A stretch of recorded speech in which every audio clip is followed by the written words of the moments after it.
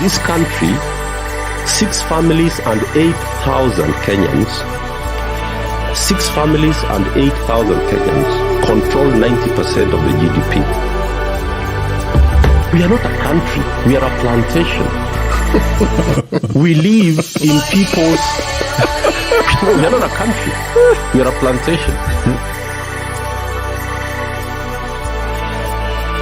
Dealing with Ruto is a very difficult task. It's a very difficult task. When you're talking to a stone, you cannot negotiate. The only way you can negotiate with a stone is to crack it. Hata juzi mlisikia tukawa na habari pengine kutakuwa na El Nino ambayo itaharibu kule, itaharibu mahali ingine. Lakini Mungu ni nani? Mmesikia wale watu wamesema tena ile El Nino haitakuweko, wamesema kutakuwa tu na mvua kubwa. If you know you're a corrupt African leader, you're a stupid and you're a useless person. You know how heartless you have to be to steal from dying people in hospitals, to steal from kids who are receiving the lowest quality of education, to steal from hard-working Africans, from hard-working tax-paying Africans who are working 10 to 12 hours a day. You are a stupid, you're a useless person. Kuna shida manake tuko na dereva hajui steering iko wapi, hajui gear iko wapi, clutch iko wapi. Ndio sababu Kenya ina shida.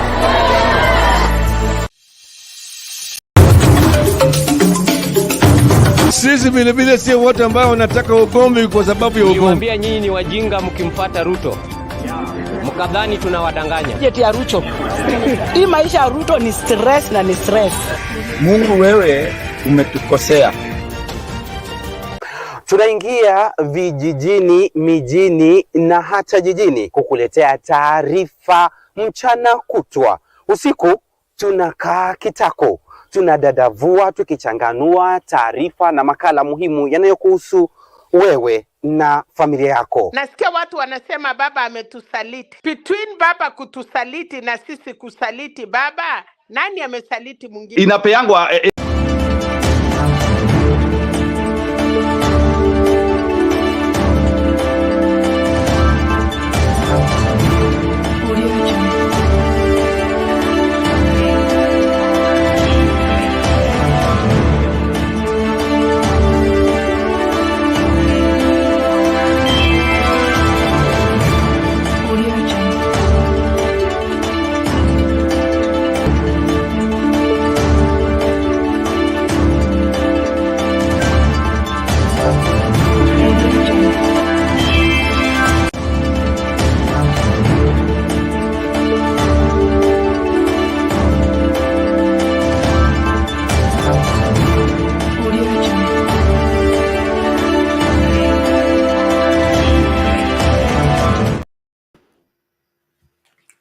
Good evening, ladies and gentlemen. We're glad you're watching. Thank you so much for being here. We appreciate each one of you for choosing to be part and parcel of Sound Candid Talk, open forum political discussion show. This is one show that gives you an opportunity to air what you feel and think about the latest development on our political front. Well, the CS Education Machogu has given guidelines on back to school or return to school arrangement by the government to see to it that all learners will be readmitted back to school without conditions.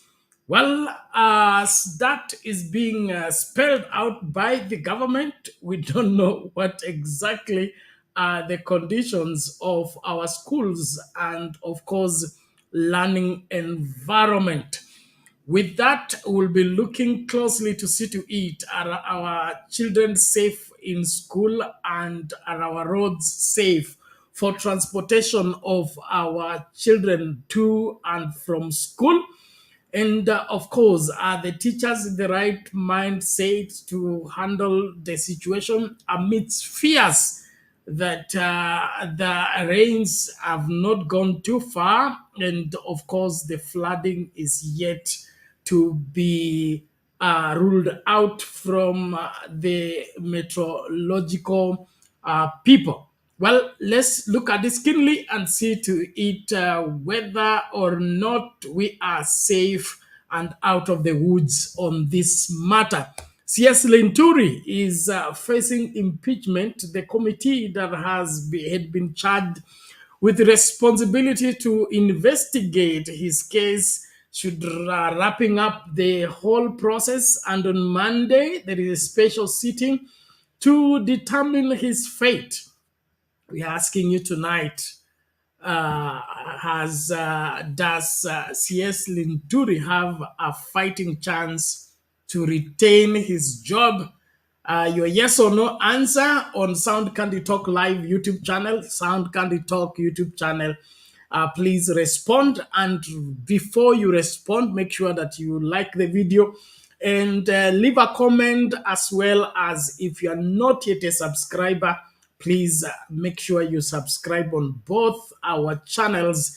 It is important that we have you as a resident and not a passerby. I want to appreciate each one of you. And then, of course, there is a new phenomena as our slums are being, rolled down by government officials in the pretext of recovering the riparian land. There is floods in Posh, Runda, and another unclear incident takes place in Karen that goons clash in Karen. So I think we are faced with a leveling whatever experience here, because all manner of insecurities and all manner of rowdiness is all of it wrapped up within the slum areas and congested areas. What is going on that the unlikely is happening in Runda and Karen, something that we also need to look at. Then, of course, there is issues of deaths and clear circumstances death. There is a student found dead in, I think, Thika. And then there is one of the musicians that was also found dead in Athi River. What's cooking? What's happening with our country and its security? So we'll be looking at all that together in this particular discussion. So please make sure you invite somebody to be part and parcel of this engagement. And I believe by the time we are done, we will have exhausted what needs to be looked at. And more than that, I want us to work on two most important things: liking the video and subscribing. We have got many viewers who are not subscribers, and that's not helping our channels. That's not even helping our work. And so if you're here and you have not subscribed, subscribe. If you are you have engaged somebody to watch the show and you have not helped them to subscribe, please help them to subscribe. We need to be growing to continue ranking on YouTube. But if we retain the number of subscribers, no new subscribers, we will be dropping with every passing day. And I don't think you want that to happen to us. Thank you, everybody who is joining. I salute each one of you. The link to use to get in the studio is already in the comment section. Click on it, allow StreamYard to configure for you the camera, as well as the audio. And of course, it will bring you right here for us to have a conversation. I want to appreciate those joining us on TikTok. Thank you so, so much. Please, I want you to follow closely and take charge in the place. Let me see those likes rising, and then, of course, sending those roses and all the giftings you can do if you are following the program and it's adding value to you. Appreciate, please. Unfortunately, I may not have a one-on-one interaction with you on TikTok, but I believe the conversation we're having here with Kenyans is good enough for you to follow and learn one or two things. So thank you so much. Please, let's take charge. That also goes for the X people following us on X platform. Thank you so much for joining. Please retweet that particular link, sensitize people to join. I'm sure that following this program is healthy and good for you and good for the country called Kenya. We are one country under siege. We are looking for how to get out of the mess we got ourselves into by not taking charge of the 2022 general elections. Our sleeping on the job has landed us in a bad place, and getting out of that bad place is becoming a nightmare, which we all need to rally together and ensure that we recover completely from what bedeviled this country. I appreciate each one of you. Please, let's be on the forefront to see to it that we are the solution that this country needs. Bana, karibu kwa show, asante sana. Kuna mzee wetu wa nguvu Michael Ngige anasema 5 million has been given to the MPs not to impeach Linturi. It sounds no good. Kenyans, wake up, join hands, and get Ruto out of power. Kenya is on the crossroads, a huge problem. Sad indeed, Mzee. Thank you so much for bringing that up. It is terrible that we complain about corruption and use corruption to defend corruption. At the end of the day, it's the country that suffers, and future generations are the ones placed at risk. Very sad. Peter Mbuthia, karibu kwa show. Thank you so much. Esther Stoll, welcome to the show. Good evening to you. Thank you. Tunim Hamud, asante sana, karibu kwa show. Kuna Laban Misiani, karibu kwa show, anasema tawe. Thank you so much for joining. And please let us know where you're joining us from and whether you are able to get us. That also goes for TikTok. In the comments there, just let us know where you're watching from and whether you are able to get us loud and clear. Charles Green, karibu kwa show. Thank you so much. Kuna Freedom hapa, karibu kwa show. Juliet Musalia, hi to you, long time, karibu kwa show. Thank you so much for being here. Laban anasema long time. Sisi tuko hapa kwa tawe. Asante sana. Hapo ndipo kila mmoja anapaswa kuwa. Hii serikali ni mbaya sana, na viongozi pia ambao wanaisupport wabaya hivyo hivyo, na ndiposa wa Kenya lazima wajinasue kutokana na maovu haya. William Adilo, karibu kwa show. Rosso Munga, karibu kwa show. Thank you so much. Charles Green says 1,600 schools will not be opened. This is what we were talking about. And, letting the world know that what we are dealing with is a failed government. It's, it's just another thing altogether. I don't see why we can all be talking when such things are happening. When did education become optional? When did education become so minute that people are still breathing in and out by, frustrating the learners? What are we going to be as a country if we don't educate the coming generations? If we are toying around with education, are we serious about being a dignified, civilized country? It's sad that the Ruto administration is a sickening administration that wants to be seen working when they are doing nothing but PR exercises. Asante sana, I don't want to exhaust the debate, but some of the things are very, very heartbreaking. Asil TV, painful to watch Linturi. He is not serious. He still maintains that the fertilizer was a bad batch. He is not getting the seriousness of the case. That is Kenya for you. That's Kenya for you. They will play politics on anything and everything. In the process, we end up losing the best that we should have gotten. Thank you so much.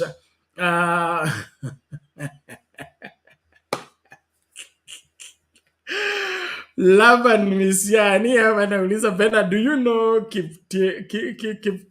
Kiption and Kambiyanyasi fake polling stations in Baringo? Exactly. I saw them yesterday, and there are no classrooms. There are no... God have mercy on our country. God have mercy on us. God come and save us. This is too much for one country. All in all, thank you Asilti 2TV, karibu sana, asante. Naomba sasa tukasonge mbele na mjadala wetu wa usiku wa leo. Tumakinike, tuingie studio tukajadili masuala haya kwa kina. Nashukuru wote ambao mnajiunga nasi mahala popote. Tafadhali tujitahidi. Hii nchi lazima ikombolewe, na kukombolewa kwake kutahitaji wewe kusimama imara na kusema haya hayaruhusiwi, haya hayakubaliki. Lazima tufanye yote ambayo iko na katika uwezo wetu kuhakikisha kwamba hakuna hakuna ambacho tunapaswa kukitekeleza tumekosa kukitekeleza, kwa sababu mengi haya yote yanayokumba nchi hii yatahitaji Wakenya wote kusimama pamoja. Our being divided is our being weakened, and if we don't do what we must do in order to secure this country, we will lose it altogether, and our children and our children's children will curse our graves for doing nothing when we saw the country being led astray. So no matter what, this is the time for you to stand strong and save Kenya. Asante sana. Naomba tumakinike tunapoanza mjadala wetu. Nashukuru Samuel amefika na Bwana Wangira, na kabla waanze kuangazia, tutaweka video ya mjadala wetu wa usiku wa leo. Naomba tu tafadhali hiyo namba watazamaji ipande. Endelea kukaribisha mtu, endelea kushare link, share your live tafadhali, watu wa TikTok na watu wa Twitter. Yes, X guys, we are on the lowest. What's happening? X guys, let's psych up. Let's get our numbers back. Only 2 people on X, tafadhali. Let's get that done once and for all. Don't just watch, share it out. 3 people on Facebook. Facebook ni kubwa sana. Watu wa Facebook, simama imara, tetea section yako ya masuala haya ambayo tunayazungumzia. Nchi hii tutaikomboa, lakini lazima tujitolee mhanga kuhakikisha kwamba ukweli wa mambo ndio tunausimamia. Kwa hivyo usiogope na usiangalie masuala haya kana kwamba ni ya wengine. Ni yetu sote na ni wajibu wetu. Tafadhali tumakinike tunapoendelea na mjadala wetu. Let's look at the guidelines that the government has given on the issue of return to school, and then we'll weigh on the same. Thank you so much. Keep it right here and keep inviting somebody. And the Ministry of Education now says school term dates will not be interfered with despite the loss of 2 weeks of learning occasioned by the flooding disaster. Education PS Belio Kipsang says all children in learning schools should be allowed admission in schools without barriers of uniform and school fees, especially for those from areas affected by flooding. The Ministry of Education has now issued new instructions to guide the smooth return to school for learners. The ministry in the guidelines says the 2 weeks break will not disrupt the calendar for this term of learning. PS Belio Kipsang instructs schools to ensure that term dates and activities are maintained as earlier released. The ministry also instructing schools to develop lesson recovery plans to ensure that everything that was supposed to be covered this term is indeed covered. The second term of the school calendar was meant to have run from the 29th of April to the 2nd of August this year. On Thursday, the CS had indicated the possibility of these dates changing. And see how we can be able to recover by probably extending a few days, because they were expected to close down the schools in August for 3 weeks. The decision not to alter the calendar for the second term was arrived at after school heads asked the ministry to allow the term to run as earlier planned so as not to alter the calendar of the August co-curricular activities like the scheduled music festivals. They also assured the ministry that they would work at ensuring that they meet their teaching targets for the term within the time provided. The ministry also wants schools to allow children, especially those from areas adversely affected by the floods and those who lost everything, to be admitted to schools without insisting on the availability of uniform and school fees. At the same time, schools must ensure that they adhere to the 6 a.m. to 6 p.m. window for learners to travel, while ensuring that the safety of learners is upheld by assigning drivers and teachers to supervise the transportation of children. Schools have also been given the discretion to set appropriate reporting and departure time for learners should the normal timing be disrupted by heavy rains and flooding. The Kenya National Union of Teachers wants schools administrators to ensure that these rules are observed. Most of the travel ifanyikwe mchana na shule zote pahali ziliko zikubali ya kwamba watoto wakifika shule at any given time wasiwapanishi watoto kwa sababu hali vile hiko watoto huenda wakadelay kwa barabara. The ministry has also asked administrators to monitor school attendance and report abnormal absenteeism and ensure that proper hygiene and sanitation practices are followed to provide clean water to ensure the promotion of a healthy learning environment. The ministry also says it will provide the learners with psychosocial support for those who need help to cope with the aftermath of the flooding disaster. Brenda Wanga.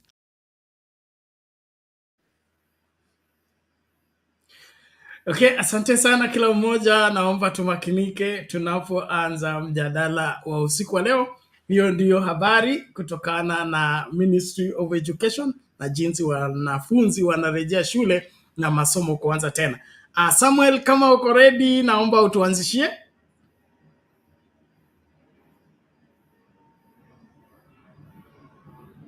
Samuel Otete, are you there? Okay, inaonekana ama huyu Samuel unajua anakuwa na shida ya kwa mute na kwa mute. Are you there, Mr. Samuel?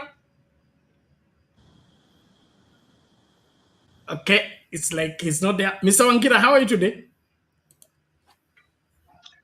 I am fine. How are you? Good. Karibu. Hali, are the floods capsizing in your place? Subsiding. Is it subsiding?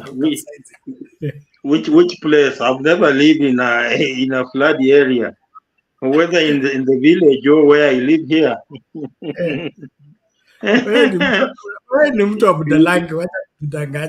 No, I could be from there, but where my home is and floods, it's like day and night.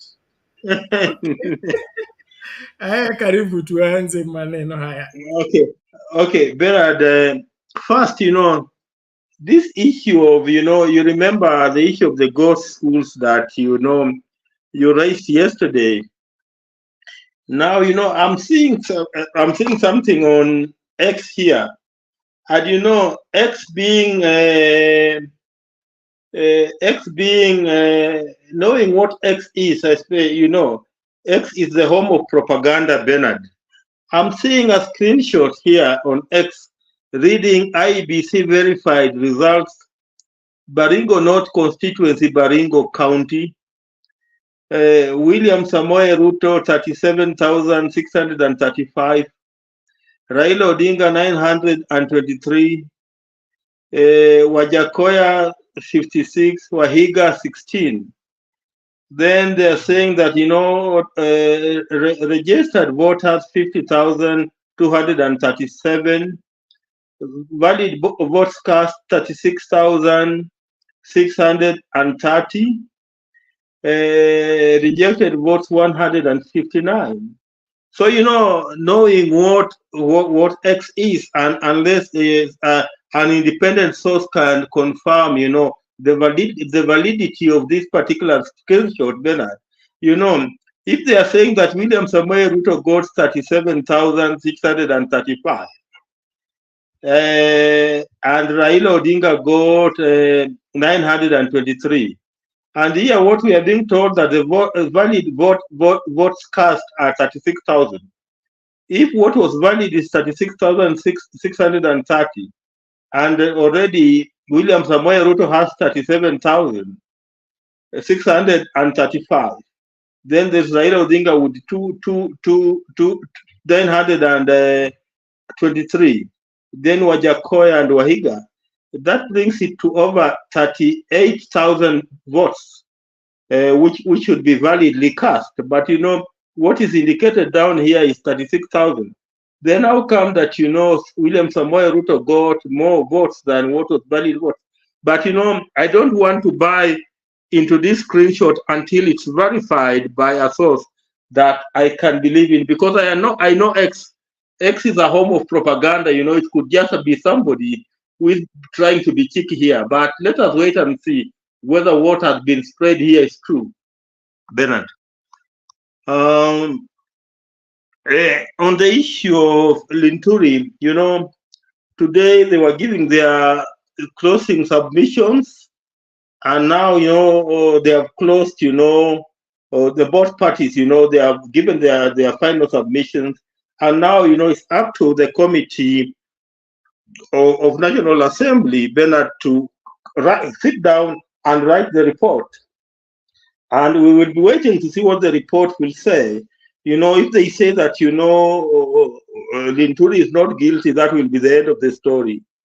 If they say that he's guilty, then it will go to the committee of the whole house. They will have to debate it, and the entire house will have to vote to decide whether you will go home or not.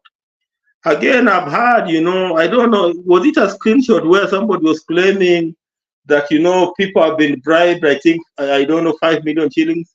Again, Kenya being a home of propaganda, until somebody can confirm to me whether that information is true, I will just leave it lie there until there's a confirmation. Because on the mainstream media, even here I'm on X here, and I've not seen such an allegation of anybody being bribed.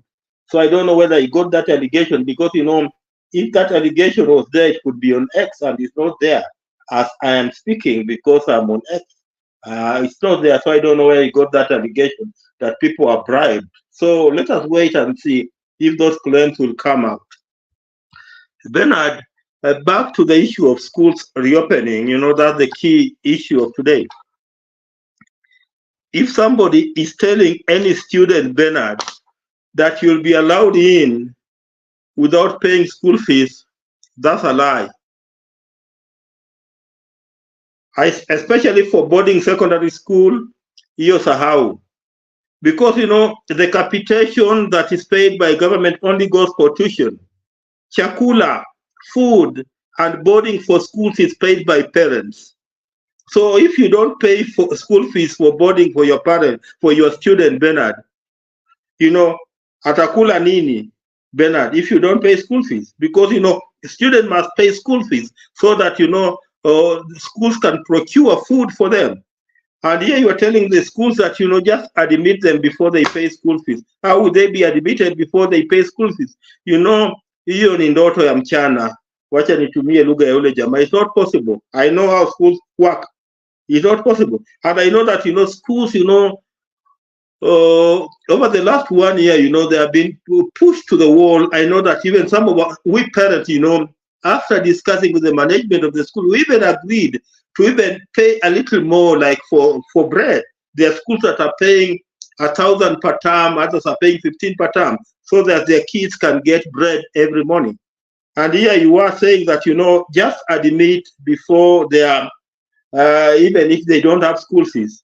But then if you admit them in a school and, there's no food, how will they stay in that school and it's a boarding school?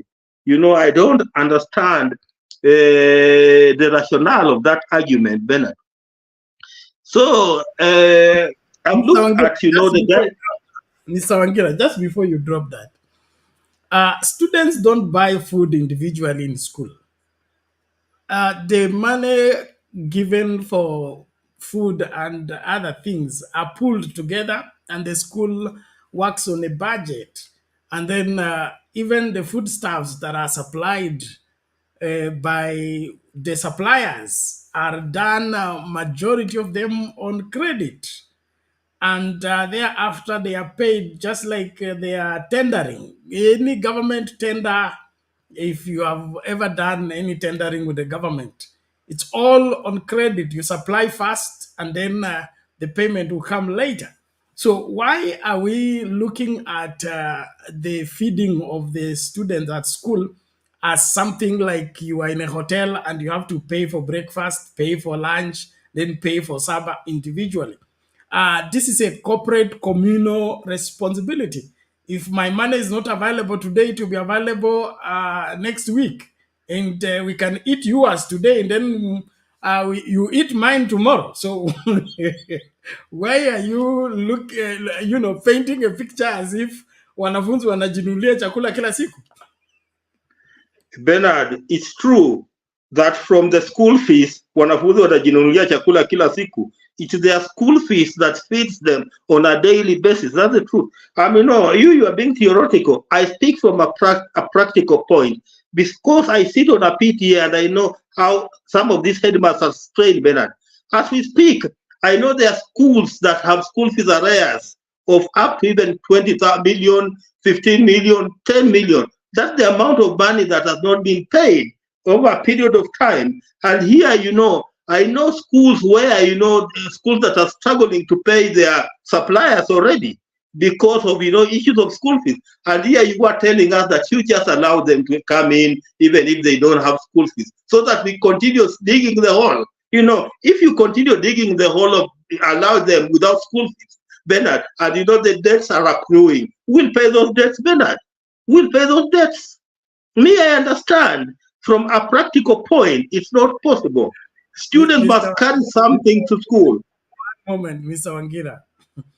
If my child stays home and he does not pay the school fees, will that cancel the 10 million debt? Or will my child missing school close the school? If my child doesn't pay today, it will pay tomorrow. And even if he has not eaten, the money for the feeding will still be full term. Even if my child stays home for 3 weeks, when he comes, he pays full amount. So where does this 2 weeks or 1 week delay at home, where does that money go to? If I have to feed from what I contribute every day and on daily basis, is there a way for me to get a refund? Like my child reports on 20th, 7 days have gone, others have been eating. Can I retain my 7 days if you are going with your theory? Bernard, you are really theory man. And I'll encourage you to visit any school practically and understand how schools are run. Bernard, most of these suppliers in schools, Bernard, these people who supply meat, the people who supply sukuma wiki, unga, maharagwe, they're small scale traders, Majority of them are small scale traders who are paid either after 2 weeks, some are paid after 1 week, others are paid after 1 month, Bernard. And majority of these schools, Bernard, majority of these schools, as I'm talking to you, Bernard, they are struggling financially because already they're in a hole. Students have not been paying school fees on time, Bernard. Majority of them are in a hole.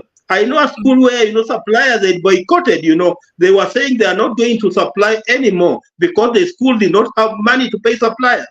It took the goodwill of the new headmaster in that school, to convince the suppliers to just come in and supply. And here we have a permanent secretary, Bernard, who does not understand the day-to-day running of a school, telling head teachers that you just admit. How will you admit, Bernard? Unless now, unless the government decides, to make the feeding of students in boarding schools, part of the capitation, then they can be admitted. But if the feeding is from the school fees that is being paid by parents, Bernard, it will not be possible to admit students without school fees, Bernard. Okay, just before we let you go on that same, there's a question here by Blue Mwanambali. Anauliza, what is the theory behind paying school fees through e-citizen? Okay, and if the payment of school fees is done through e-citizen, does the heads of school have control over the money coming from e-citizen directly. And if that is not the case, then education in Kenya is by one check written from the government to the school. And that should be able to feed everybody and take care of each and every item in the school, regardless of the individual contribution of students. Ama e-citizen inafanyaje kazi? Wewe ndio umesema, wewe ndio uko kwa board na unaelewa vile shule inafanya kazi. Can you help us make sense of e-citizen payment system? I'll not talk about e-citizen because it's not in practice yet. It's not in practice. In fact, the issue went to court, and the court stopped it. So I cannot talk about something that is not in practice. What I know is that parents are paying direct to the account of the schools, and that's what is happening. Okay, sawa sawa. Mabibi na mabwana, tunashukuru kila mmoja anayejiunga nasi katika kipindi chetu na kukaribisha. Tafadhali hakikisha kwamba unakaribisha mtu. Watu wa X tujitahidi, 3 people please, let's up the game. We go up to almost 30 people. So X, tafadhali share your link, share it widely. Let as many people as possible join into the discourse. The same goes for Facebook. We are stuck at 3 people. Please let the Facebookers work hard. The same with X, with TikTok. Roses niliona kutoka kwa Rose. Asante sana Rose. Na wengine tafadhali tujitahidi. Let's respond. Keep the screen engaged. Don't just watch. I appreciate every one of you. Now, kama Samuel Otete uko ready, naomba tafadhali ukaingie.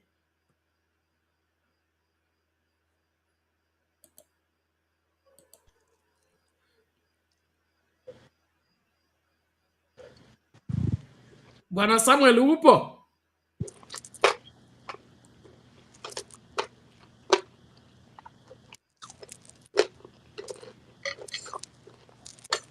Yes, Bwana Samuel, we can hear you.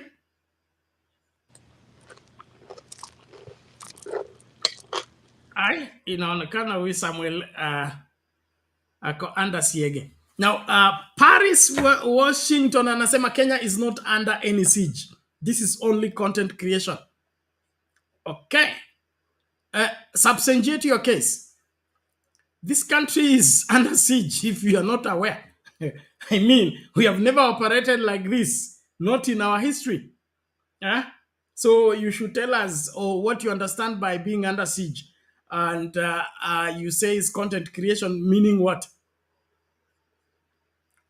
When we are like Wangira has just talked about students being ordered, wherever Ministry of Education ordering heads of school to admit everybody regardless of their school fees arrears, as well as lack of uniform or lack of books, everybody to be admitted in school.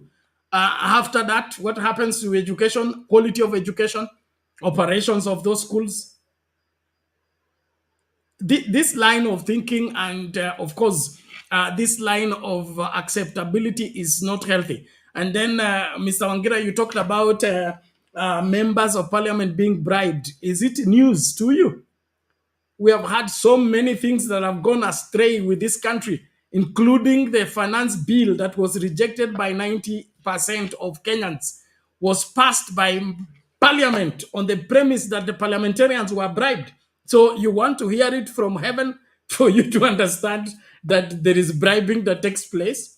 And then, of course, the 5 million should be given to those committee members, because the majority of the committee members are going to vote on the issue of Linturi.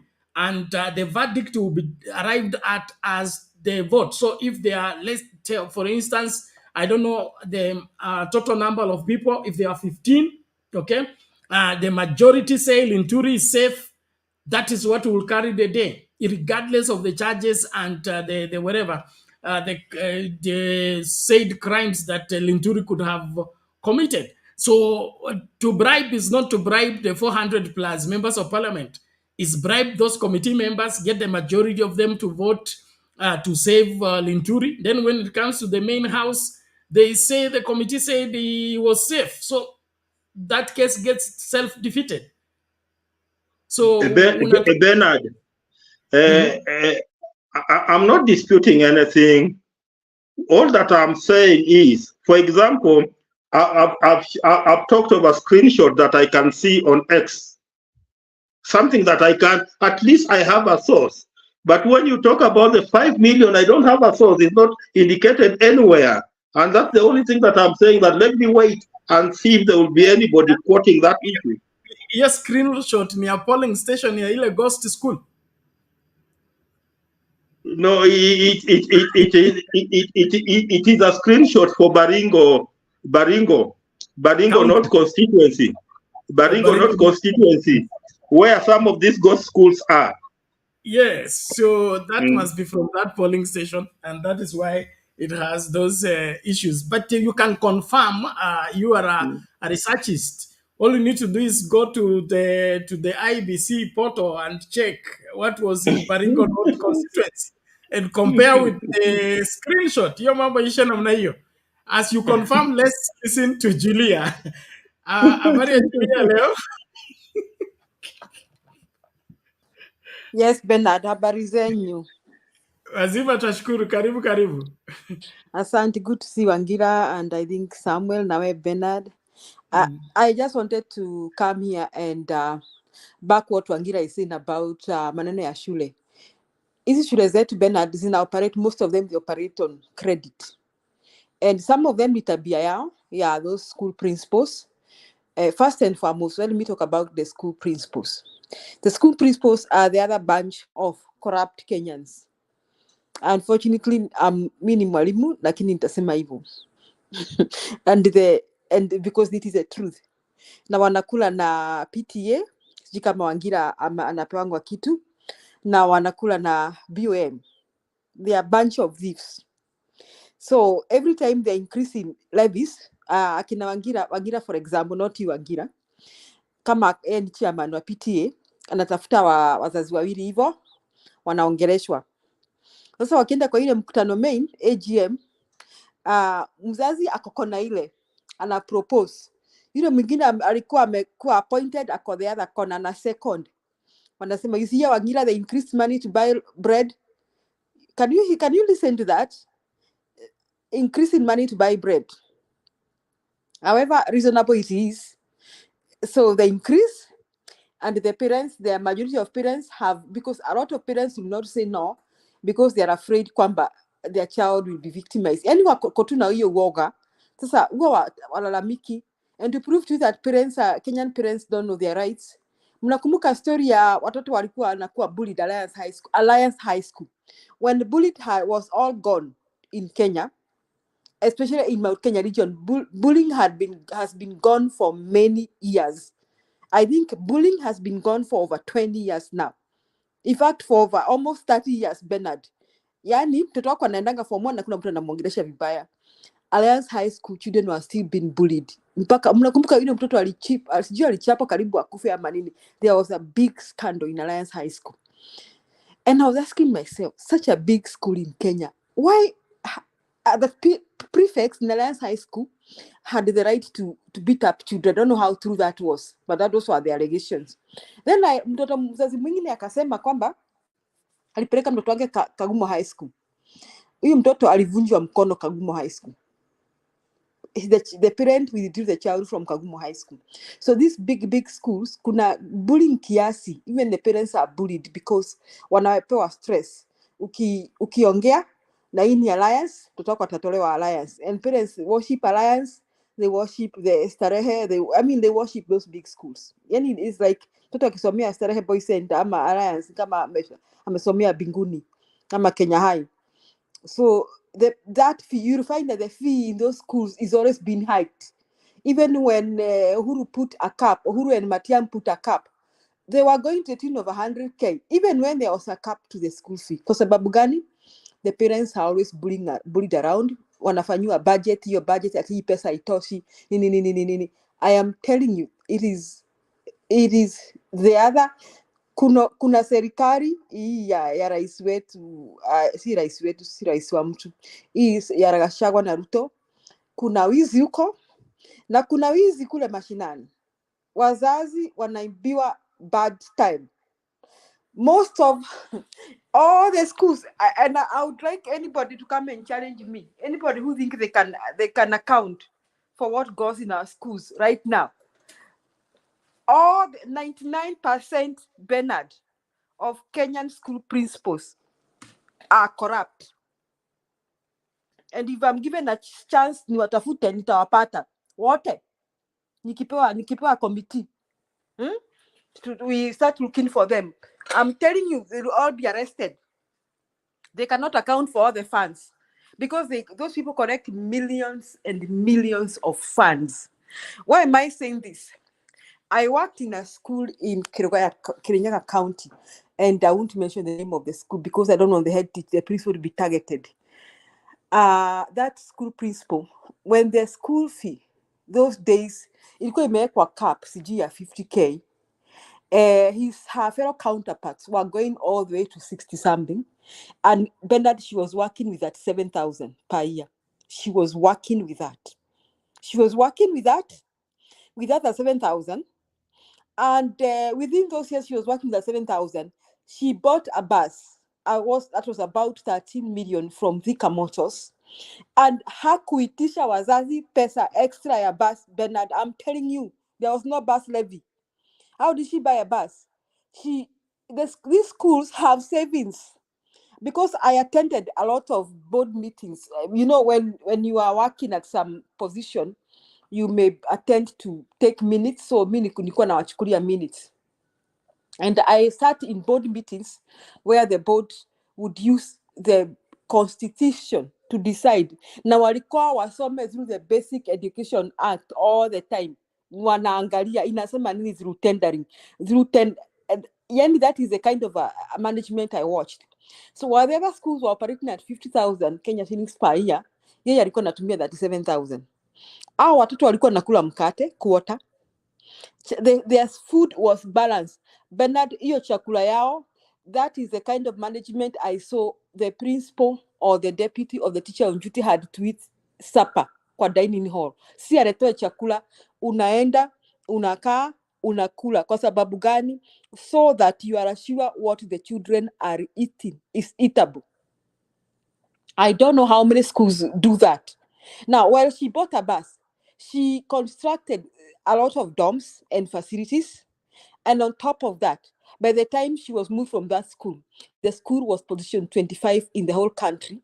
And the school, out of about 200 girls, the school was taking the tune of 198 girls to the university, direct entry, C+ and above.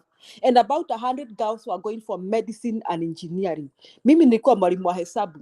Na klasi yetu hesabu Bernard, wasichana wanagonga A, wasichana 100 wanagonga A hesabu. That is a school where math was reading. Nyinyi mnasemanga hesabu ni ngumu kitu gani? So, despite the fact that she was not collecting a lot of money from the parents, she was performing. But if you compare her counterparts, walimchukia Bernard, walimchukia hadi wakamtoa kwa hiyo shule, wakampeleka to another school to mistreat her. That is what happens in Kenya when you are performing. So all this 99% of, if I nikiangusha the 98% of Kenyan principals are thieves, school principals are thieves, and they have been stealing from the parents, and they use that thing of they need money for what? That is why they are operating kwa deni, Bernard. So I was supporting Wangira kusema most of them wana operate kwa deni kwa sababu hawawezi kakaa wapange walipe madeni yao. Secondly, our parents don't have enough money to pay all that fee. So they are always saying the parents are always owing them. So what is the solution, Bernard? Huyu nani PS amesema watoto warudi shule. This is the solution. Please send this clip to him. The solution is simple. Let all children walk to the nearest school. Let Pangani girls be called Pangani Community School. Nice work with national kitani. Do you have a national child and a countess child? Ama they are all Kenyan children. What is this rubbish? National school. In fact, Matiang already created a class. No, Matiang, Makoham. I think kuna class ya day Pangani. I stand to be corrected. And I think kuna sijui ni shule gani gine iko na class ya day.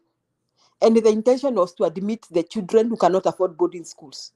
So instead of having one day class, let all children walk to the nearest school. Let next year, I hope the good minister is listening to me. Pangani Girls, I think, has over 2,000 children, and probably from one yao iko na watoto 500. Hao watoto 500 wale wa karibu wanaweza tembea waingie kwa hiyo shule na wasiitishwe hata ndururu. See, the government is already paying teachers. That's the biggest handle.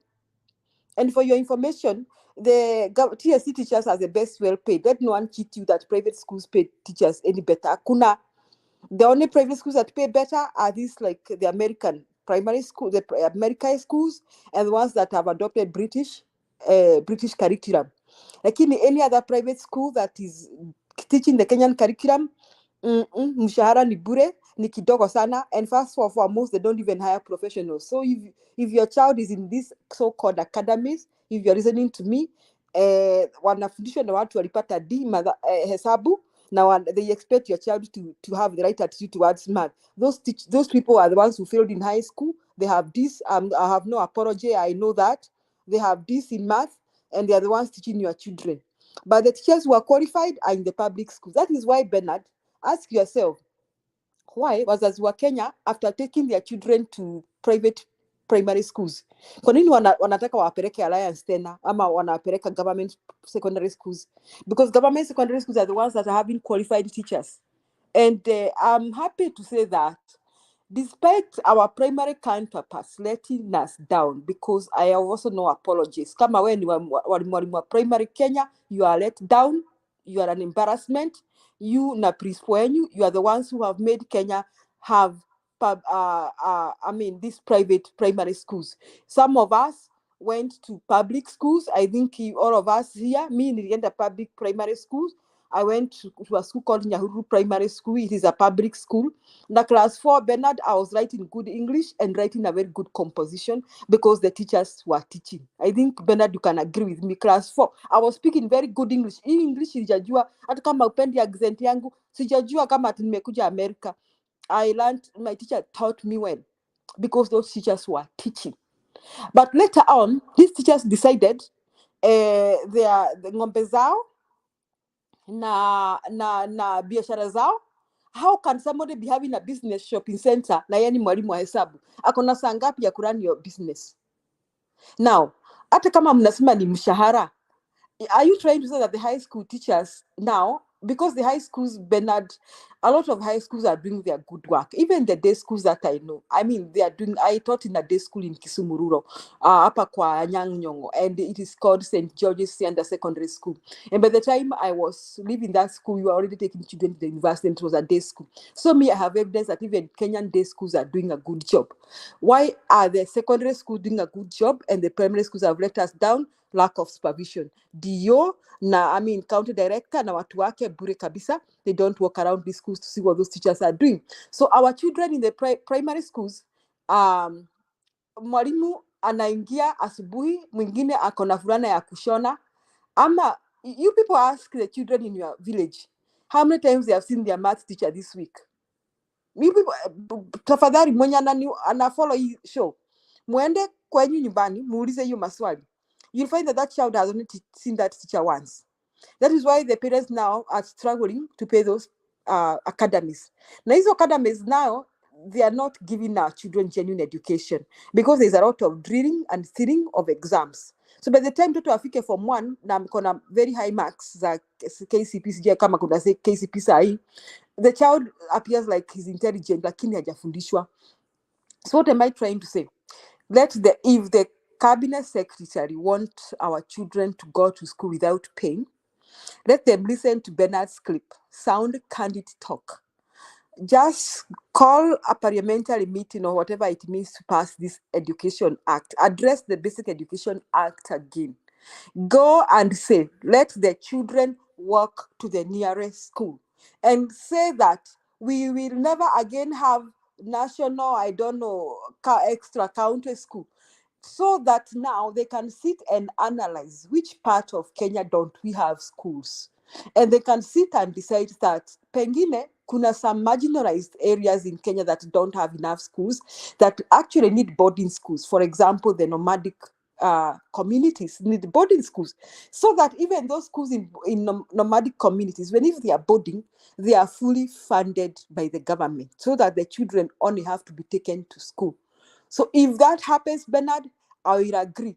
Children can walk to the nearest school, because the teachers are already being paid by the government. That is one. And the money the government sends to school is for tuition, is for kununua vitu kama vitabu. Now, if you Mount Kenya, I've been in Mount Kenya for quite some time. The children in those schools are given free notebooks. Kama kuna shule nilikuwa, mtoto anakuja from 1 Bernard anapewa about 13 notebooks, 200 page, and that one is done every year. Si ati anapewa mpaka form 4. Now, kuna walimu, hizo shule ziko na labs and everything. So the only money the parent is paying is for food, like what Wangira is saying, and school uniform. So my suggestion is, if they want the children not to pay, let them wake up at the end of this year and decide we are done. Let the children walk to the nearest school. And we shall start addressing the issue of staffing and all that. Lakini boarding is what has brought this fee issue, and in the result, discrimination, where the rich continue to become richer and the poor become poorer because they cannot access basic education. Asante, Bernard. Well, thank you, Mwalimu. That is a good one and important information there. That there is how we are going about education that is all wrong, and I agree with you. Wangira, you're coming in shortly. Don't relax. I have a question for Julia. I have a question for Julia before she goes. She's here. She's not going anywhere. She will wait for you. I was saying my daughter goes to a public junior secondary school, and it is the same primary school she has been in. I always find it difficult to go to the school because I avoid to quarrel with the teachers. What Julia is talking about and corruption in school is real. For example, there is money we contribute, they call it internet money, okay? That they want to upload the performance of the children to the portal. And so this is a class that has, let's say, 40 students, and there are 3 streams. And then every parent is asked 100 shillings for internet. Okay, so that 100 shillings with this number of students, and then that is done per week or per month. Okay, I looked at the packages that are offered, like for example, dedicated Wi-Fi for the school, the highest speed available within that area is not more than 10,000 per month. Okay, but because they don't want to have that allocated to the school, they would opt to this asking for parents for this and that and that. So you notice that at the end of the month, you are spending almost 2,000, okay, in this demand. Oh, this one is for Girl Guide. This one is for internet. This one is for non-paid staff members, subordinate staff. And this one and this. So what is going on with education is 1, corruption, 2, commercializing of education. Like what Julia has just put, if the government is paying the teachers, okay, and the government capitation is taking care of tuition, all right, what warrants 50K, okay, school fees from the parents, 70K, 90K from the parents? I mean, Are schools required to submit their school fees to the government so that the government pays teachers? Or are schools paying teachers directly? So, like Pangani, you said it has 2,000 students. Let's use the 1,000, okay? So 1,000 students, each one brings 50,000. That's how much? Watu wa hesabu bwana kinamato, okay? And then that amount is given in the pretext that is what? Running the school. Hey, Mr. Wangira, you can ask your question. Before I ask Julia what I want to ask her, I want to agree with her on a number of issues that perhaps if we cannot manage boarding schools, we should think about doing away with boarding schools. Or alternatively, we can think of coming up with what I have always proposed called a national education fund, where people pay in a tax form, where we pay a tax towards an education fund, so that when a child goes to school, the parent does not need to pay anything. That could be an alternative. Then on the issue of capping, it's true that there's capping, Bernard. For example, for a national school today in Kenya, you cannot charge a student more than 53,000 shillings per year. And for an extra county school, you cannot charge more than 40,000 shillings per year. But here is the catch. And I agree with Julia entirely that, there is corruption in schools. That's true, 100%, that's true. There is the issue of capitation. And I think that's where teachers eat a lot of money. They exaggerate. Because, every student in an extra county school is paid for 22,000 shillings per year as capitation by the government of Kenya. So, a school of, let us say, 1,000 students, the headmaster will purport that school has 1,200 Bernard. You get it? The school, the physical number is 1,000, but the number presented is 1,200 for purposes of, for purposes of getting in more capitation, Bernard. And finally, Julia, she's a trained teacher, and I don't know when she left this country. To go to where she is. But presently, Julia, for you to be a teacher in the Republic of Kenya, you must be a registered teacher. So I'm just trying to wonder, how can a person who scored D in mathematics become registered as a mathematics teacher to teach mathematics when his score was D? How did he get to the university, Bernard, to train as a mathematics teacher if his score in mathematics was D? That's the question that I would like Julia to answer. Maybe before Julia answers, Mr. Wangira, it appears you don't stay in Kenya, okay? We have schools on top of bars. We have schools on top of entertainment centers. They are even called St. Matthews and Angos and Samuel, okay? But the teachers, 50% or 90% of those teachers are the village boys in that particular place. They are not registered anywhere. Julia. Yes, I think, Bernard, you have replied to Wangira. Wangira, there are no laws. I mean, the laws are there governing, but nobody follows them.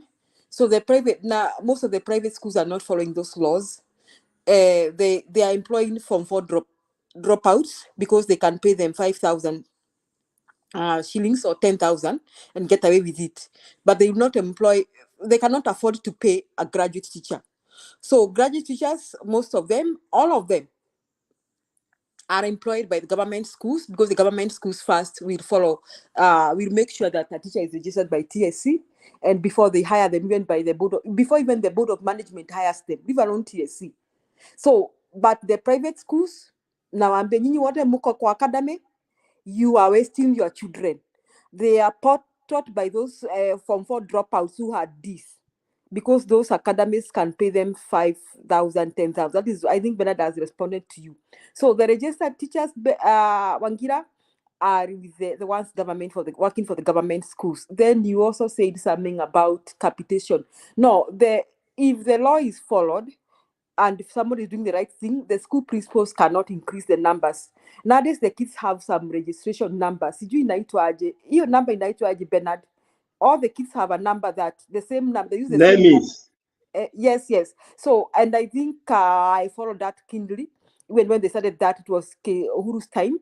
So and by the time they were doing that, it was even difficult for you to transfer your child from one county to another. And if you are transferring them, you have to go through the county director of education.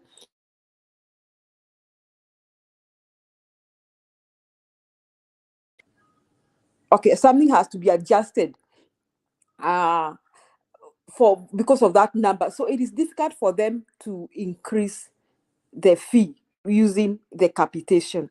Challenge iko hapa Wangira kwa hiyo school fee. Unasema ati Alliance let's charge over 65. You people look for a parent with a child in Alliance High School. I am double sure they are paying about 100K. Wanalipa 100K ya Bernard. Walimu wetu walifanya vizuri last year na we need to motivate them. So you hear teachers flying to Dubai with parent money. Higher. You hear teachers say, okay, let us even say the teachers should be motivated. I want to agree with that. Okay? Now, what about hizi pesa za kununua bus? Because our bus is old, we are buying a new bus. We are from Toyota, and we are buying a bus worth 20-something million. And the parent has to contribute 5,000. What is this high class Nancy a bus? Higher. Before long, ati kuna mjengo fulani. Who said the parents are supposed to meet the money for construction? And you know who passed all these things, Bernard? PTA na BOM. Inaanzia kwa PTA. Wakora tu wachache hapo wa PTA. Na alafu wanafanya na kazi na wakora wengine wa BOM na principal mkora. So that half of that money they raise is given, they share that money. And and even the county directors share that money. Don't you know that these county directors attend all those meetings so that they are bribed? They always go for those meetings to be bribed. They are bribed by the school. So it is the only thing of killing, the way of killing that thing, Bernard, is first make sure that we don't have boarding schools. Secondly, behave like Kohuru and Matiang. Buy textbooks and ship them to the schools. That is what they did at one time. Send KIA and ship the school, and then come and do a count of the books you have. Why you have to receive textbooks every year and you received last year? Kwani watoto wakimaliza wanaenda na hizo vitabu? Then ship their notebooks too. Come on, you have 1,000 students, so 1,000 times 12. How many books are those? Ship them. Okay. Sasa mwache mkinegotiate labu mnatumia nini? Alafu mkinegotiate how many employees of supporting staff do you have? A lot of those schools are given a maximum of 25 members of supporting staff. And the government, did you know even the government pays some of those supporting staff come in some of those big schools? Because the Basic Education Act allows that. So look at all those issues so that you have retro cash to send to anybody. And every money you spend, you can account. Shule ya Bernard High School, tuko na walimu 10 na tunawalipa hii pesa. Tuko na watoto 500, tuliwanunulia vitabu kama hizi. You can account for every single coin. And ask yourself, you people, to conclude this story, for a long time, there has not been responsibility allowance for the principals and the deputy principals. It is just in the recent years, I think, of Matiang that they decided that the school principals will be paid to the size of the school. That is one, the population. And that is because it increases their responsibility, even the deputy principals. So I think they were given a hike, they had something like 20,000 on top of their other teachers. But for a long time, they were earning the same pay. And the salary was determined by your numbers of experience and your job group. Kama ungekuwa job group M, uko na mshahara kidogo juu kuliko job group L. N anaitwa principal teacher, uko na mshahara kidogo, wanaenda P, Q, in that order. The most senior principal is in job group R. That one now earns kind of good money in comparison with others. So But so previously, Bernard, they didn't. So did you ask yourself why everybody was fighting to be a school principal? They were fighting to go and steal school money. They were not fighting because mshahara ilikuwa mzuri. So capitation, hiyo pesa hawapati sana Wangira, lakini hiyo pesa yao ya kuincrease ati watoto wanasema wanataka mkate ingine ati tuition. Why in the hell are you paying tuition money again extra? Ati watoto wanasoma usiku. Why are you converting our children to night runners? Na wengine wanasoma weekend. What for? Come on. Just pray that I don't become cabinet secretary. That try very hard. Asante. Thank you, Julia. We appreciate that. Great information out there. Ladies and gentlemen, please, let's keep joining. Watu wa X mnajaribu tafadhali. Let's go back to our numbers. Share the link widely. Share the link widely. And if you're not a subscriber, please subscribe. We need you to be a subscriber on both our YouTube channel, Sound Candy Talk and Sound Candy Talk Live. Tafadhali nataka kuona hii subscriptions ikipanda, and then of course number of viewers. Hebu nione hapa Facebook uko kumelala kabisa. Naomba tafadhali tufufuke. Sound Candy Talk Live is leading, followed by Sound Candy Talk. Tafadhali naomba tuendelee kushare link na tumakinike katika mjadala wetu. Bwana Wangira, I'll give you half a minute if you have any rebut for Julia, and then we can bring in Lala. Lala, I have a question for you to confirm a story I've just seen, and then you can weigh on the information. Yes, Wangira, unasemaje? Julia ameenda. She's listening, just speak up. Kwanza, she has accused me of being among the bunch that are corrupt just because I'm in a school PTA. I agree with her entirely that, there are other small bit of payments that are being made in schools. For example, the EMT, what we call motivation money, that one is being paid in schools. And, it seems to be an arrangement. Bernard, we have something called Kenya Secondary Head Teachers Association. And you hear these people, they meet every year in Mombasa. And I tend to believe that any time they meet in Mombasa, they agree on one particular agenda. Because, for example, this EMT, what we call the motivation money, Bernard, it is paid in all boarding secondary school. Each boarding secondary school you go to, you'll find that it's being paid. Bread money, Bernard, today it's paid in all boarding secondary school. So I agree with her that there is a problem there.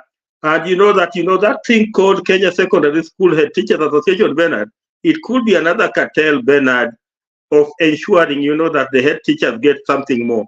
I agree with her entirely. But for her accusing me of being among the corrupt... She did accuse you. You said you are part of the board, and the board is the one that makes arrangement. And I get her exactly.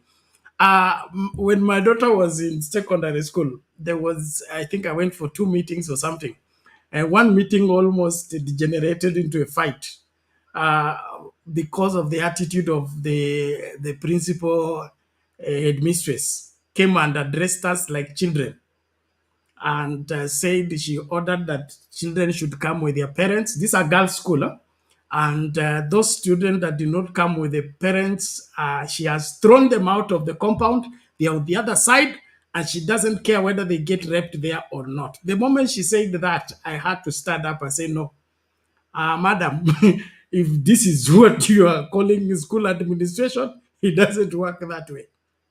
You cannot come here, we are parents, and you tell us you don't care whether our daughters are raped outside the school compound when we release them from house to come to school under your custody. And so the heads of school tend to feel like they are what? They are doing a favor. Okay? They are small gods. They are small gods. Yes. That everybody should bow to them, and whatever they demand is what is right.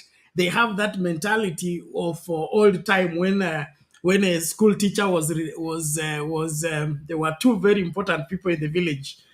those years, a school teacher and a pastor. If they visited your home, they must. There should be a chicken slaughter, and it's a big news that a school teacher has come to visit a home, and so they think that everybody should bow to them and revere them. But what's going on with education in Kenya is bad news, and all of it is built on a mentality that has no even law support. And so parents need to redeem themselves. That somebody is hired as a teacher doesn't make them experts in terms of running education, number one. And number two, their word should not be final.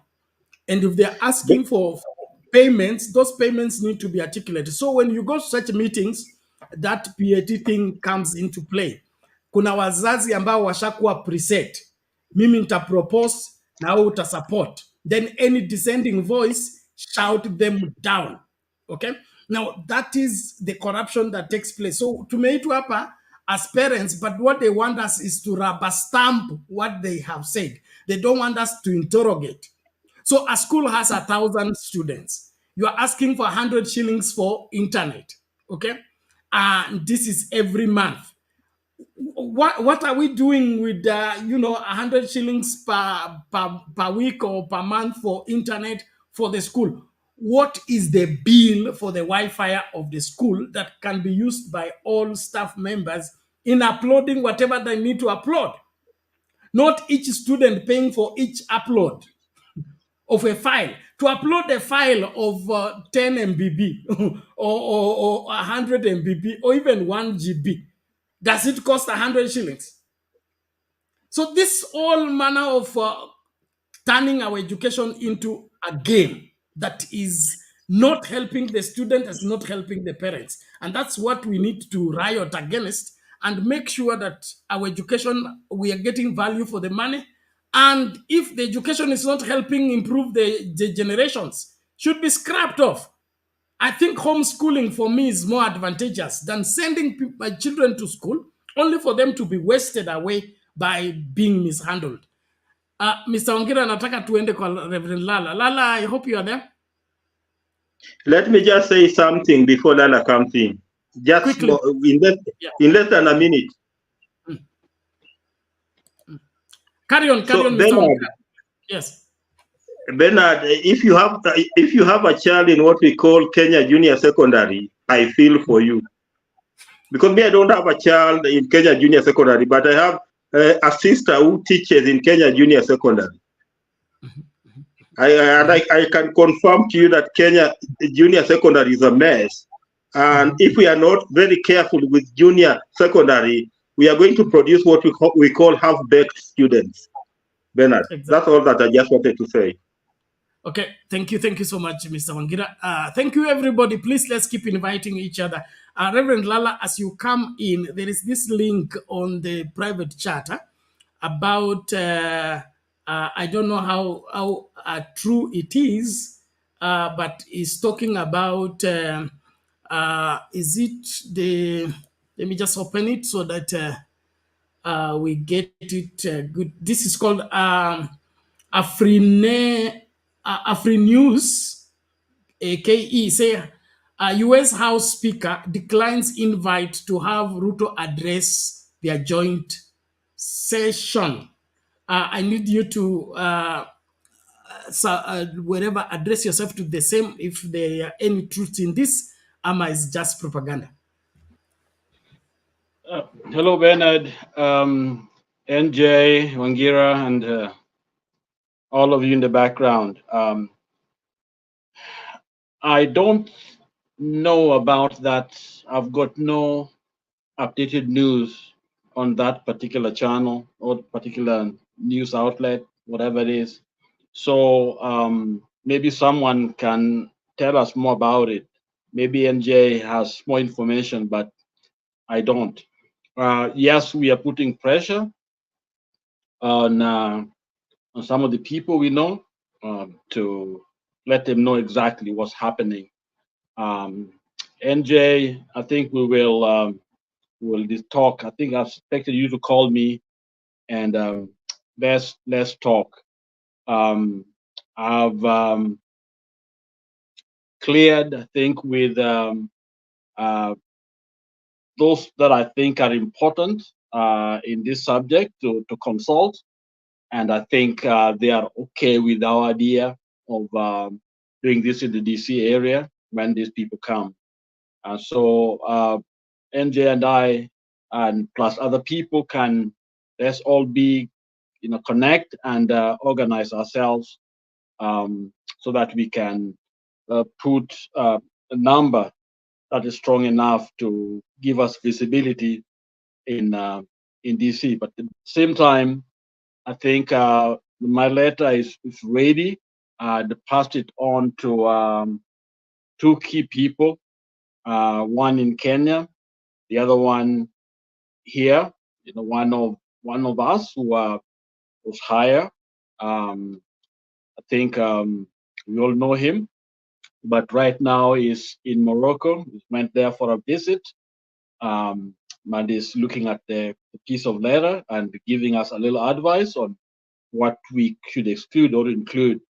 Bernard can send you a rough draft after this, and NJ, what we have in terms of information that we want in that letter to be able to pass on to the senators and the Congress people and the key people that we think are important to contact regarding this coming meeting in DC.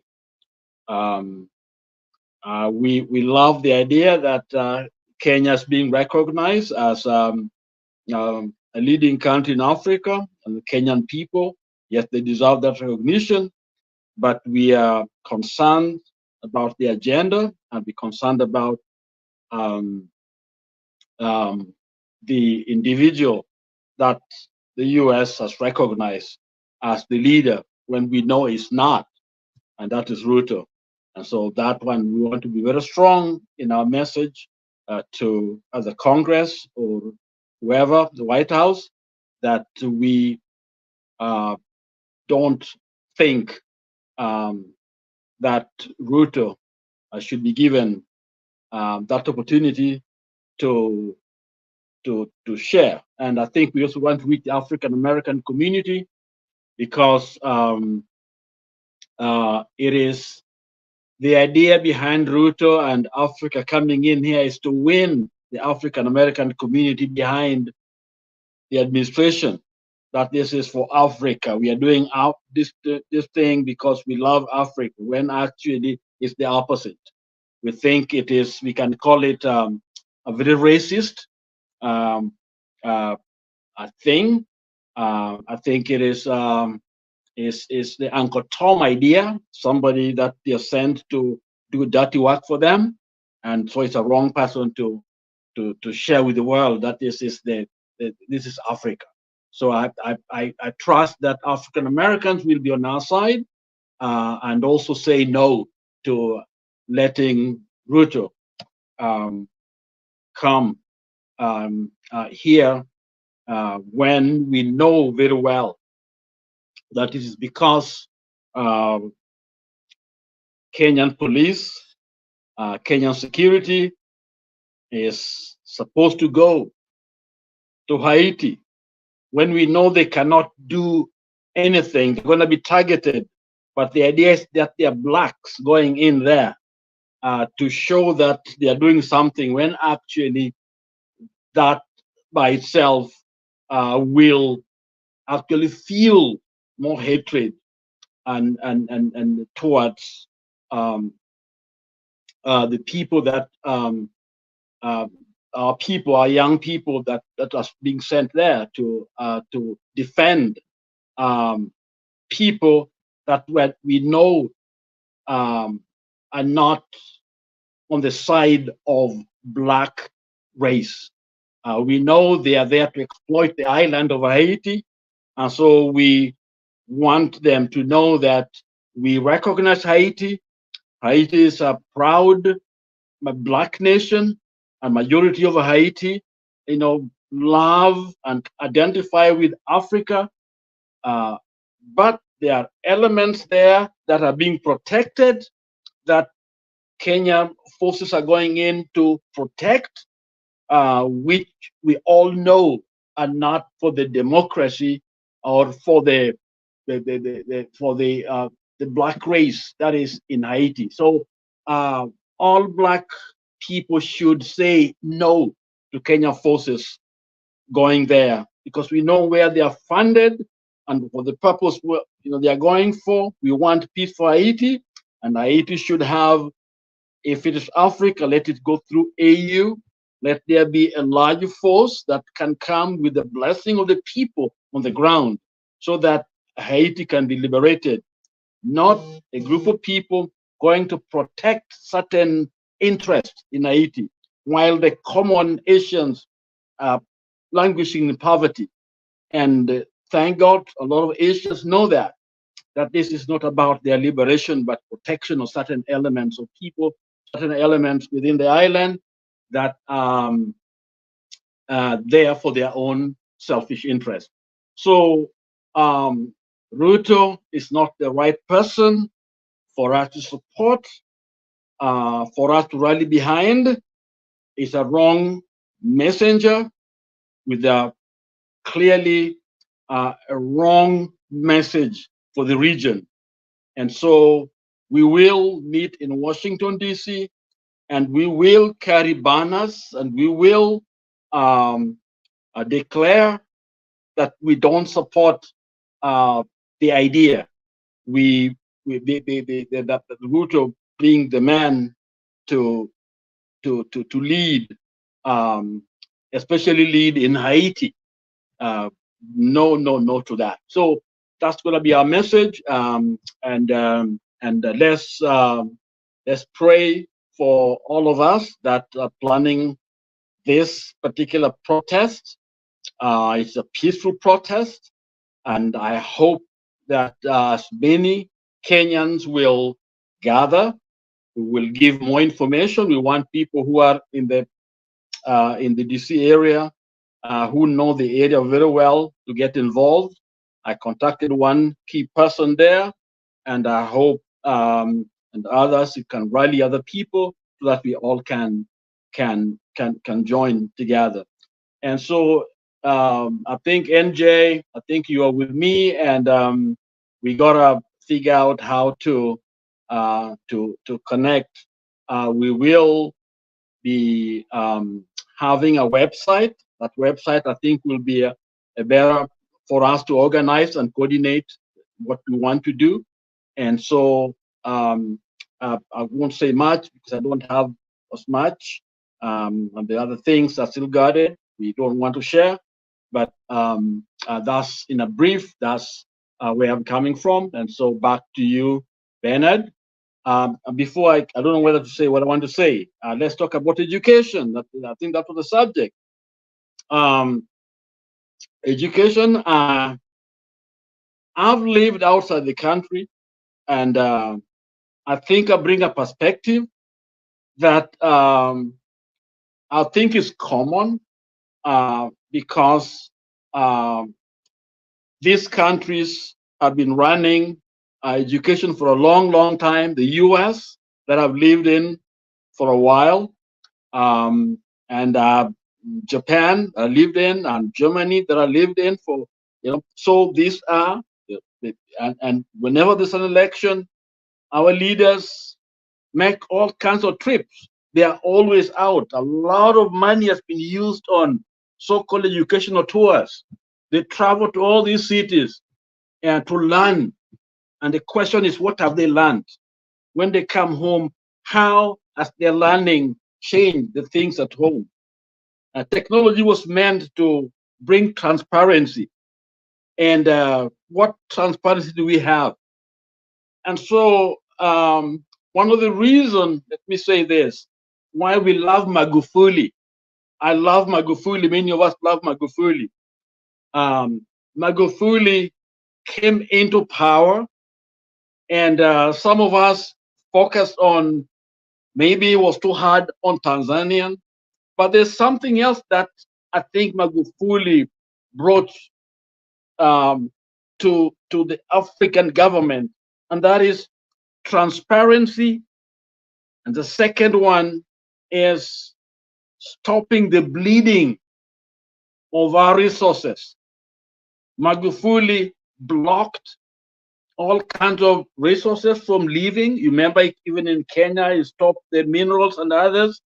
And the money collected, the money was able to stop from leaving Tanzania, was able to help the nation fund things like airline and new roads and different things. And we do know that Magufuli did not bring a lot of money, borrow a lot of money. They used money locally that was raised locally Tanzania to do some of the things that he did. And we can see exactly what this man did. But the first thing was transparency. And I think that is what is lacking. So let's talk about education, public education. In the US, there are 3 levels of funding for public education. There's the local municipality or local, the counties, and then there is the state, then there is the national government. So all these are key players. They all fund education. Okay, I think Germany is almost the same, but using one source, one major source. Japan also the same model, yeah, and all of them, those different parts of the national system are all involved in funding of education, so that none of those children are left behind. Resources are available for their children, because there's nothing more important than the child, because that's the biggest resource a country has. Kenya seems to have forgotten what to do with our kids. So when we talk about funding of education, you can travel in Kenya and look at our kids, where they come from and where they are, and in life, and these kids are not supported. Yet money is given because there's lack of transparency. We don't know where this money is going. We don't know. So we may talk about funding, but we have a government here that have actually messed the whole thing of accountability and openness and all that, to the point where we don't know. It's almost like they got in there and they closed the curtain. It's closed. So you only do what you are told to do. Go back to school, do this and do that without any input. Okay. I live in a city where I'm allowed to go to meetings to talk about funding. So I know what is going on. To the dollar, to the cent, I can find out. I know. So in other words, information needs to be given all of us. I've voted here. You saw what? When I go for campaign, I know how everyone voted. I know certain houses where I don't visit because they are Republican, or I visit because they are Democrat. Because the information is there, it's public.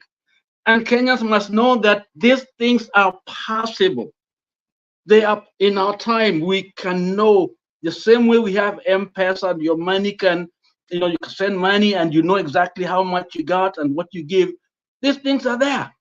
And so the fact that we are so ignorant and we don't even ask, or we are not told and we accept it, that's where the problem comes.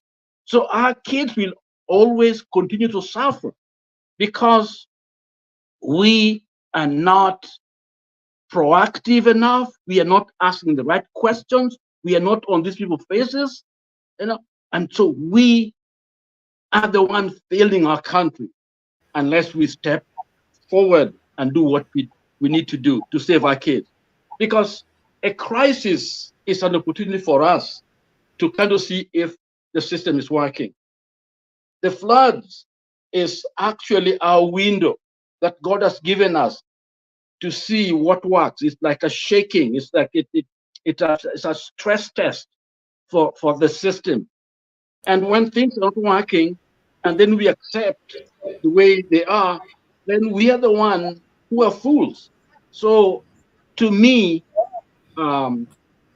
it is a critical time for all of us as Kenyans to ask questions. For example, we talked about last time, Ruto telling Reverend Lala, children to go back to school. Reverend Lala, I please, in the interest of time, so that we don't keep Njiru on the queue for too long, you can I'm conclude done. and you I'm share done. the Just 1 second second. I'm part. done. Yes, please. I'm done. I'm done. So my closing, what I'm done. What I'm saying here is that when we talk about schools, we are talking about the failure of a system that getting rid of Linturi or here and there is nothing. We need to get this system out of business, have a new one. Thank you.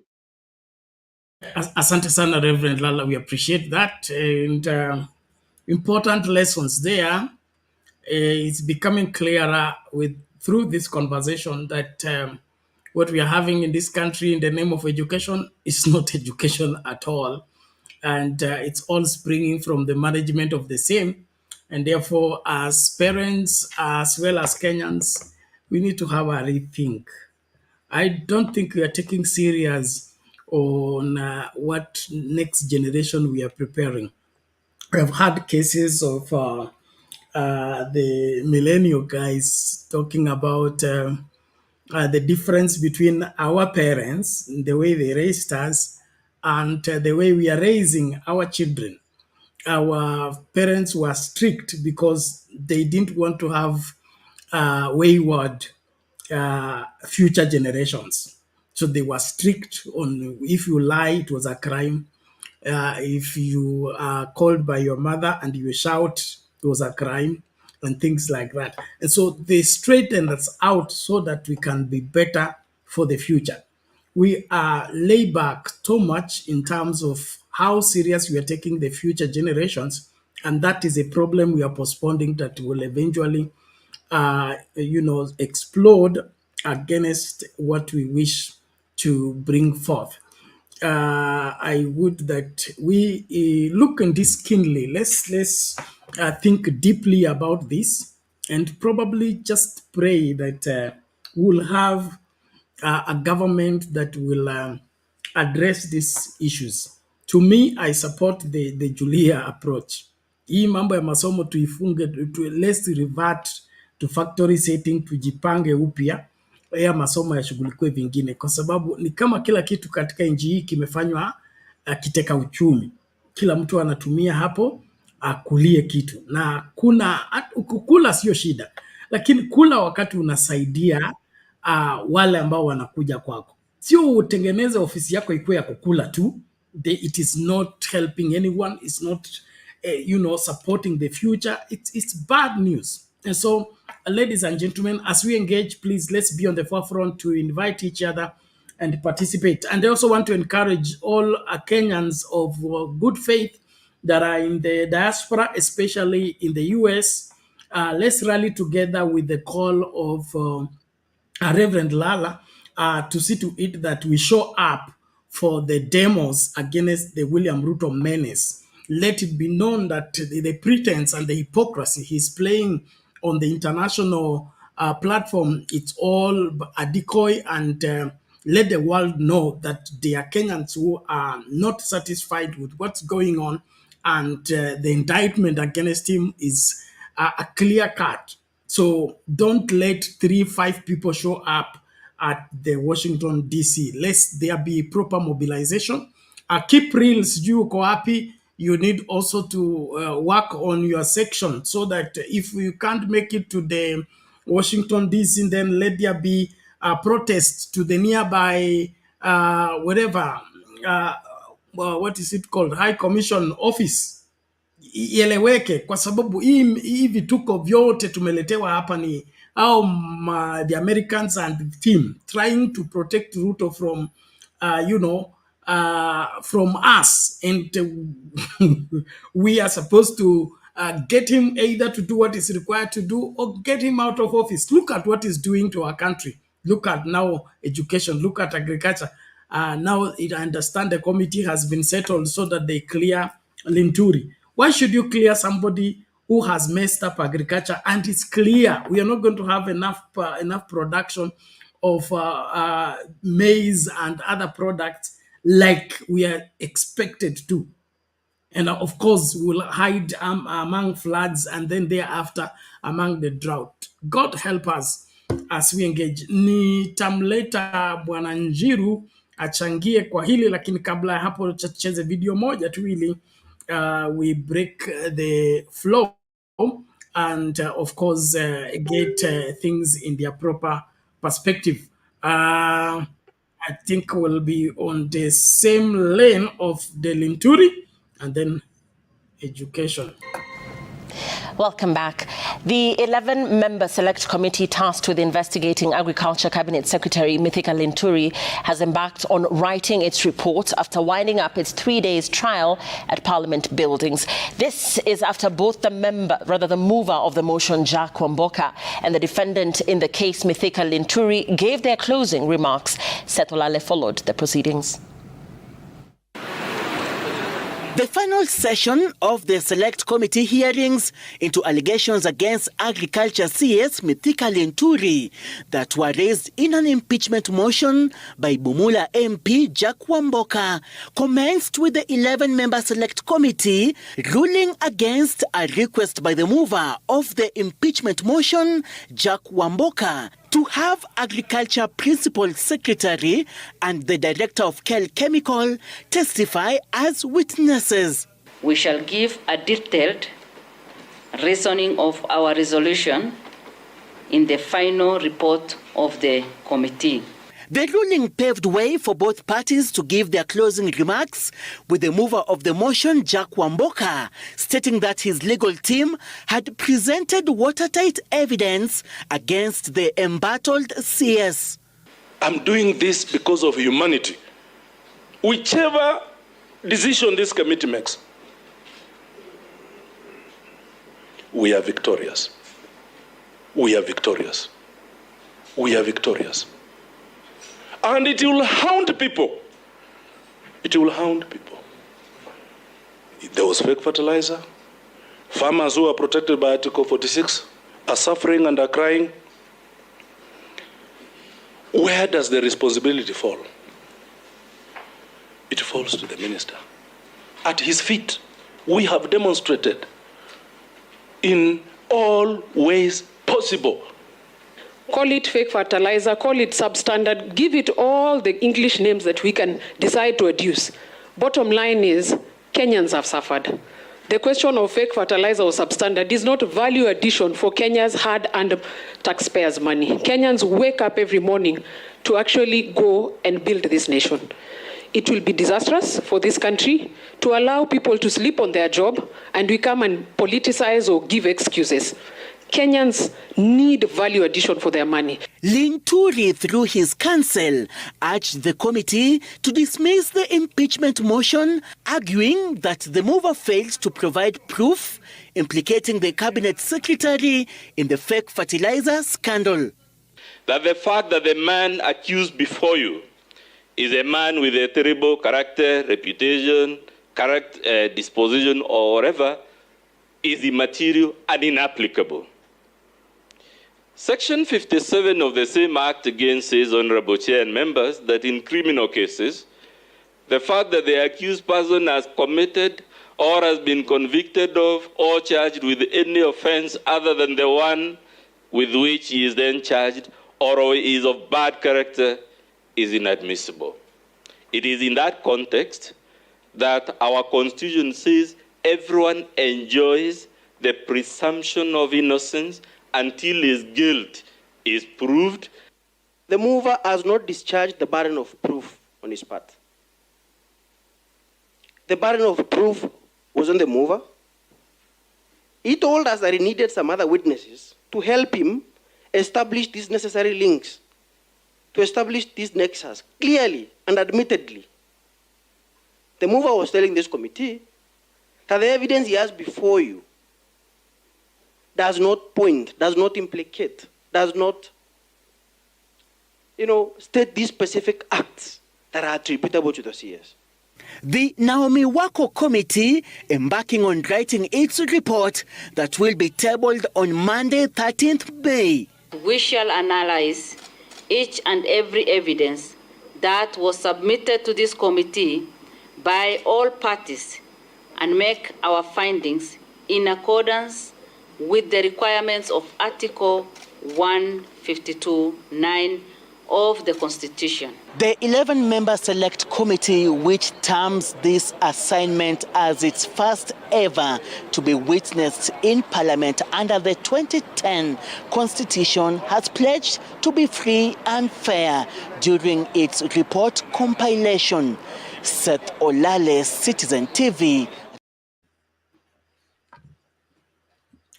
Welcome back, ladies and gentlemen. That is the state of affairs with Linturi and the Select Committee looking into the fake fertilizer scandal.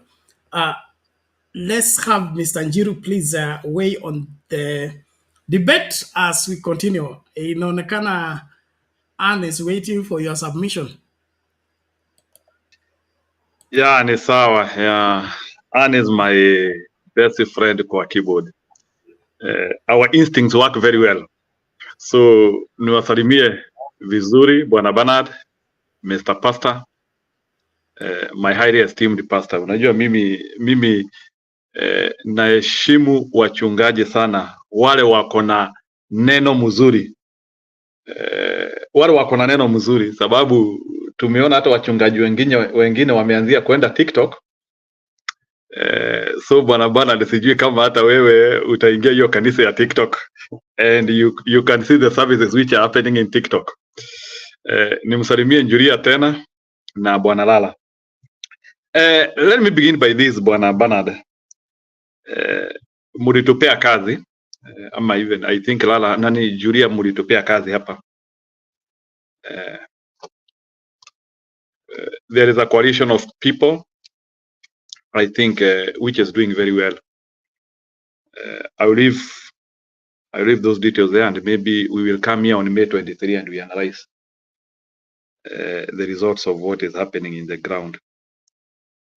Unajua wengine wetu wale tumetoka katika zile region tunasemanga wale watu wametanua, we don't like overspeaking. So nimemalizia hapo. So the rest Lara nitaongea naye. Lara nitakupigia simu as I promised. But God is good. Let me begin with this issue of Mr. Ruto.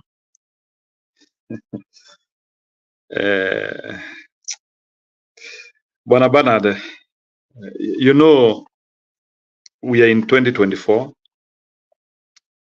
and in the US, in every 4-year cycle, they do an election. And Mr. Joe Biden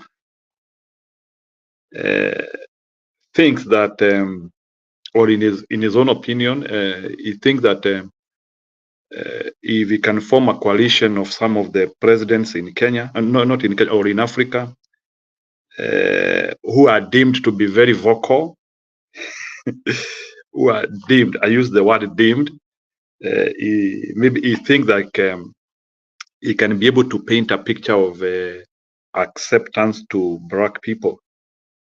So, but I don't know why,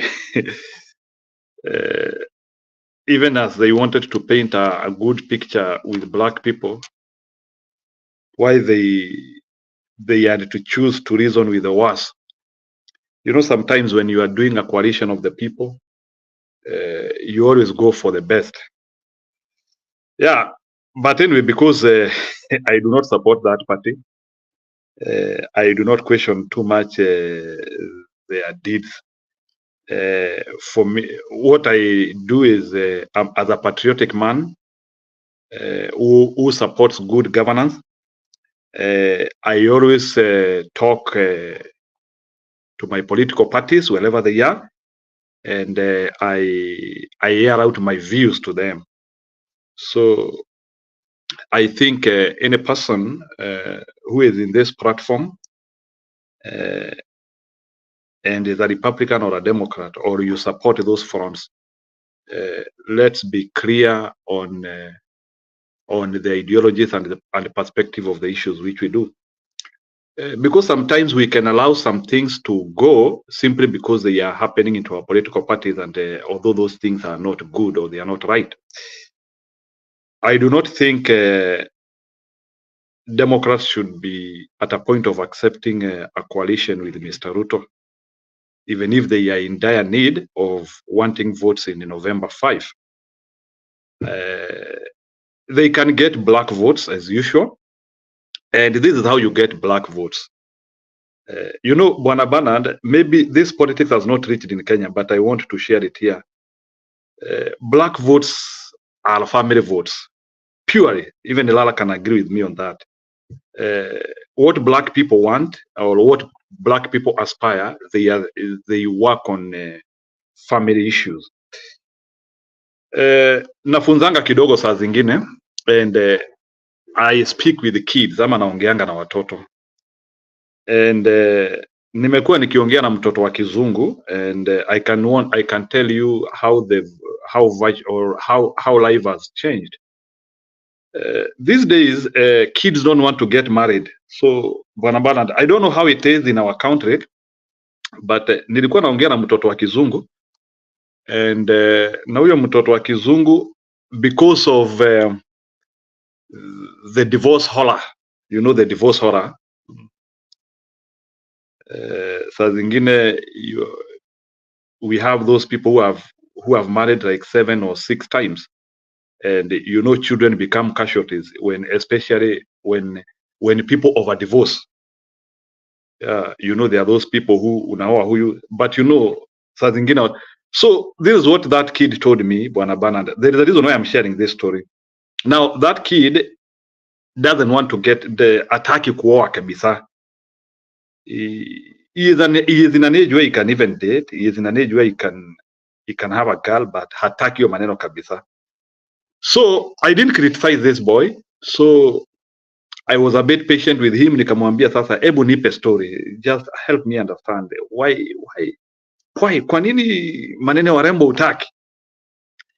And that boy told me that there's no need of going into something which will crash, and after it crashes, or your property will go. So you worked for somebody for like 20 or 30 years. So that is the horror. So I've just given a picture. And the same thing that also now, because of the way culture is changing, or the way life is changing, and also because of how policy work, it changes and it starts affecting family. You realize that even for the black people, ama sisi wa Africa, some of the things which used to be pinnacle code for the family, now the government has brought other issues within the family. And now you see now that there is now that opposition. There's that opposition whereby people think like the government is too much into the family. So those are now the issues. So when Bernard, I try to say like, if you want, you know, and the black man is a clando person, is a person who started life. So if you want to win the black man, is so simple. Work on things which make sense to human sustenance. That is how black people operate, wherever they are, whether they are in America or whether they are in the main continent. That is the African continent. So as long as you are able to work with what is sensible, black people will be with you. But when you start giving black people things which are not making sense, forget about the ones who are corrupt and other things. Waafrika kuna vitu mingi sana yao which work, by the way. Not about you know, for me, in the school of thought where I am, I always believe that life is not all about money. I believe life has more to do with virtues and and what your kids can inherit from you. So to me, that one I usually take it to be very keen. And there is usually a lot of things which Africa show role model in terms of that. So in terms of that, I don't take Africa as a poor continent. I always take Africa as a role model continent where people can be able actually to learn from. And actually many people go to Africa to learn. So, and now the other external world cannot go to our wars. The external world cannot go to our wars. And now they want now to form coalition with those people so that now they can now be able to hoodwink other people thinking that they can get votes there. So in that regard, I think any person who wants to team up with the Kenyan leader currently in the name of, they want now to form that coalition of people so that it can be impactful in November 5. I think black people can make their own determination in that. So Bwana, that's what I wanted to weigh in that. And us as Africans, because mimi nasimamanga na hiyo laini sana ya Uafrika. Mimi ni wale wa Afrika ambao wamepakwa rangi. So I believe an African is a person of virtues. You cannot bend virtues if you are an African. So ukianzia kukuta yule Muafrika ambaye anasema tunaweza fanya hii tusifanye hii, huyo sio yule Muafrika wa mababu zetu. A typical African does not steal. A typical African does not kill the family. A typical African does not lie. A typical African does not kill. So, you know, Africans, we have those clear virtues. So any African who is on the other land, huyo sio Muafrika. Yeah, huyo sio Muafrika. So wacha niingie kwa hii story ingine yetu of what is happening in terms of disaster in Kenya, and maybe pia niingilie hii story Julie ametuwekea kidogo ya masomo. Mungu alinipea neema kidogo. I was able to do some of my education in the Western world, and I also did part of my education in Kenya. So I studied in Kenyan universities and also studied in American universities. And Bwana Bernard, I can tell you that, and maybe Julia, you need to pick this one because you could become the advisor of the next government. Maybe I will root for you to become an education advisor. So maybe you can pick this one. Number one, Bwana Bernard, our curriculum. Now, by the way, I'm saying this one with all the humility, please. And any person who is a professor can also challenge me on this. If you are a Kenyan professor, first of all, our curriculum in the university needs to be, to me the word abandoned, needs to be done away with. So first of all, in our universities, in terms of curriculum, in terms of what people are getting, I have been trained there, by the way. I'm saying it with a lot of humility. In our universities, our curriculum needs to go. There is a lot which is not working there because, like, for example, when you look at like the curriculum which people in the West use, all as like assignments, like for example, and go and like look at like when people are doing their homeworks are one step to what the industry is doing, and actually many people finish their universities and they go and they launch their startups, but that one cannot happen in our universities. And I would say why? Because in our universities we focus on memory.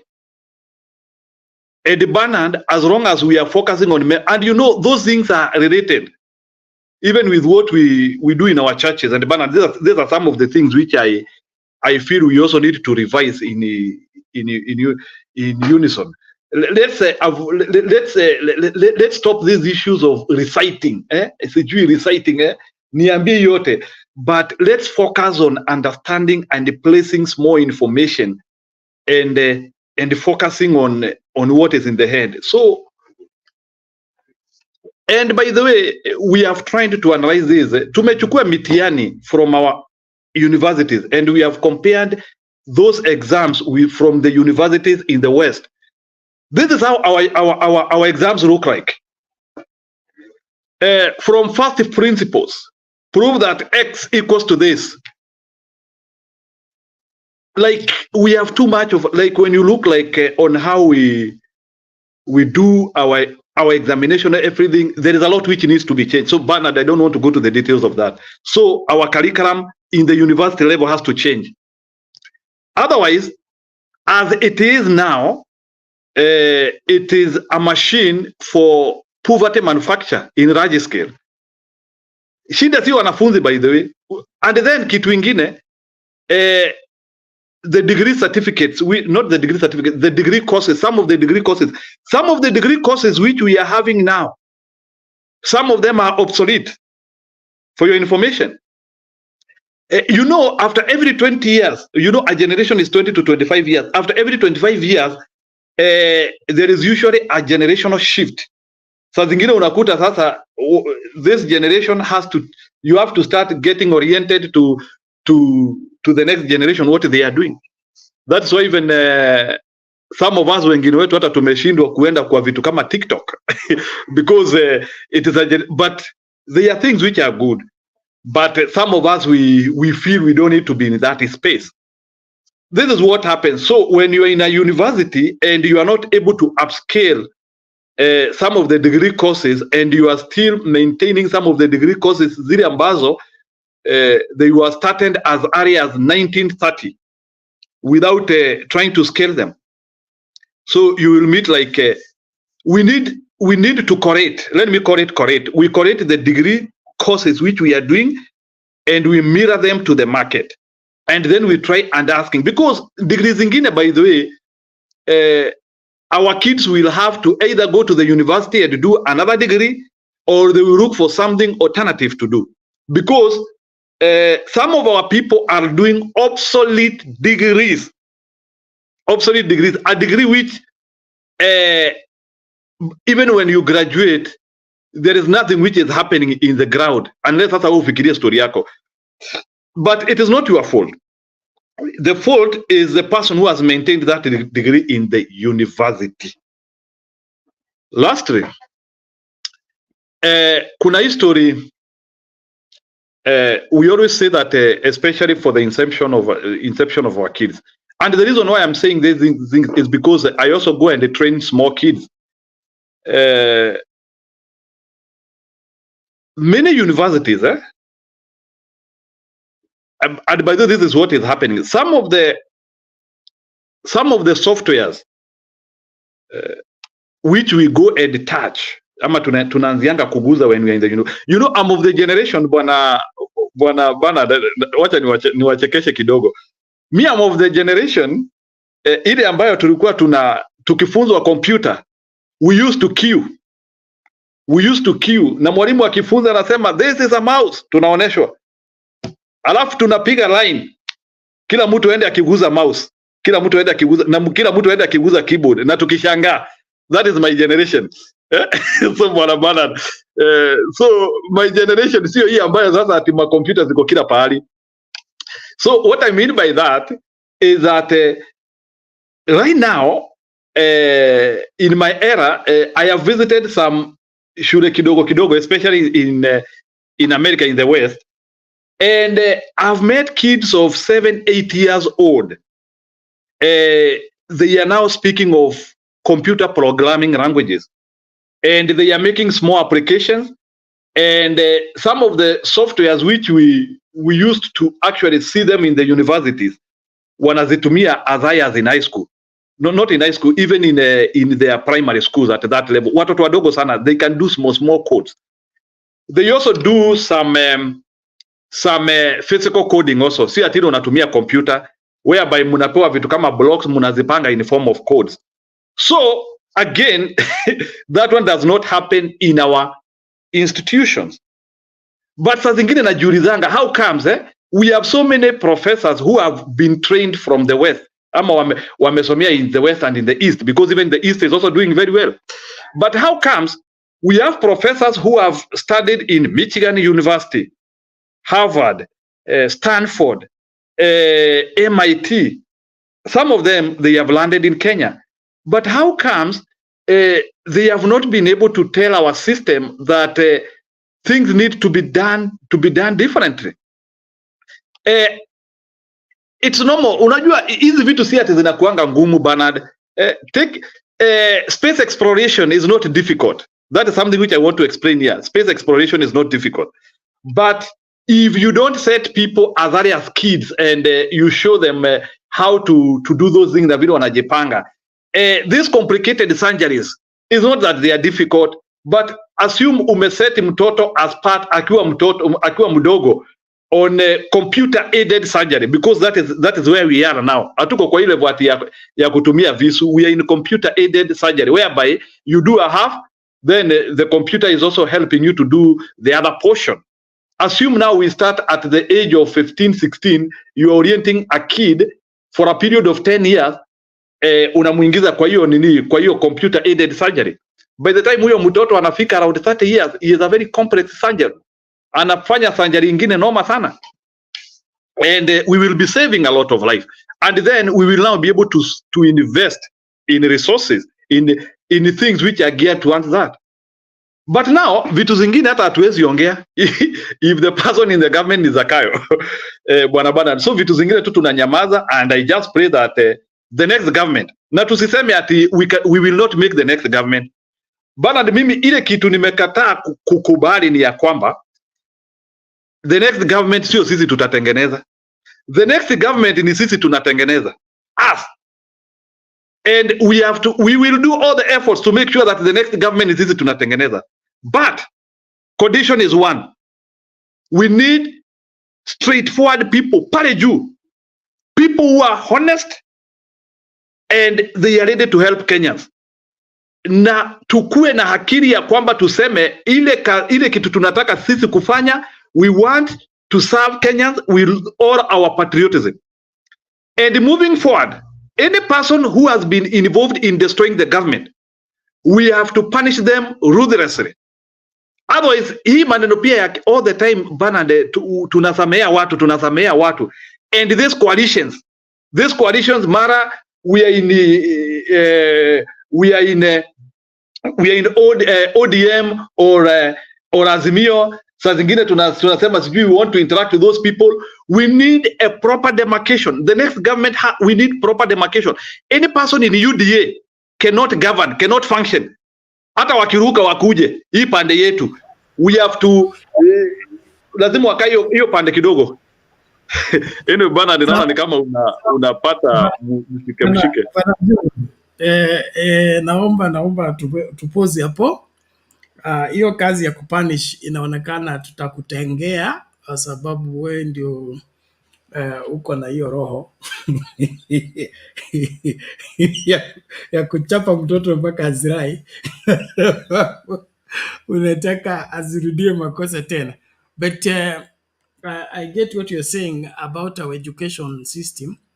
I have held the opinion that the worst thing that happened to this country is when education was turned into a business.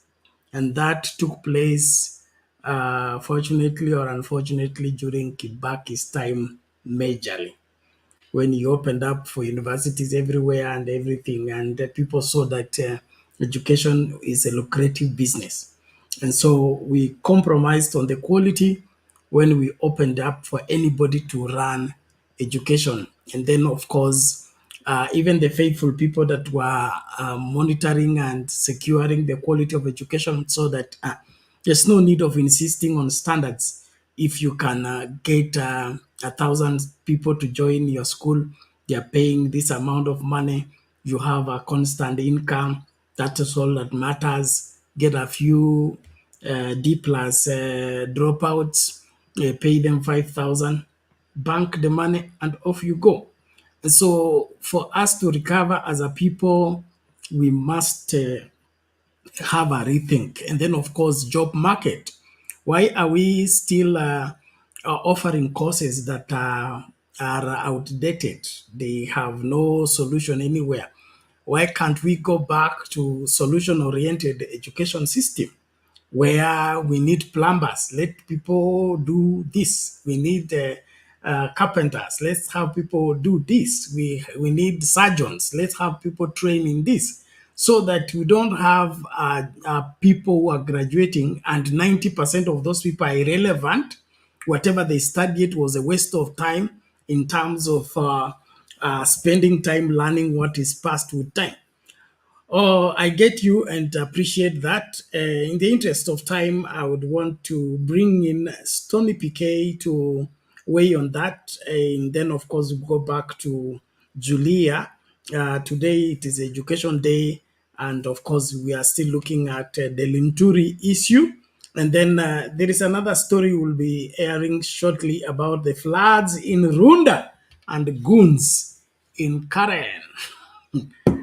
Stony PK, hali vipi?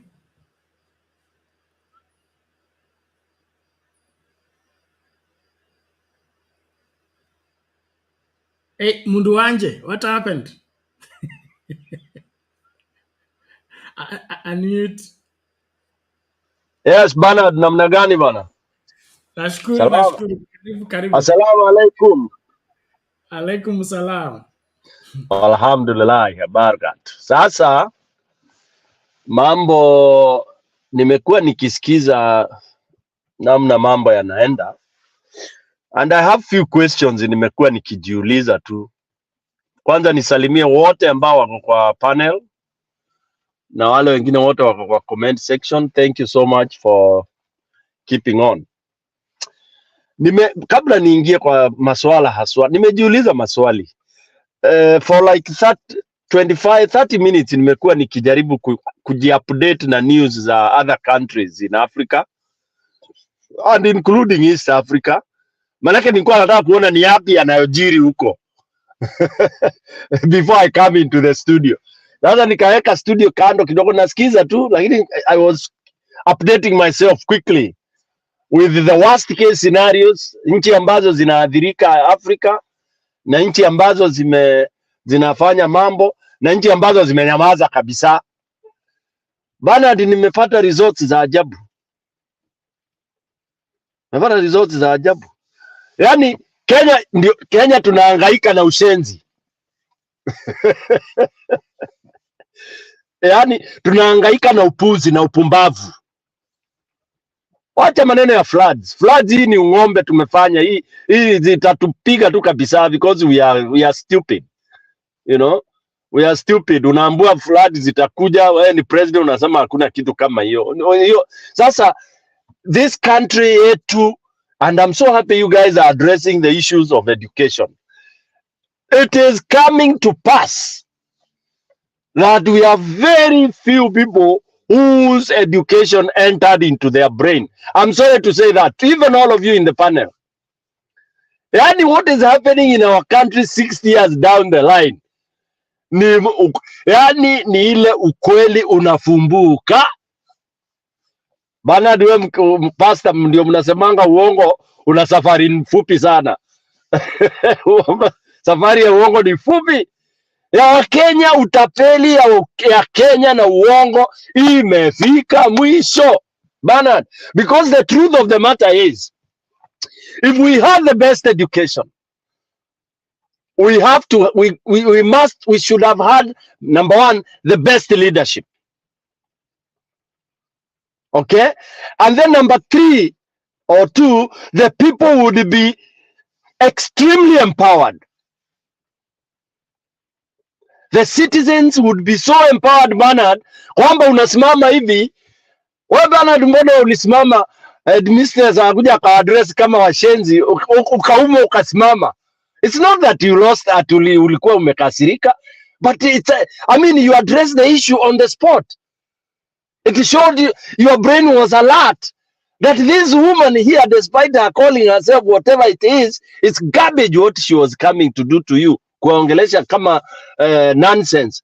And then I mean that kind of reaction, of course this exonerates you now from the rest of Kenya ambao nasema labda education ijaingia. We passed through universities, through systems, but the systems never got into us. And if the system got into us, I don't dispute. If at all it got into us, then something extremely wrong happened along the way.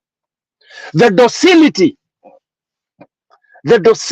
in our country is iko kiwango ya juu sana. Saa hii tunaongea juu ya education. This education haikuanza kumesiwa saa hii. Our education system began to be messed kitambo. And why? Because corruption entered into us. Ikaingia kutoka yani juu mpaka chini, side mpaka yani until ukifanya Mkenya hivi ni corruption. Yani I said on this TV, sijui kama ni Mtembea ama ni hii. Nilisema Mkenya jina yake ya kwanza ni corruption Peter, corruption Matthew, corruption Njoroge, yani we have corruption as our first name. And I'm so happy Mwalimu Julia ametaja walimu na mashule. It is hata sijui hiyo percentage reduce kwa nini. I sit in two boards, Bernard, ya secondary na ya primary. In my village nilijiforce nikaingia huko because nilikuwa naenda holi, nikakuta watu yani wazazi na watoto wamewekwa kikapu moja na jamaa moja anajiita headmaster. I don't say what I did to that guy one day, but I just came and said, oh my God, yani wazazi 200 wanafuatana kama kondoo, wanapigwa viboko, yani wanaambiwa inama, wanainama, inuka, wanainuka. Nikasema hapana bwana, I belong to this village bwana. Nika create rebellion. Huko ndio ilikuwa shule ya kwanza ama ya Kenya, ya Kenya ama ya pili ya tatu in Kenya, kwenda kupiga mbao kwa milango ya primary school. I don't want to say which one it was. I mobilized parents, tukaenda tukapiga milango misumari mbao na watoto tukawaambia endeni nyumbani, hakuna shule na muende kabisa. Na tukasema hata DO ukija na watu tukapanga watu na mishale na kila kitu. There was no meeting for 3 months. Mpaka sasa serikali ikaanza kuplead na wazazi. We closed that school completely. Why, Bernard? It's because it takes one person to try and say, no, this is wrong. Why is it that Kenya sahi, yani we are talking of very stupid things? And how are we discussing about the education system? Why is Tanzania not dealing with that? Why is Uganda not doing that? Yani, it is so messed that unless, sijui tutafanya nini? Aya, when you talk of ministry, fertilizers, unaanza kuaddress Linturi. A whole parliament inakaa chini ati sasa Linturi is the problem. Bernard, don't you think we are really, sisi hata si kurogwa? Yani Kenya imekaa chini wanangoja ati Linturi ati sasa huyo ndio solution ya Wakenya kutapeliwa in that huge magnitude. At that we just pick Linturi, fire him because how stupid can we be? Education system, we talk of 844, garbage system. Sorry for those of you who went through it, but just know, okay, ilifanyika tuseme tu ewala because ya kimoika hawezi zoleka. Useless system. Okay, and unfortunately we change from system to system, Bernard, and you insinuated here to create corruption, to create mkulo. Anytime you are driven by that, Bernard, hata kwako nyumbani, if you are changing something, ndio upate chakula hapo on the side. Hata kwa ofisi, if you are a manager, if you are designing a project or a program,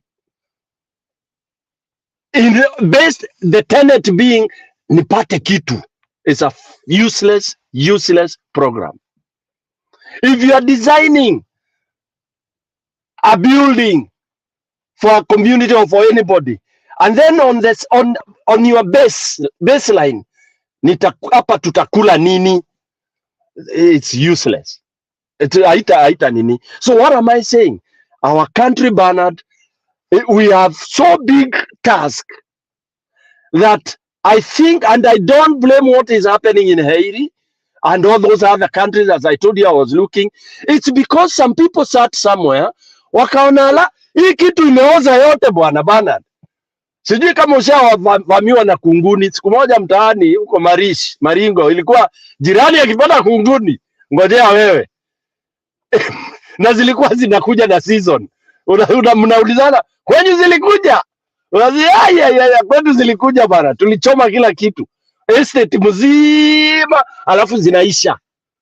That is when I got to know this dawa moja deadly ya kunguni inaitwa sijui ni Kenzol ama ni gani, very popular. Ilikuwa inaitwa dawa ya kahawa. Anyway, so when it is ukiwa na kunguni kwa nyumba, hakuna ati fumigation sijui nini, inakuaga hata ukiweza kuhama uhame. Because it is a problem. Sisi shida zetu, ujinga na kila kitu, corruption has eaten everything. Every child being born today cannot even think. So what should we do? It is what Lala said. It's simply dismantle, and then we pray. We get a barbecue or somebody akuje tu aweze kutoa hizi ujinga hapa. Parliament inakaa pale inakula pesa ati wana deliberate on Linturi, one person. It's annoying. Ati as per the constitution 2010, sijui the committee has never. This is all in nonsense. It's garbage. I wish, Bernard, we could get somebody here to come and put us back to factory setting. I've always said on this TV, I don't care how that will happen, whether I'll be involved, whether I'll disappear, but just for the posterity and the future of a country called Kenya. Bernard, right now Kenya is useless.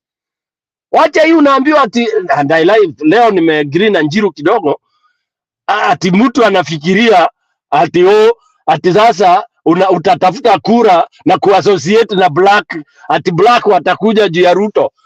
Ruto is black. Ambieni Biden hivyo. Is black not even as a human being, is black uchafu. Hakuna kura Ruto. Hey, wakiangai. I agree with you Njiru. Hapo at least, hapo kidogo.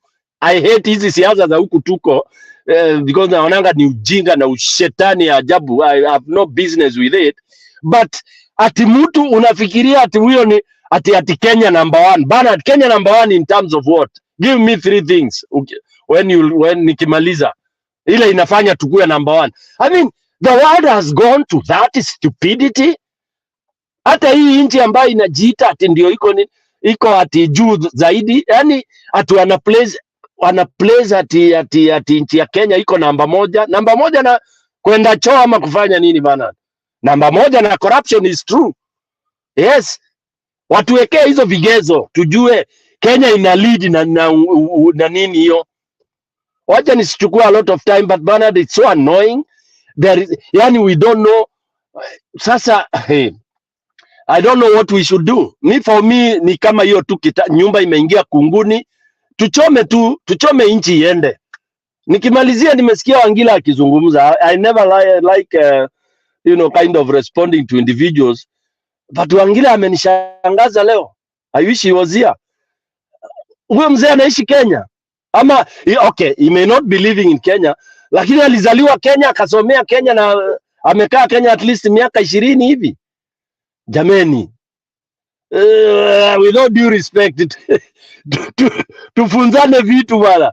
Yani unaweza ongea vitu vingine mpaka watu washangae kweli, lakini kama ako Kenya, yeye ako huko kwa udosi, huko Karen. Ako hiyo category. Those guys have no clue what happens in the country. They have no idea. Sasa mnaongea sijui nini. Though I have very close friends. Hiyo watu wako dunia ingine. Unasikia hata karibu wanakuuliza president ni nani. That's how aloof they are. Back to you, Bernard. Asante sana Stone PK. Habari ndio hiyo, kila mmoja tumakinike kufuata na kufuatilia kwa mambo haya.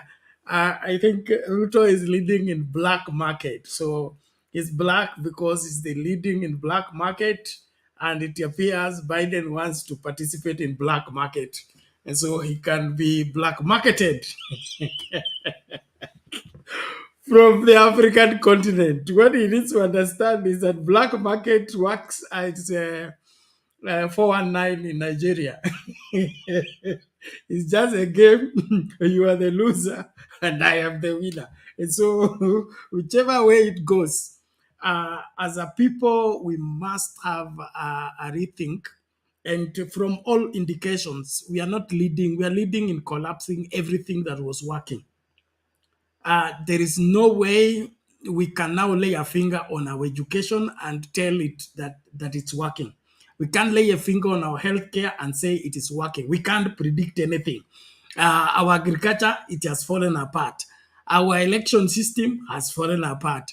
Our parliament cannot be banked on. Our judiciary is sleeping in State House and waking up at the Supreme Court. Is that now a leading country? So this one of this, Western world can come to, massage somebody's ego and try to make them feel like they are doing what they are required to do, but they are leading as the best example of what cannot work. And in all this, we as the people need to understand, if we don't rescue this country, it is not there. It is not there.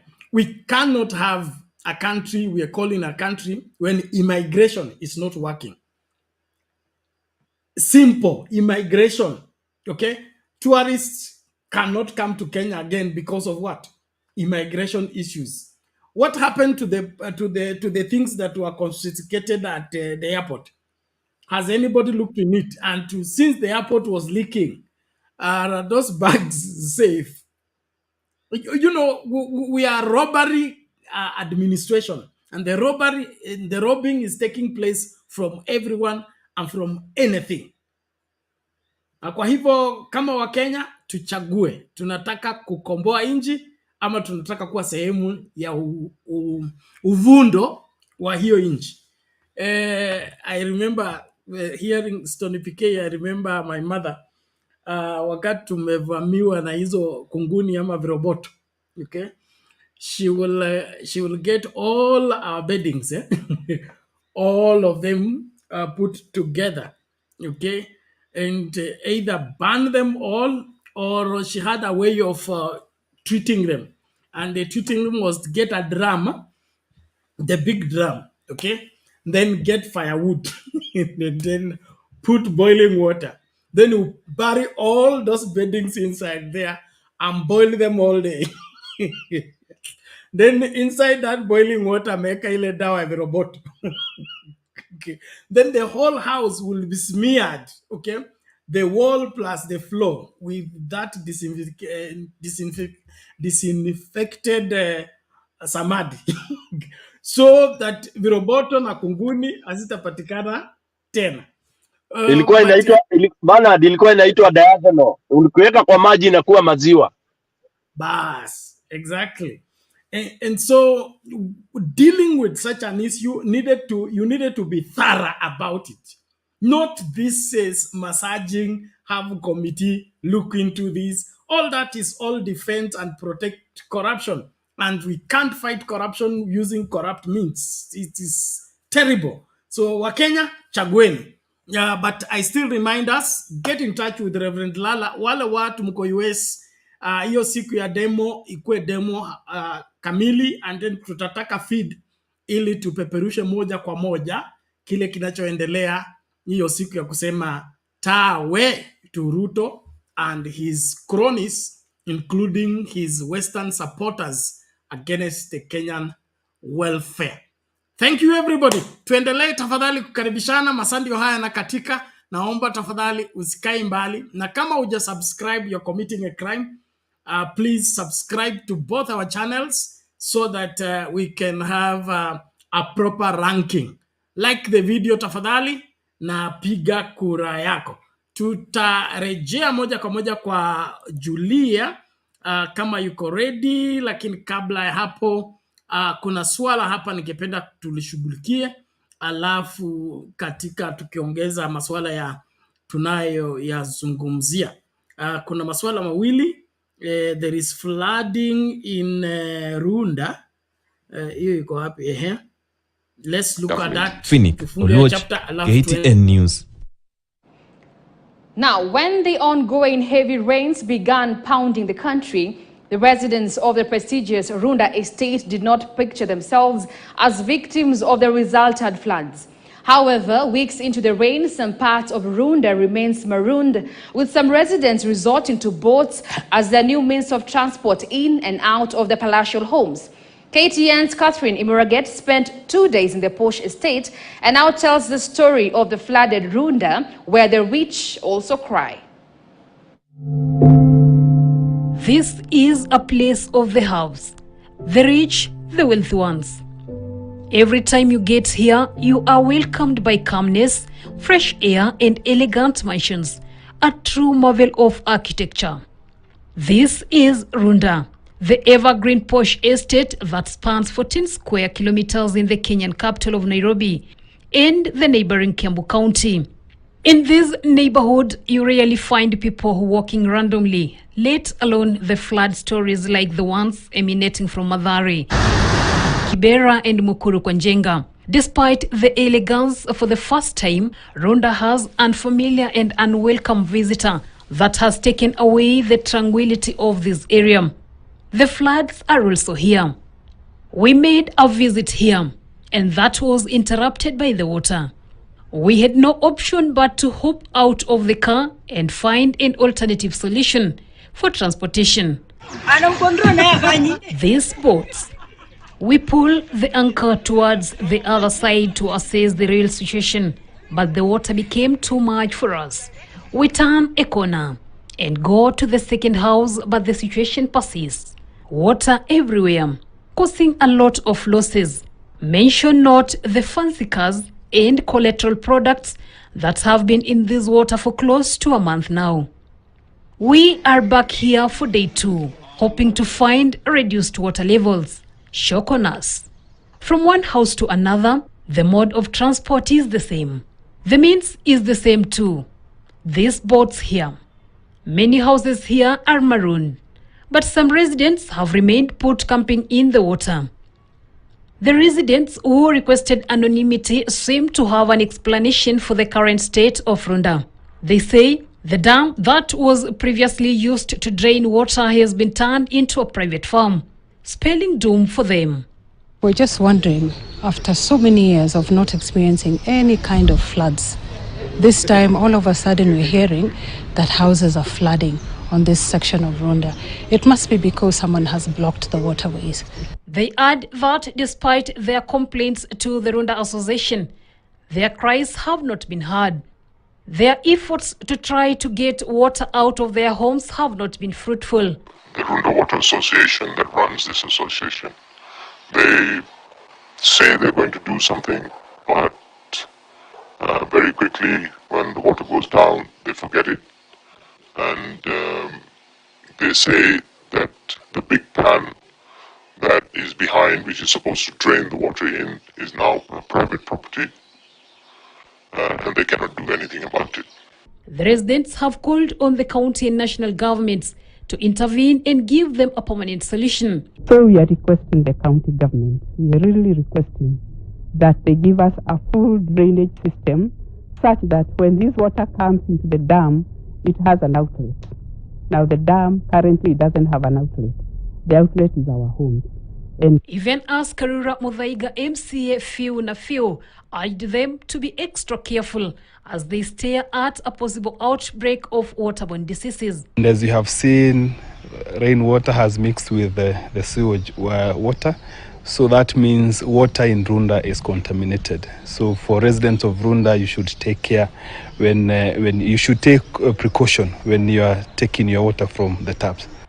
As we pedal our way out of Runda, the heavy rains and floods have confirmed the saying that big buildings hide things, and also a person is a personality.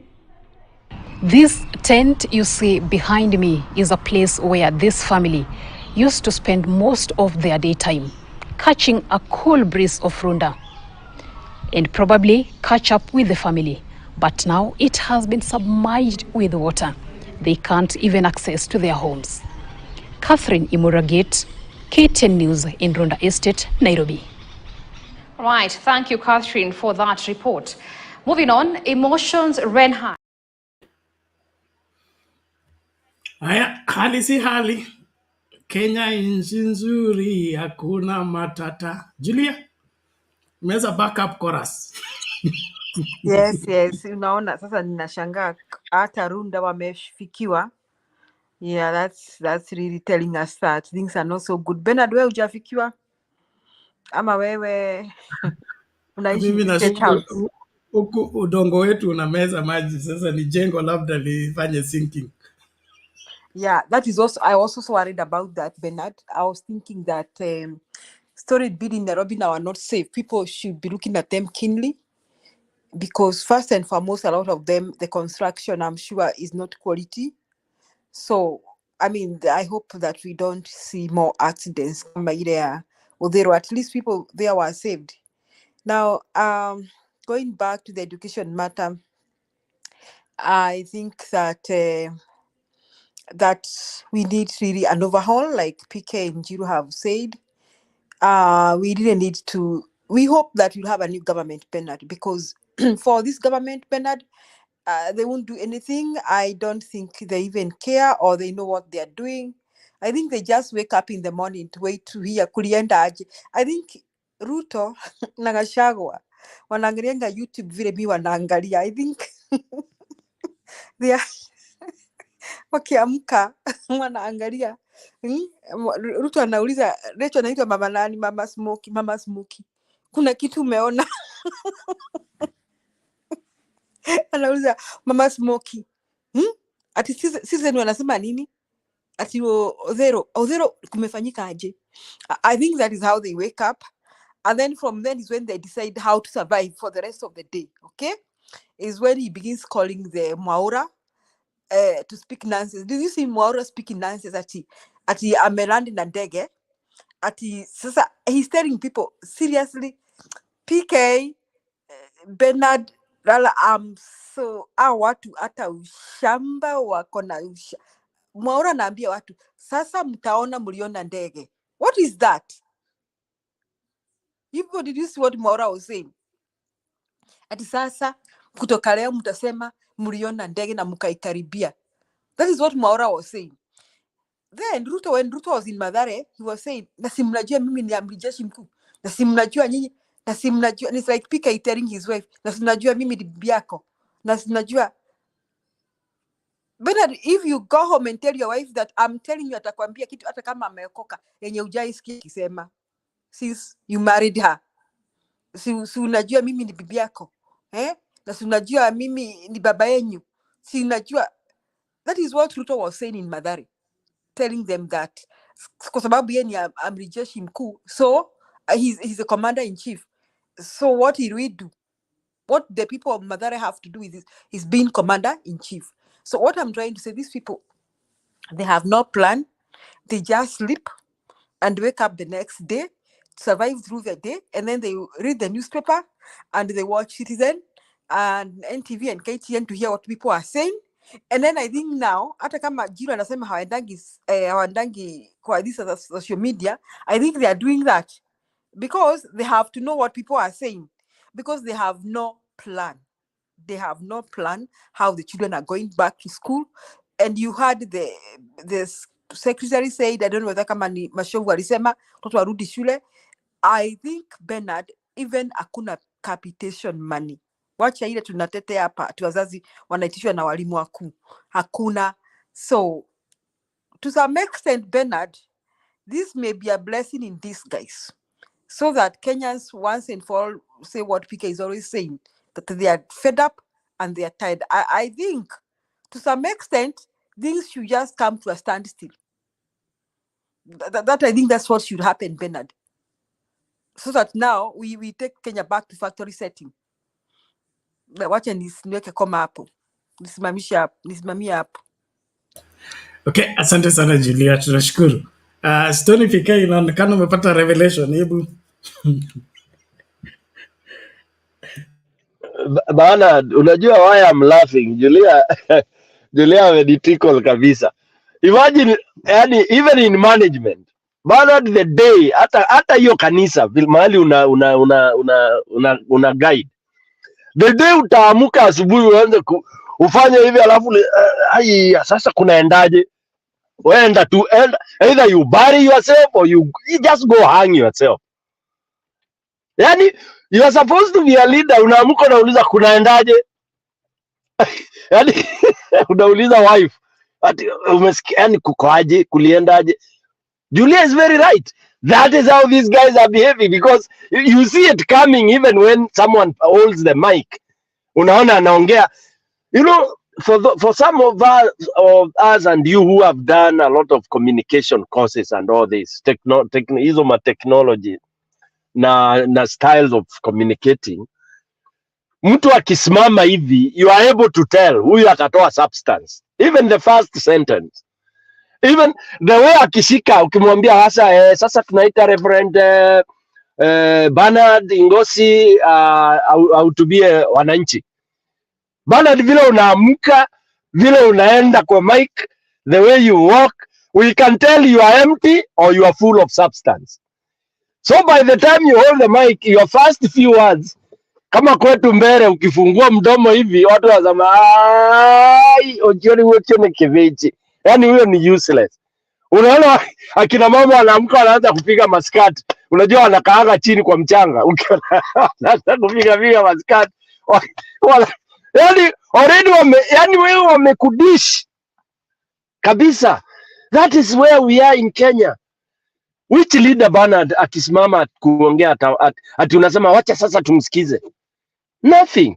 So Julia amesema ukweli, and I am saying the same, and I'm happy this is what is going to happen. Lastly, Bernard, there is a comment I saw maybe in our admin chat, not comment. There is a clip of somebody who was talking somewhere in semi-darkness.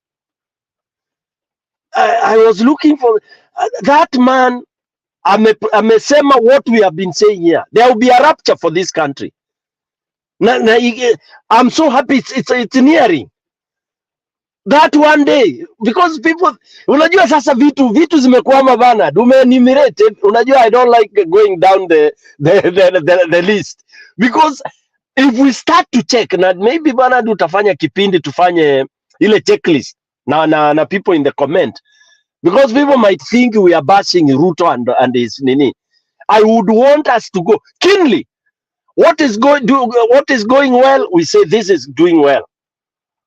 Na tuweke is doing well, why? Tuweke point mbili tatu. Education is doing fairly well because 1 2 3. Okay? Tuende health inafanya vibaya because I would want us to do that. And then we score out of 10, and whenever you score below average, what are you supposed to do? You still wait for that teacher to continue teaching your kid? You still wait for that manager or that head of program to continue delivering, and you expect services?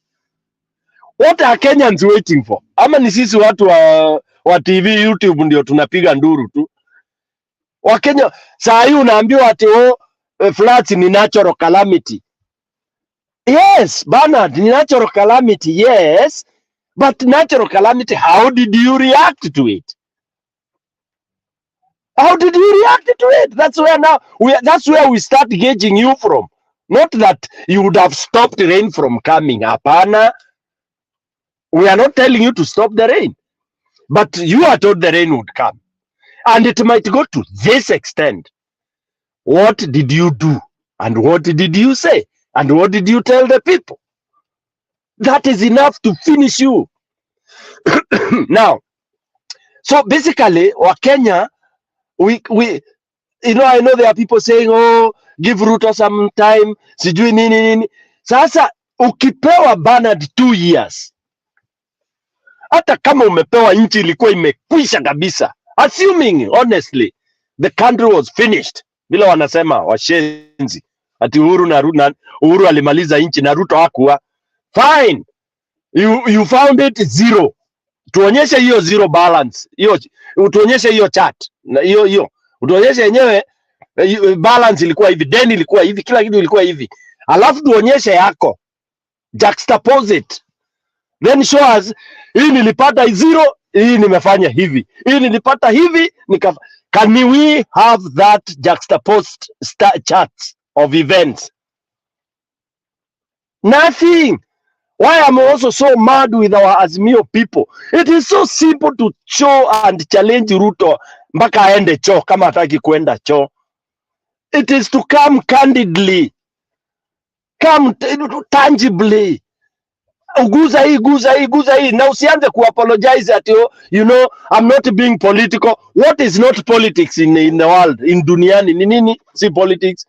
Mimi kuwa bibi yangu niliweka siasa for her to accept me. We were so many men. Tulikuwa vijana wengi tunakatia huyo dem. Kama singeweka vitu machachari yangu hapa na pale singeenda naye. Alafu nasema siasa. Oh, you know, I'm not talking politics. Where can you not talk politics? The world, the life itself ni politics. And this is where Kenya again goofed. Because tulianza kujiseparate. Kuna wale watu ati hawapendi siasa na kuna watu wanapenda siasa. Kuna watu business peke yao as if they would do this business in an island. Do you see Bernard, ile stupidity ni kuambia wa Kenya tuna deal na ujinga na upumbavu kuliko nchi yoyote ile nyingine. Move across to Tanzania, Uganda and all that. They are not dealing with this nonsense we are dealing with. They have other challenges, global challenges. Sisi 60 years down the line tumerudi kudeal. Ni kama mtoto akianza kutembea vile anakula matope. And that is what we are doing. Wakenya sasa tunatamba. Mtoto unajua hata akipata anything wet anakula, ajui ni shonde, ajui ni takataka, anaweka kwa mdomo. This is what we are doing as Kenyans. We are groping in the darkness. 60 years. We've been talking big. You know, we are number 2 in terms of talking big to Nigeria. But Nigerians talk big and then walisema corruption, wali legalize. Ikakuwa is a discipline.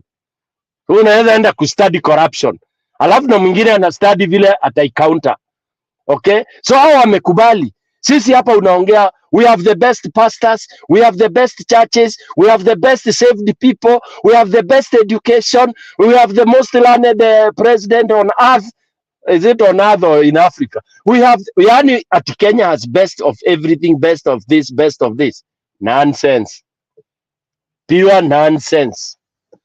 And Julia and everybody else, hii nchi yetu, unless to dismantle, tuweke kwa hiyo mtungi Bernard amesema tuchemshe maji, alafu ndio hizo nguo tena ziweze kutumika. Kwa sababu Bernard mama alikuwa anafanya hivyo kwa sababu saa nyingine alikuwa anaona kununua hizo mashits tena ingekuwa shida. Sasa hatuwezi nunua Kenya ingine, lakini lazima tuchome hizo kunguni. We must boil. Yes. Lazima tuweke Kenya kwenye tuwashe moto kubwa sana. And Bernard, I wish I know that gentleman. Na nataka kujua alikuwa anahutubia watu gani. Alinishika vizuri sana. Yeah. Because he talks what we are saying here. Because watu imefika tosha. Alinibamba anasema when it comes to mahali ya kusacrifice watu na kuua, there is where we go to get them. Na kama ni kupromote, there is where to get them. That is exactly what is happening. Na hiyo nchi iwezi endelea. Now we want to take Linturi alone. I'm bitter about this because for me, number 1 would be Ruto. Ruto ndio prefect. Period. Who appointed Linturi? Bernard. The appointing officer. You recruited an idiot. Can you resign? In India, sijui ni India ama ni wapi, a trail derailed. Minister, mpaka sijui nani, the topmost, wote wakaresign. Japan the same. Sasa, how is Ruto safe and Linturi not safe? And yet Linturi ameandikwa kazi na Ruto. They are not Kenyans who appointed Linturi as a minister. No way. In fact, Kenyans could never have even, if we were voting for ministers, Linturi could not have been voted as a minister. Back to you, Bernard. Thank you, Tony PK. We appreciate that. It is it's painful that our country and the leadership is playing games with the minds of Kenyans.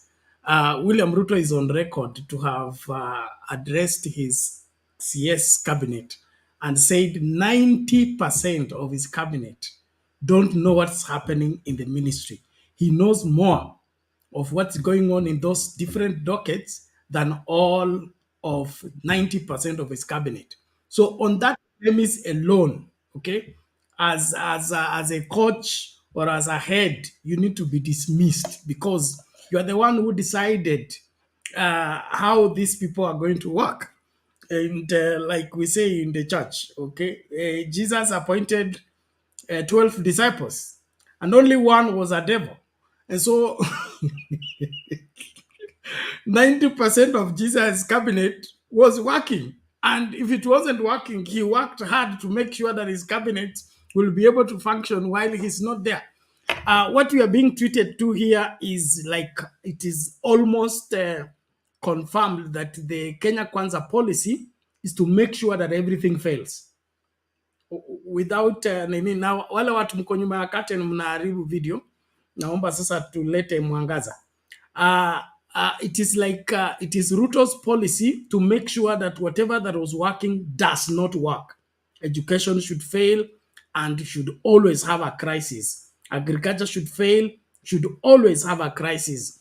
The rains should fail, we should always have a crisis. And then he will use those crises as excuses for not performing because he sees Kenyans are going to judge him harshly compared to what Uhuru Kenyatta performed. And so he will have an excuse of saying, oh, tulikuwa na mvua, tulikuwa na El Nino, oh, tulikuwa na crisis ya hii, ndio tutatengeneza barabara, tutaongeza expressway, tulikuwa na mipango ya kupeleka SGR mpaka Kampala, lakini sasa kwa sababu hatukuweza, mvua ilikuwa mingi, ilibeba nini. So he's looking for an excuse to be justified in his incompetence and laziness. And that's why we can't sit back and watch things go bad without us responding rightly.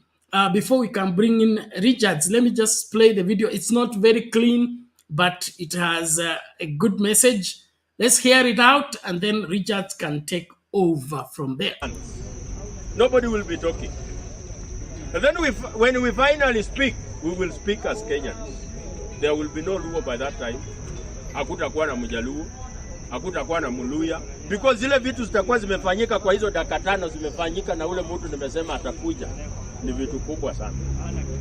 Because hii shida tuko naye ya kwamba when an opportunity to make a living when it comes, we have certain tribes we appoint. And when an opportunity to end lives, we have certain people when we appoint. Ukiangalia grupu ya watu wameenda Haiti, ni grupu ya watu ambao nafasi za kazi hawapewangi, lakini nafasi za kifo wamepewa. Naelewa? And that will stop one day, I can tell you. There is communities in this country who are so entitled. They think this country is theirs. True. Nakwambia, there is one day this country will bleed because of such kinds of entitlement.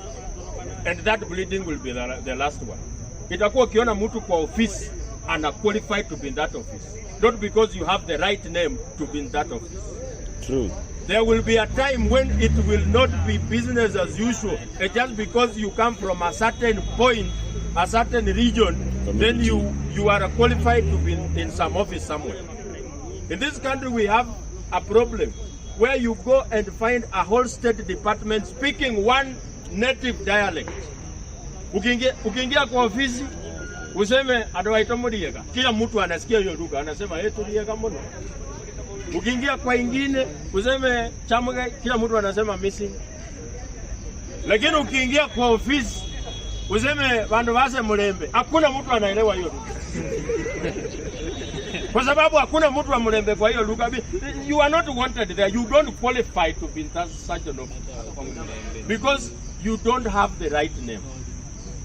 just like Martin Luther said in America, that there will come a day when Americans will not be judged based on their color.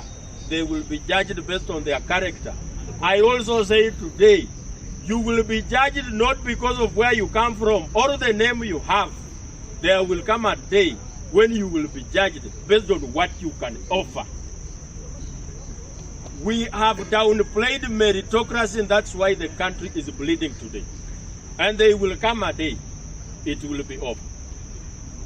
Thank you very good.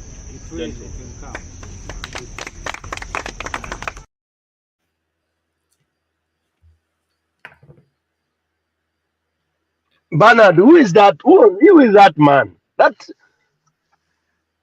He looks like a former parliamentarian or aspirant from Bungoma. I'll investigate and see. Vandu Basemrem. The Richards, how are you?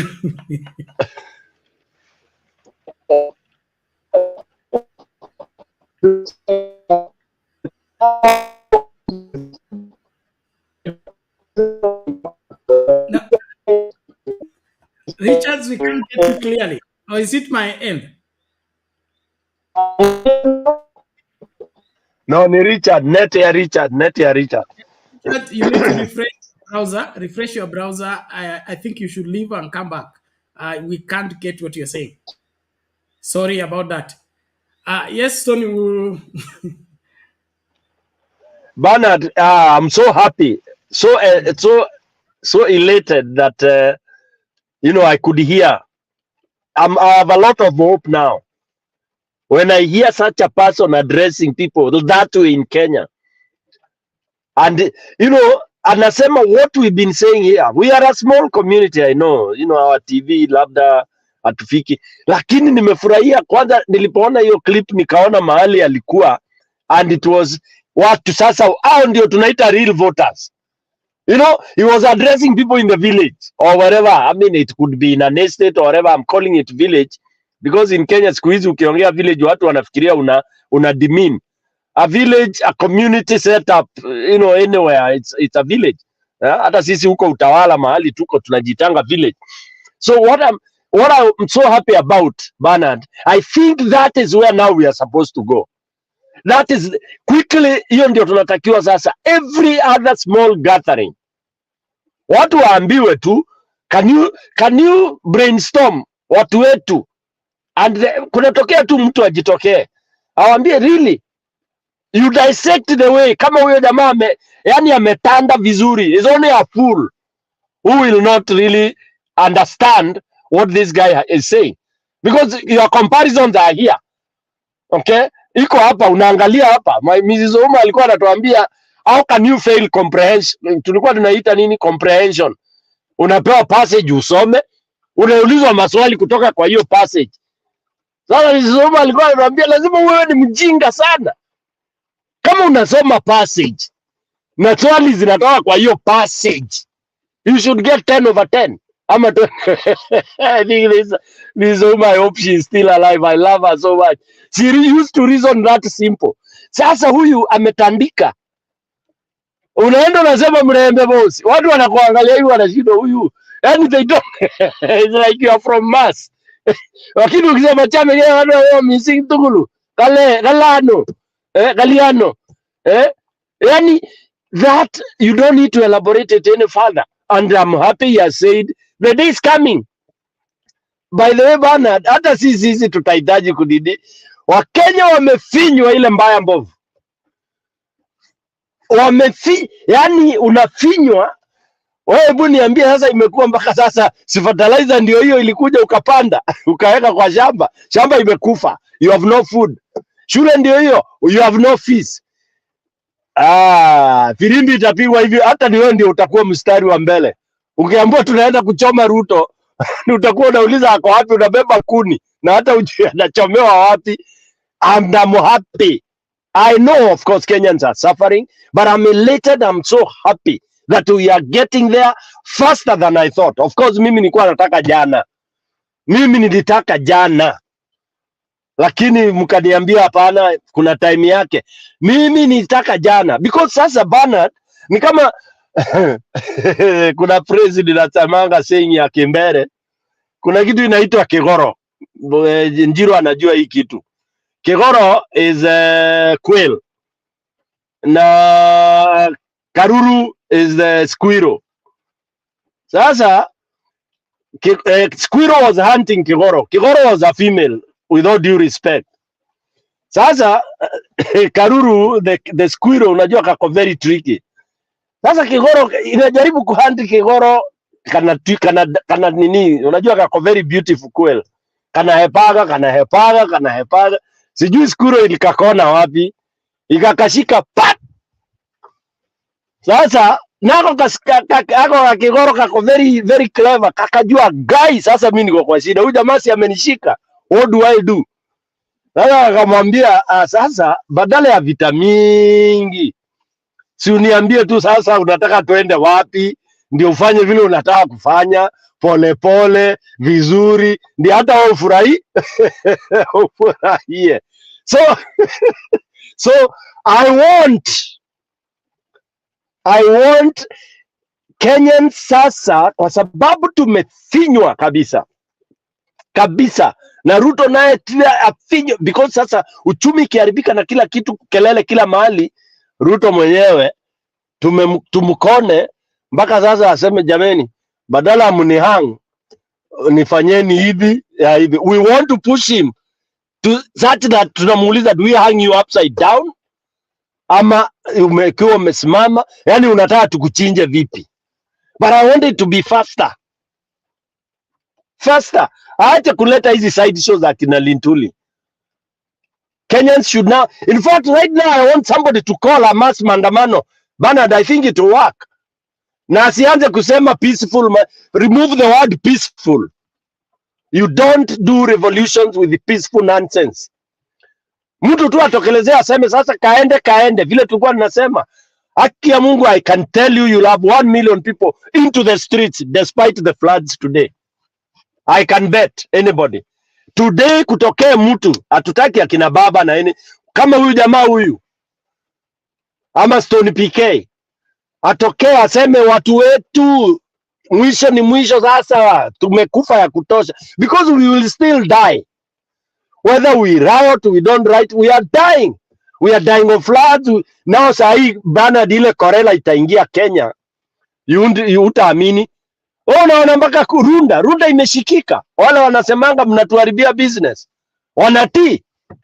Hata hao wataingia ati wanasema mtu amefanya nini lake sijui private ama ni dam private. That's nonsense. Amefanya private, hiyo impunity ametoa wapi? It's because he must be connected. How do you block a community waterway? I mean a natural waterway, unaiblock, unaiprivatize, unaanza I mean really, why do we really give excuses? Nataka hizo manyumba za Runda zote zibomoke pia. In fact, I have no sympathy for them. Back to you, Bernard. Asante sana Stone PK. Tunashukuru kila mmoja, naomba tumakinike. I hope Richards has sorted out the issue. Washington, okay, Chiafa anasema there is a curse from the late Masinde Muliro that is why Luyas are divided as a Mbeho nation. Mbeho means kuomba. We will never have a Luya president. Wewe Washington, kwanza wewe hiyo kasi ulitoa wapi kwanza? Pili, Mbeho nation, we are not a Mbeho nation, we are a Mlembe nation. Mlembe means peace, okay? And then, of course, our producing president is for us to decide. It's not for the cast to decide. Na history ya cases inatokea tu kwa watu wa church kama mimi. Hao ndio naletanga vitu kama hizi, those superstitions. What is needed here is to fix the nation, not to regulate which tribe should have which president. We should save the nation first. After saving the nation, then we will see who should lead us into the rebuilding of the nation. Because what we have right now, in fact, hakuna haja kuwa rais wa nchi kama hii. Utakuwa rais wa nchi kama hii kufanya nini? If you have to perpetuate what is going on, there is no need. You will be soiling your name, and a good name is better than riches. is to be desired than rubies. So I believe we shouldn't give that direction when Washington you are giving about cases and all that. Masinde Muliro cast the Luya Nation. Hiyo sijui na mimi ni Mluya. Ulisoma hiyo kwa historia gani ama where do you cite that?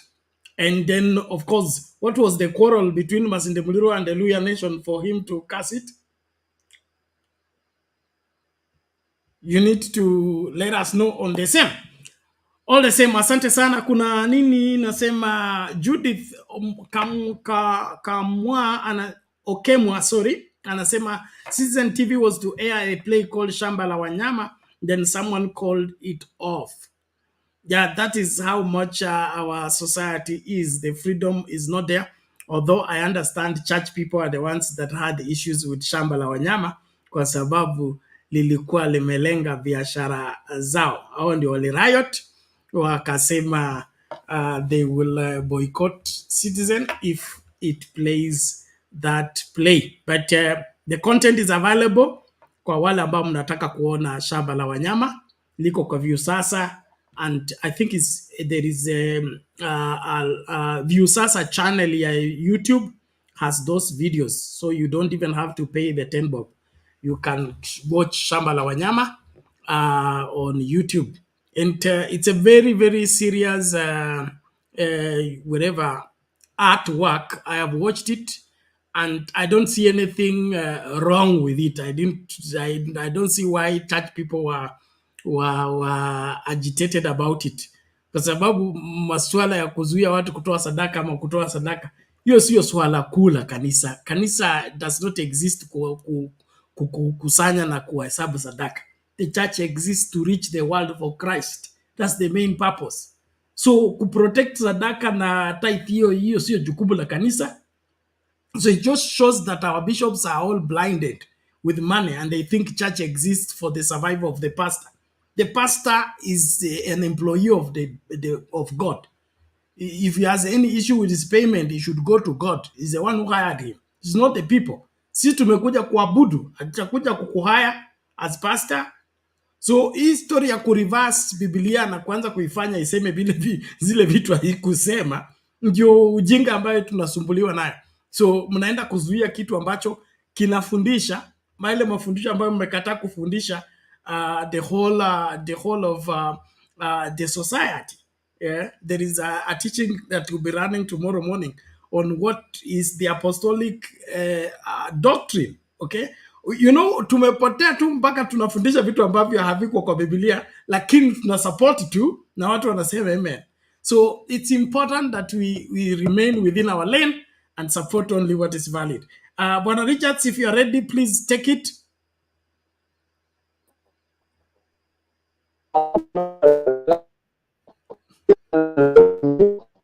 Oh God. Bwana Richards, umefanyiwa hiyo kitu. If you are on phone, you will need to restart your phone, clear the history of your browser. Clear the history of your browser. Umetumia baga ambayo inazuia audio yako. Awezi ukiongea unasikia hakuna neno tunasikia, ni sauti tu. So clear your phone, clear the history of your browser and then you can join when it is cleared. Kuna baga umetumiwa inazuia wewe kuongea ipasavyo. Pole lakini. So clear that, you'll be able to communicate. Thank you. Naomba tafadhali tumakinike na masandio haya na katika kama unaingia studio njoo mapema tukazungumze. Kuna Blue hapa, Blue amesema kitu fulani hapa, hebu nione. He said, Bernard, I will challenge you on this because not all Kenyans tribe, but I get Stoney's point. No, we are not even talking about tribalism in the sense that a tribe is the one doing. It is the government system, okay? Because it is wrong, from what I know, government policy, it is wrong for a husband and a wife to work in the same department. They may all be civil servants, but they cannot work in the same department. Ni sheria inasema vitu kama hizo. Then, of course, people of the same community being in the same department, that is in the same wherever the whole, like for example, I understand, I don't know, some of you will confirm, those who went to school while Professor Shiwani, those of you can remember Professor Shiwani, was the Vice Chancellor of, I think, Kenyatta University. And it became an extension of the Kakamega County. that you will get Luya being spoken from the gate all the way to the administrative block. That's wrong. That's wrong in itself. Okay? And my giving my personal experience, there was a time I was pastoring a particular church, and then the Luya people came and said, oh, we are the one who know your village. We are the one who can lead people when they go to bury you. So we should be given leadership in this church. And that was the reason why I chased them away. And me, I'm a bad pastor. I chase you away literally. Because you say, oh, he's a lawyer and he has made Akikuyu the treasurer of the church. And the Luos are the ones controlling things in this church. I mean, we lawyers are pushed in the corner. I said, if you come to this church because you are a lawyer, don't come on Sunday. This is not a lawyer church, and we are not here for lawyer association. Ukitaka lawyer fraternity, there are a lot of welfare groups za waluya. Enda ujoin huko, ukazungumze masuala ya waluya huko. Lakini hapa ni Yesu. Kama utaki Yesu, unataka lawyer, hapa iko. And that has been my stand all along. You don't come and get a position because you are a lawyer or you come from my village. That is a number one disqualification. And so people need to wise up. If you are heading education, get competent people to head education, not your tribesmen. If you're in the Sharia house, let Sharia house reflect the face of Kenya. Not only that, but on merit. Ili watu wakikuja wapate service. So either it's tea break or lunch break or in between, and everything is grinding to a halt. All of it is because you are protecting your tribesmen. This country is not your tribe. And we are not interested in pushing the agenda of your tribe. Ukitaka kupush agenda ya tribe yako, go and become a village elder in your community. We will not interfere with that. But using a public office, a national public office to do your wherever village mentality orientation programs, that's unacceptable. It's unconstitutional. It's inhuman. And so any office you're working in, hata kama wewe aswa sisi ambao ni wa Kristo, okay? Do you think your conscience doesn't break you that umeingia kwa hiyo ofisi na secretary ni Mluya, treasurer ni Mluya, mfagiaji ni Mluya, mpishi wa chai ni Mluya, head of department ni Mluya, and uko tu hapo unasema haleluya, waluya tumepata nafasi hapa? Hapana. That's not Kenya, and that's not the Kenya we are looking for.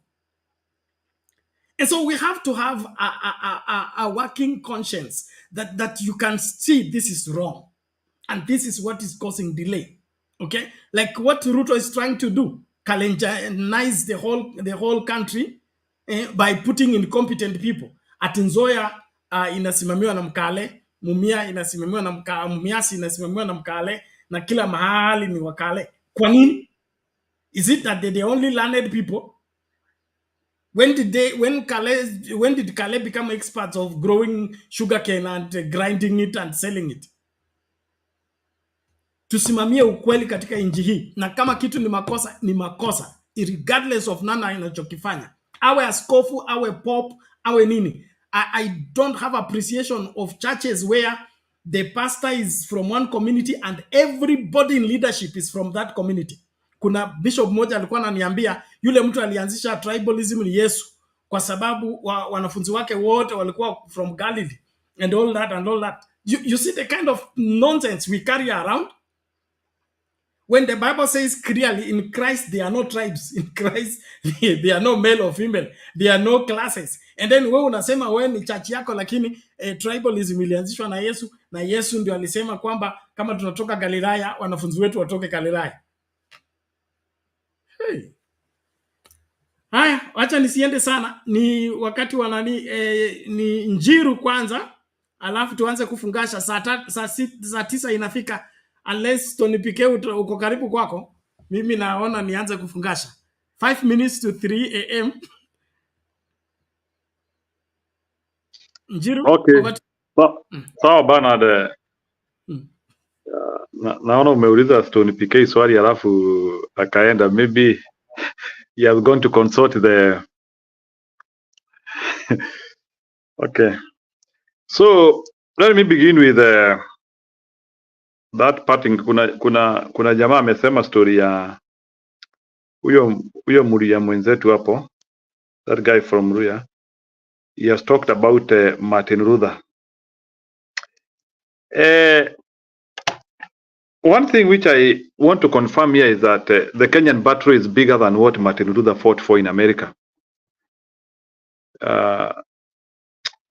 It's unfortunate. See at another what Martin Luther did. Martin Luther did an exemplary good job in trying to look for racial inclusion, because their fight was about race inclusion, whereby like they wanted everybody to be treated with dignity. But Bwana Bernard, when you look at our Kenyan situation, we are not only mistreated or taken as, but we are also taken as people who do not deserve anything. Especially, I have never had, even when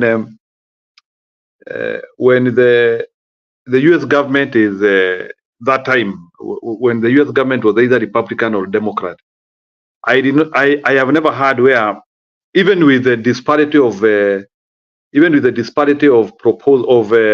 agenda, I have never had a situation whereby the Democrats are now saying we will not be serving the other people, or the Republicans are saying we will not be serving the other people.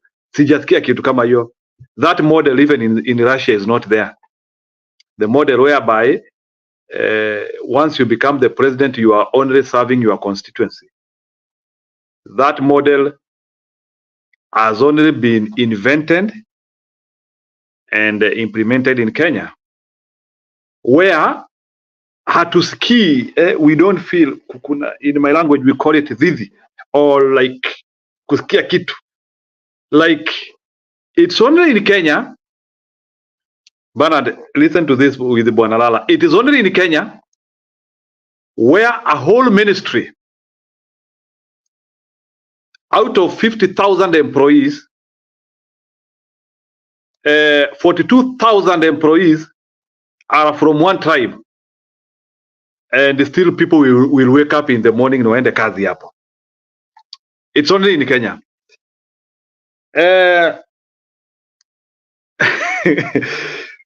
Bwana Bernard, sitaki kuchemusha vitu sana. Today I want to be a little bit reserved.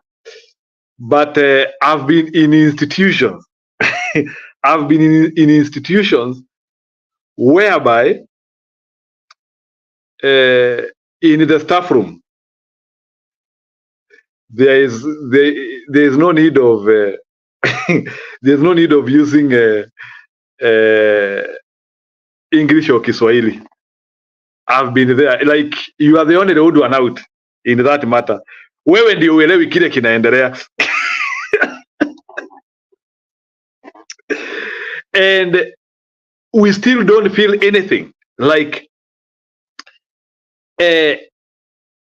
hata kama ni hizi kazi ambazo ni teaching staff na manini,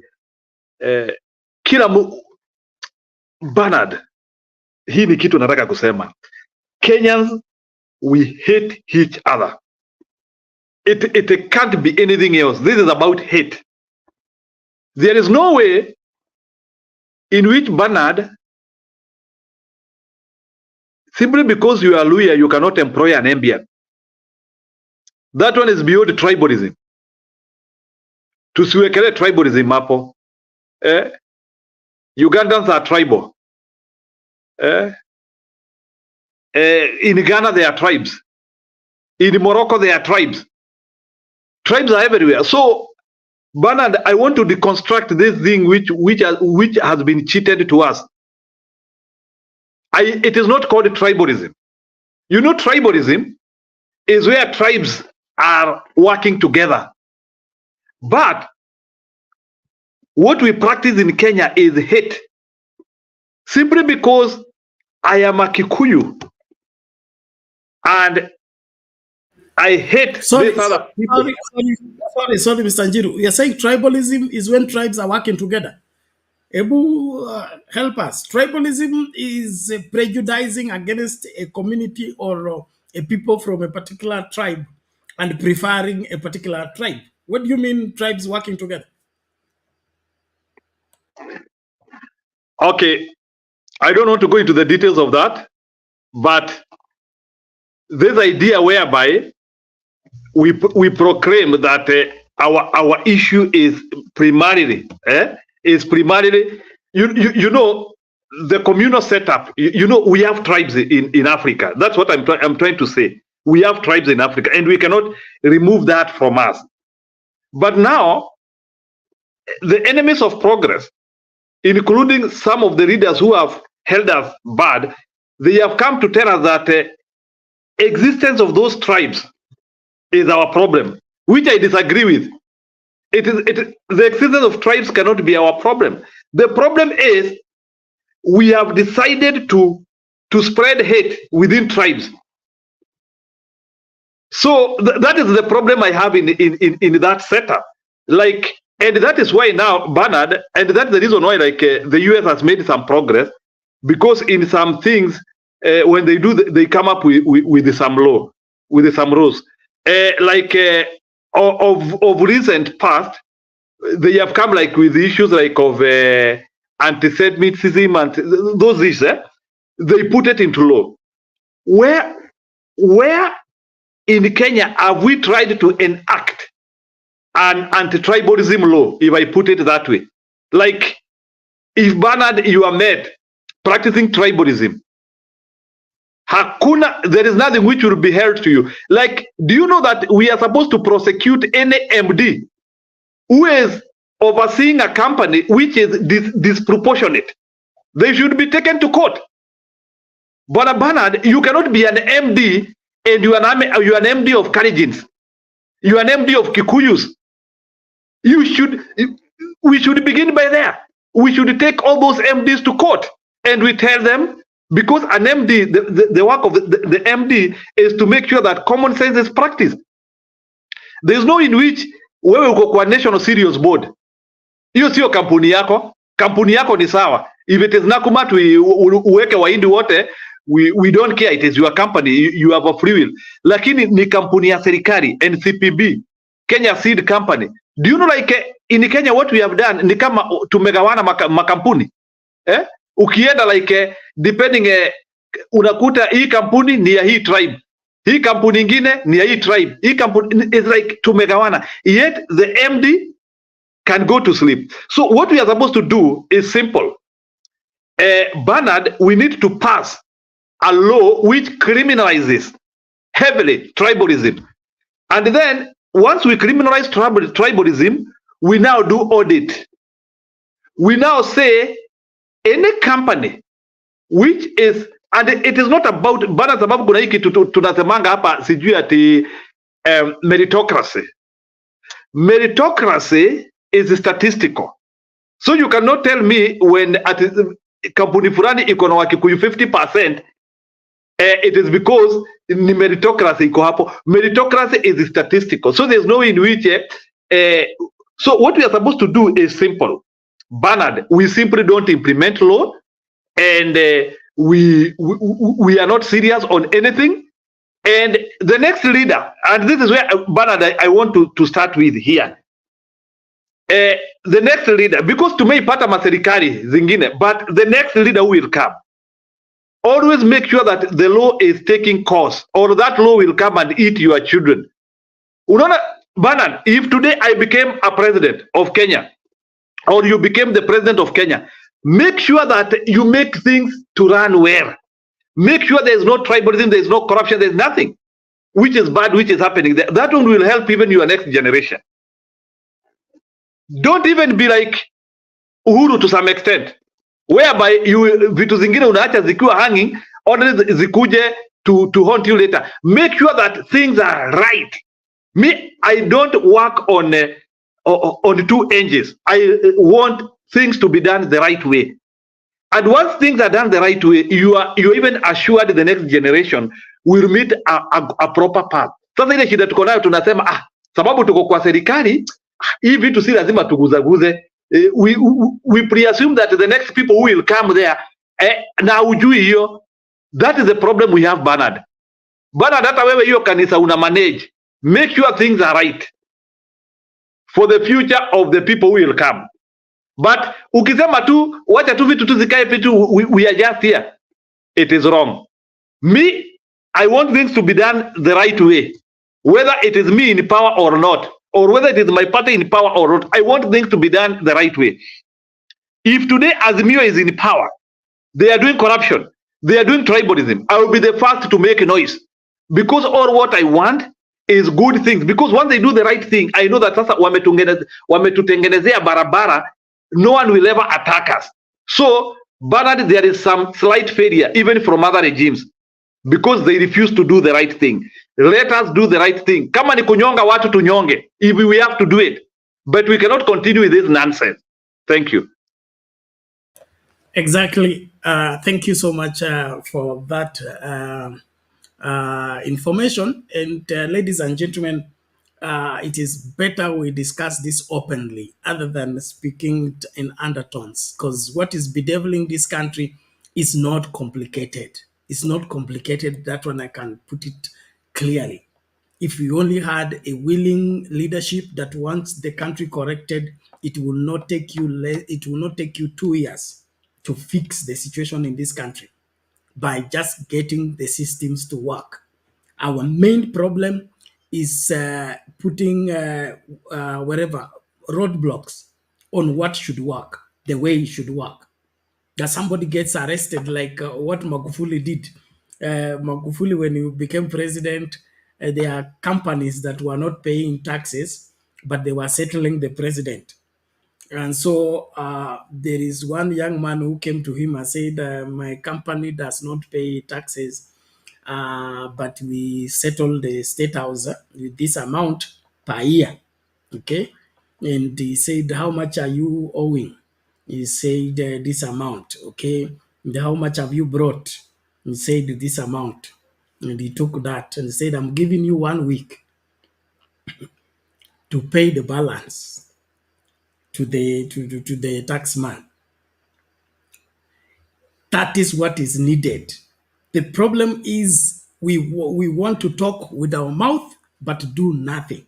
It's very easy to fix Kenya and everything that is happening. Just let the country operate on the acceptable constitutional system. That kama mtu amenaswa na sheria, ashughulikiwe na sheria, asipige simu, sheria ikuwe suspended. Ati ni mtoto wa nani? All those things are the ones that messes us up. That mtoto wa fulani amekamatwa, like the case that we are dealing with right now.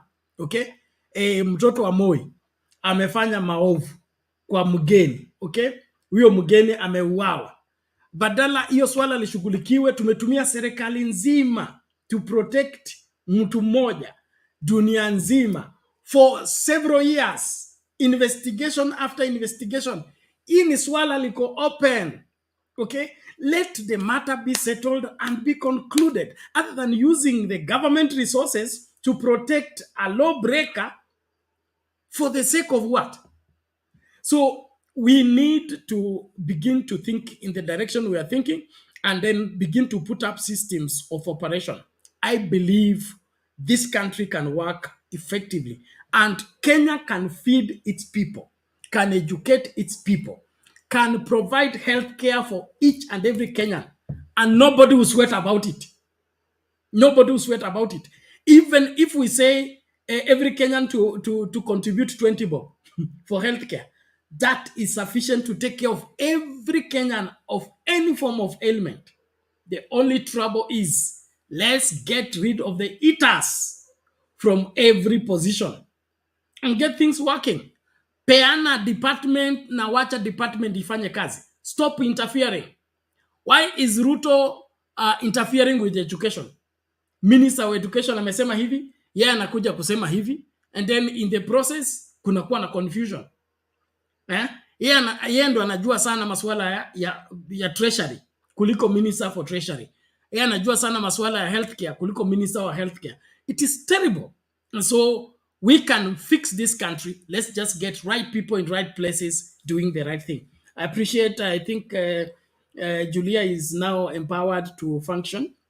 It is 11 minutes after 3 a.m.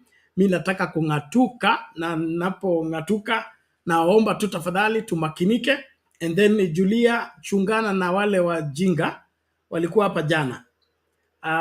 Wakaribu hewa, lakini tumetengeneza ile video ya jana. Chungana nao, they come and pick a name ya the popular person on the charts. Then wakikuja hapa wanajificha sura. So insist mtu afungue sura yake akiwa hapo kwa quarantine aonekane.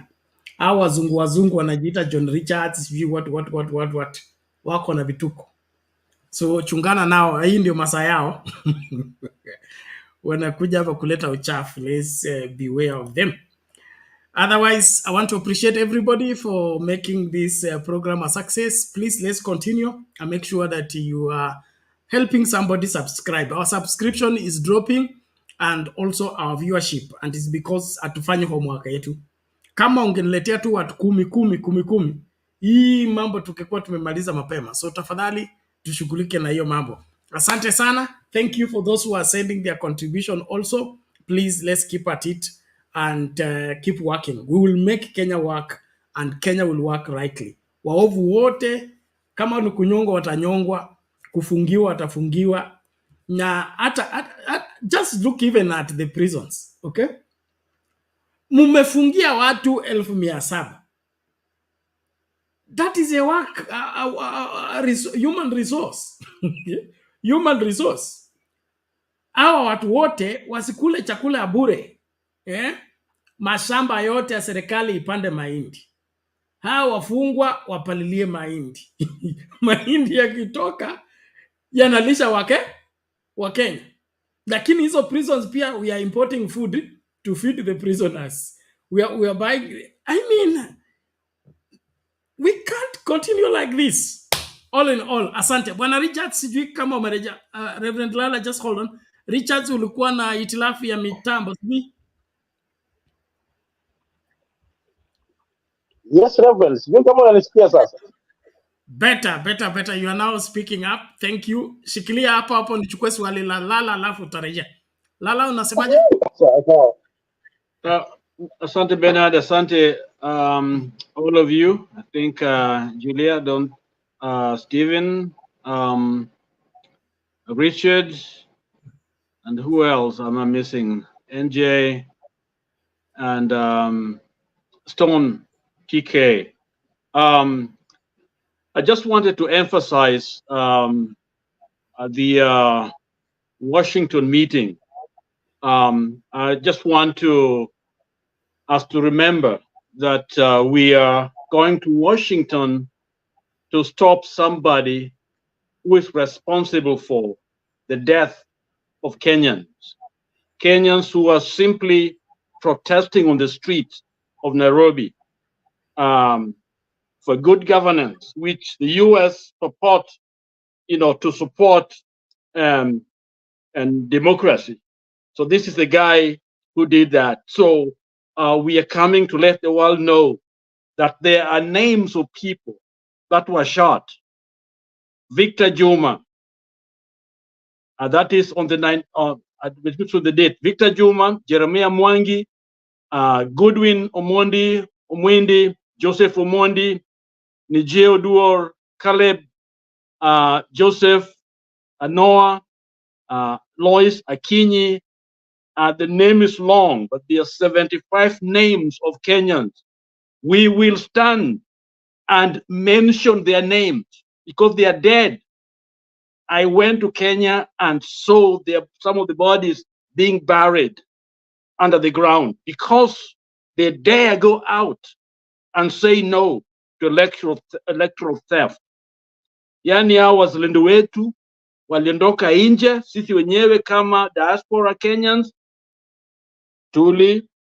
were inspired to stand for our rights. They led us because they are the one who took the bullet for us. We will mention their name to the Congress, in front of the Congress of the United States of America. These are names, they have got their families. So we will be there. You and I will read each person read their name of these people because they are dead. These are young people who are the promise for their families. Their families now, with the devastation of floods, you can imagine what's going on in those people's lives, their family lives. These are people who are killed, some are maimed, hundreds and hundreds, because somebody wanted to justify theft of people's will. So that's the reason why we are going to protest. These are the facts. So let us all pull together, tell all Kenyans about it, that we will be mentioning the name of Kenya, 75 of them, plus others that are unknown, that we never collected their data and their information, and those that are just suffering as a result of going out to protest, to do that which is in the Constitution. Yet they met the bullet and they're gone. So that's the reason why we are here. Thank you. I wanted to just mention that before you leave, Bernard. Bernard, can I add something for Lala? Maybe I get some clarity. Bernard, one less than a minute. Quickly. Yeah, Reverend Lala, thank you so much for all what you're doing. I just wanted to ask, the last time, I want to connect this with the way the mobilization was done. When Baba came to Washington, the first time, not the second time, before elections, there were some Kenyan communities who mobilized us, from almost all over New Jersey, in all the states in the US, most of the states, for example, on the East Coast. Are you in contact with, because that would be very easy when you post it to those. I hear there are some Kenyan communities that meet, and there are many of them, so that we try to build the numbers, because like when we went to meet Azimio, we had a website whereby people said, oh yeah, I have a 7-seater, I have a 2-seater, I have a, I can offer lift for 3, 4, 5, and people like us from these sides of New Jersey, we met in Jersey City, and we were like 4 vehicles, each carrying almost 5 people. That was like a group of 20 Kenyans, which was a big number. So I'm wondering whether we could use such networks. We reach out to those networks that are already established. Then when the document is ready, we post to them and tell them what we are really, kind of craving for. That's what I wanted to know. Thank you. Okay, I think that is Reverend Lala. Hold on to some of them. Okay, sorry. I would encourage that whatever information that you have, Stony PK, Reverend Lala, and Jiru, and Julia, and the rest, put your heads together, contact each other, so that there is a good mobilization. Then there is Blue asking when is the date. Then I also want to give a suggestion of if it's possible, let's create a particular link where we can, submit our plight as Kenyans, where like a response kind of system, where as Kenyans we are signing this protest later as this and this, so that there is also a number of Kenyans who are adding their voice to it. Then also, Reverend Lala, I would want also that number to be increased. But let's put in the 2 people that were killed in Mukuru by the bulldozers in this flood issue in Madare, Ruto should be held responsible for all the deaths that have taken place on the road, from the floods, from all this incompetence of his. Okay, people who have dropped from school. 300,000 children have not reported to school because of his policies. So that it is not just the protest, is not just that, it's that you are imposing this leadership on us and is giving us these negative outcomes. And the 300 doctors, missing. Yes. doctors strike. The doctors strike for 50 plus days before it is resolved. The deaths that have resulted from that data is available, so that watu waelewe na dunia nzima ielewe kwamba huyu mtu si kama vile anavyojionyesha kwamba ni yeye ni muuaji, anapenda Wakenya wafe, na anaweka policies ambazo zina supervise kutekelezwa kwa hayo mambo. How many people I think we can deliberate on that, what kind of number we put there, because you don't want to be very fishy, go out fishing so many things that will actually turn them off. You want something specific that will strike the heart of so-called democratic America. You know, that because when we talk about someone who is there by the force of arms, or was there because he stole an election, he's not duly elected, and they're trusting him. So we want also to include others in our talk, but then we want to be as specific, because that one will strike home when we talk about election, what happened, why this man should not be here. So we also want to make sure that we don't water down our message by putting so many things. If you go laundering, getting so many too much information, it loses the focus. They will say these are people who just don't like this guy, but we want to show that these guys are criminal. Thank you. Exactly. They probably will need to have caucus on the same. So tutakubaliana tukutane nyuma ya tent, maybe in a WhatsApp call, so that we put that concise. But I would also want, maybe if we have a like what we were collecting some time back during Maandamano, backup information is important, so that the concise argument is this, but more evidence, this and this and this. And then we have it either on our website or a site where any person in doubt can go and check this and is able to confirm. Well, let's take for instance, we have videos of CNN, okay, reporting on the issue of these deaths. Then we have this media house reporting on this issue. So it's not just the campaigning of William Ruto, but Kenyans are not sitting pretty under this particular leadership. Hapa Shaima anasema Shakahola. Look at the way, can America deal with Shakahola the way Ruto has dealt with it? Is America at peace when Shakahola happens and 450 people disappear? And hey, the president is yet to make a visit. Terrible. But we already have a website that we are developing, SaveKenyaNews.com. SaveKenyaNews.com will let you see it, and then you can contribute. Let's put everything in there. So we're going to have a website that will kind of help us together. Plus, of course, we are reaching Stone PK. One of the organizers already talked to one of them who could be able to help us a lot to kind of rally that kind of support of those Kenyan organizations. So we are in touch with them already. Exactly. Thank you. Thank you very much.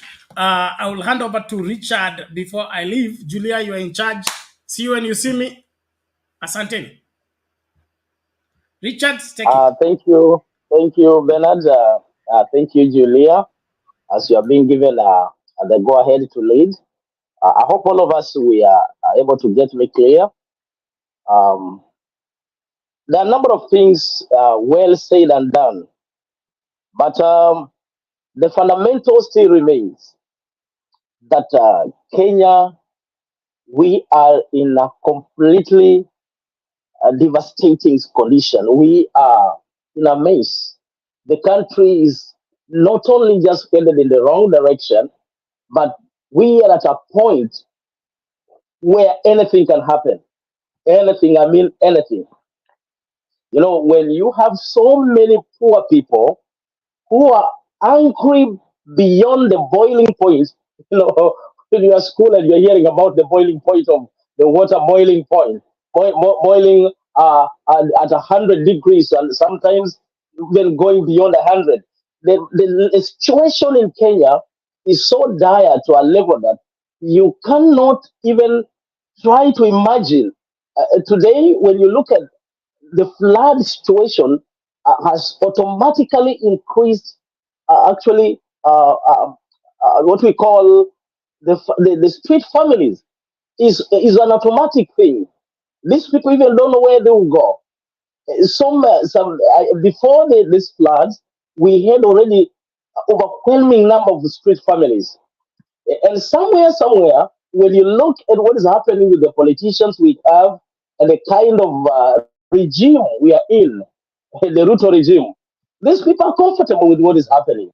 They're happy with when they see, according to their minds, the opposition region, they are the ones being affected by the floods. When they look at Madari, they look at the Mukuru, they look at Kibera. To them, it's okay. We can promise them we'll take you to what do you call this place? Islian, put you on a 25-story building. You will stay there. We will give you 10,000. 10,000. Where will it take you? Back home in the village. That is how happy they are. That is how calculative they are. They don't care about the life of a common man.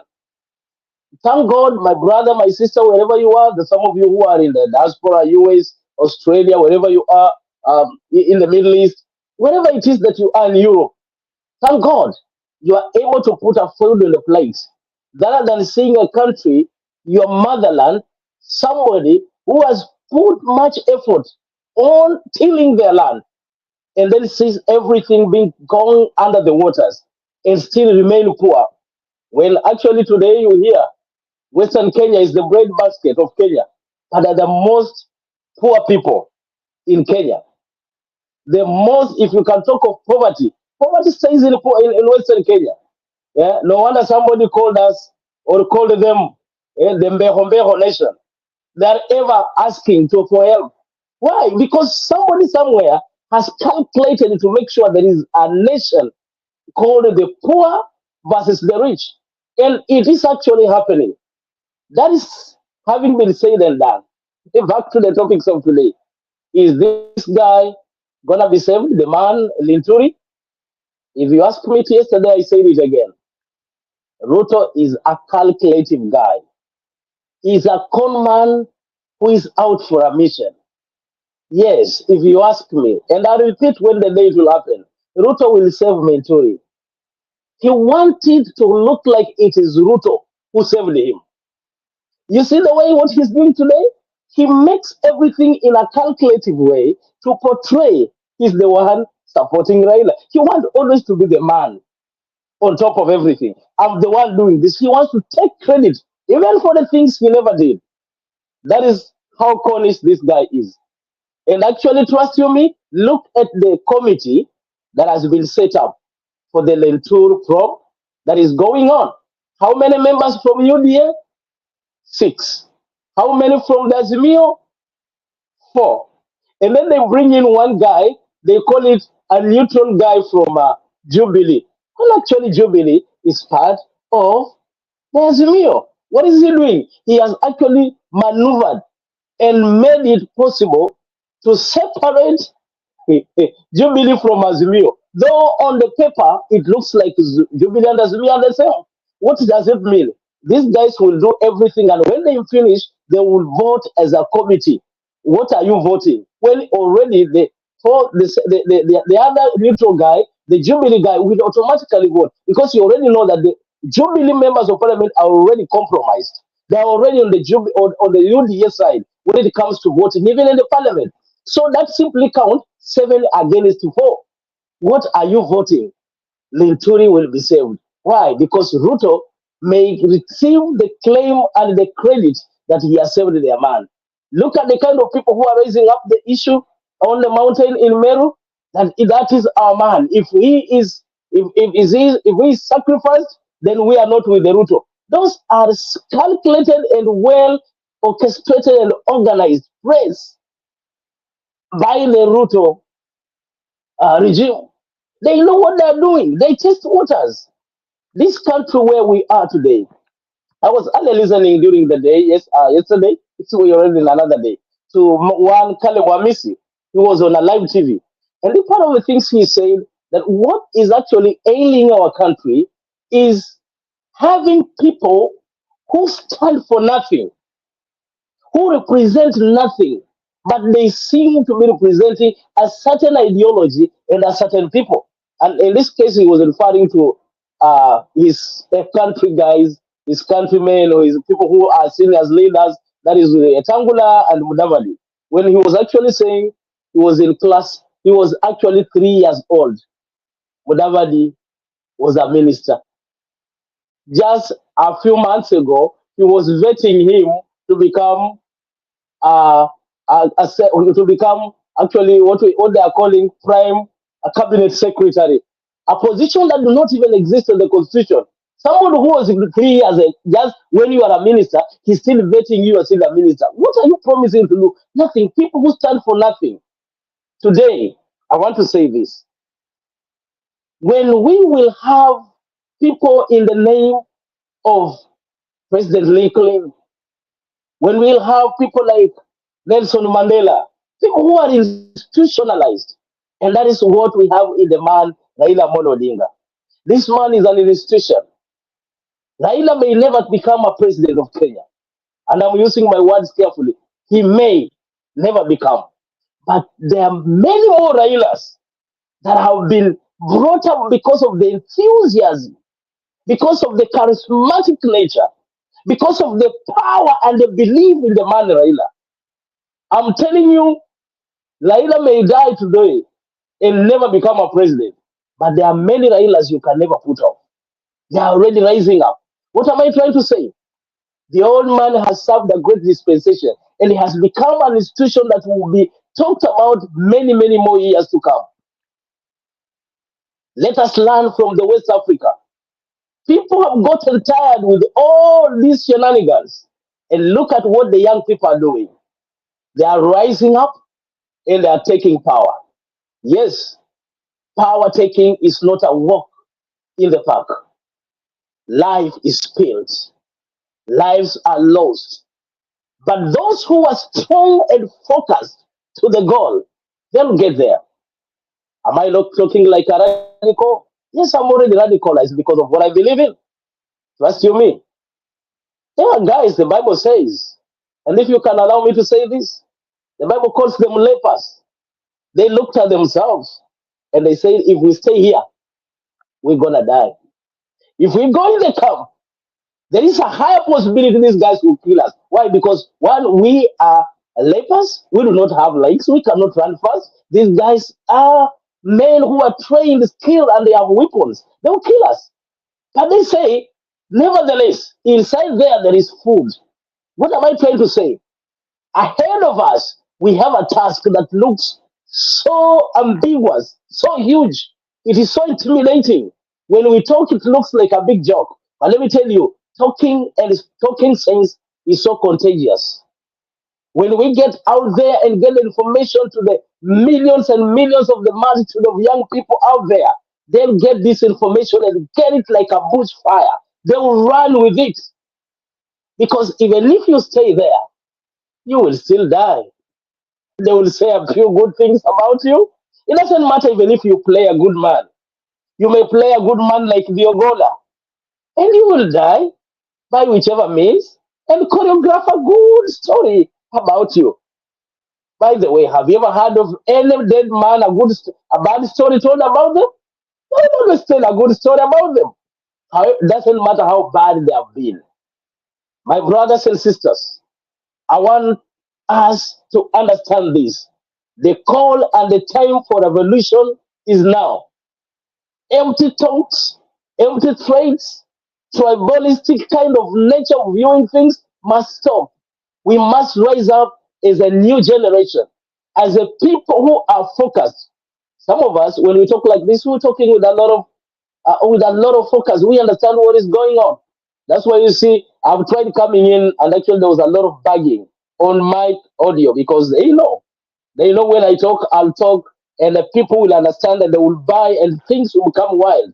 Listen to me. Governments come and go.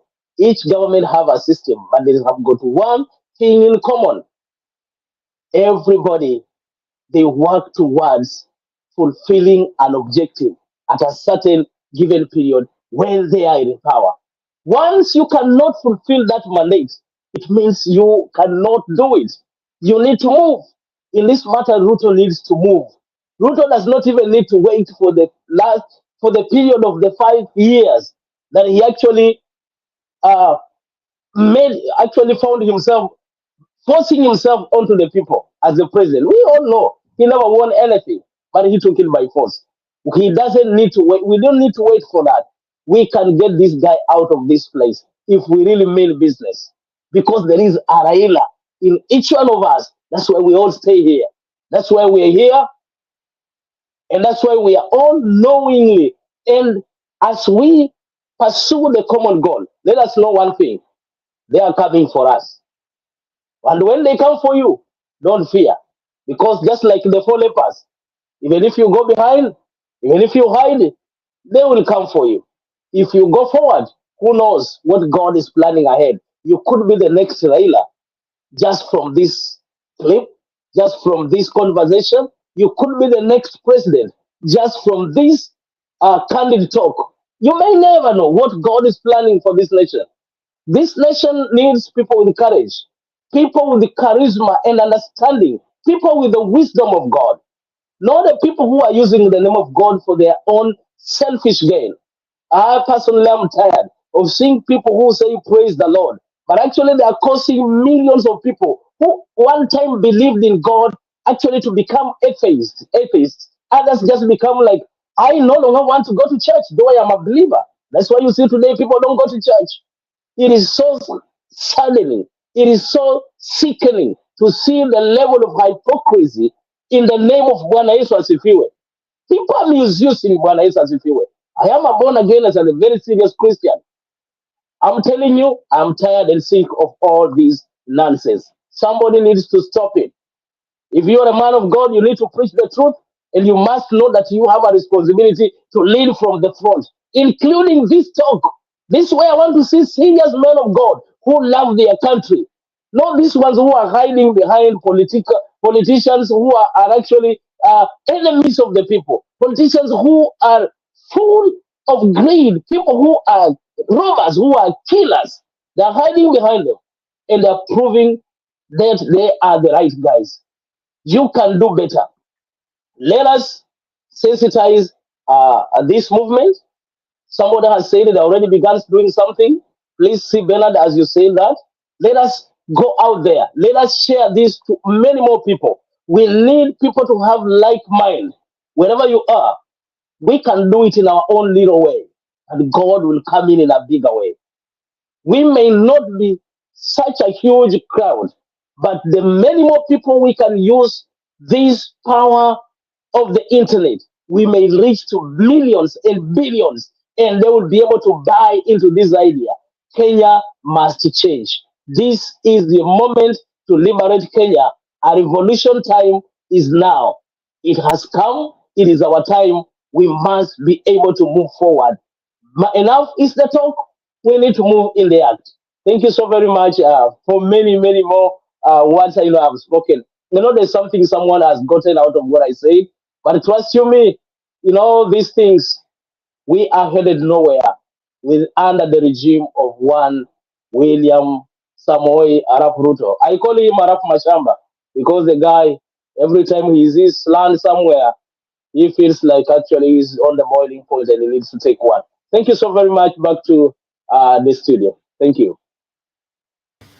Thank you, Richard. Talking about Arap Mashamba, kuna some Kipto woman who is trying to grab land from some Mwindi in Nairobi. Did you people see that clip? I don't know who saw it. Yeah, what I've heard, maybe I can add, wakati tumesema hivyo. I don't know if you people you have heard those news, but they are very devastating news. Nimesikia that there is a likelihood ya Kenyans to be forced to give 30% of their land for environment. So yes, can people confirm that? Nimesikia ati kila mtu lazima apeane 30% ya shamba yake to environment. Stone PK, sijui kama umesikia hiyo habari ndio hiyo. Julia, you are our moderator. Yes. Things are burning. Take charge. I can see Steve very hot. Richard has really amewasha moto kabisa, and we need to really back him up. Okay. Wacha mimi ninyamaze kwanza. Stephen, wait. Let's talk. Jiro was saying something. Jiro, have you finished? One person at a time. Yeah. Okay. I just put a statement here sababu. Oh, Stephen. Sababu najua kuna environment enthusiast here. Nilikuwa tu nikisema kuna ujumbe nimesikia. I don't know kama imefika kwa media ama ni wapi, nilipatana nayo pahali. 30% ya mashamba mupande miti. Okay, so that is the latest. And on that note, I want to go to Stephen. Maybe now my take is, in one way, it is painful to Kenyans. But in another way, people only change because of what they go through. Now, those students of history, if you read about the Europe and how Europeans came to settle in the new lands, one of them being America and Australia, how did they come? If you read, you'll find that they went through so much, magonjwa, overpopulation, and all that, and they decided to discover the new lands. Now, that is why when these people discovered the new lands, they put their best foot forward to make sure that they never, ever go back to what they went through.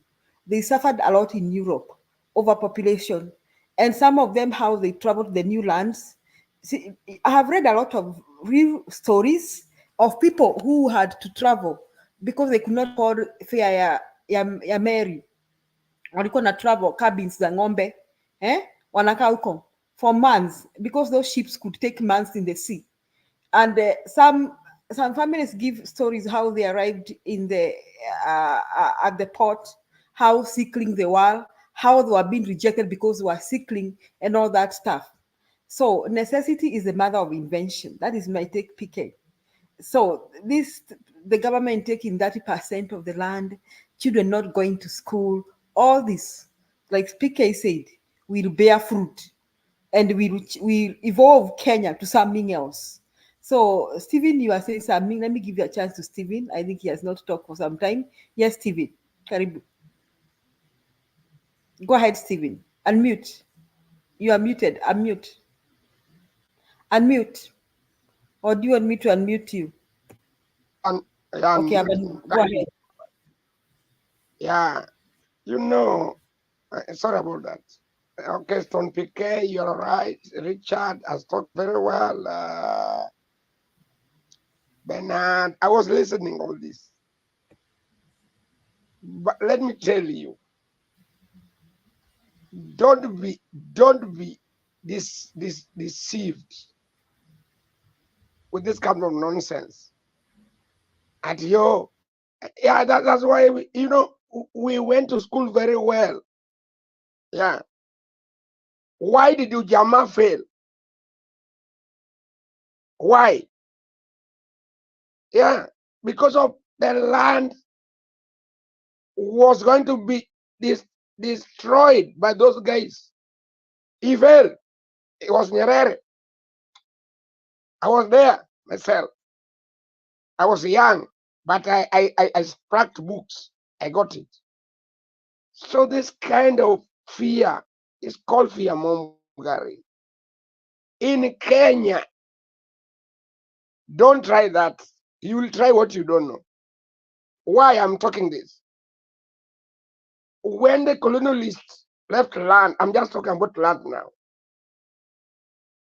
There was something called the Swinnerton Plan. Yeah. Swinnerton Plan, if you know it. That is how Kenya were having land. Me have lands. My dad has lands. My great daddy had lands. Try. At you come to Migori, you want to take my land at 3 piece. Me, I'm not Ruto. Hey, come, you'll see me. Sorry about that. Okay, yeah. I that one I've finished.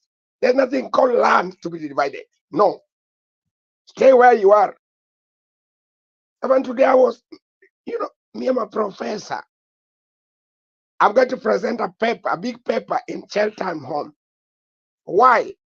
Because the suffering of people in the world is too much. Yeah, they called me. I'm going to present London. There. You will, okay, just record me. You will see me there. So don't touch about land. You're injuring people. I finished that one.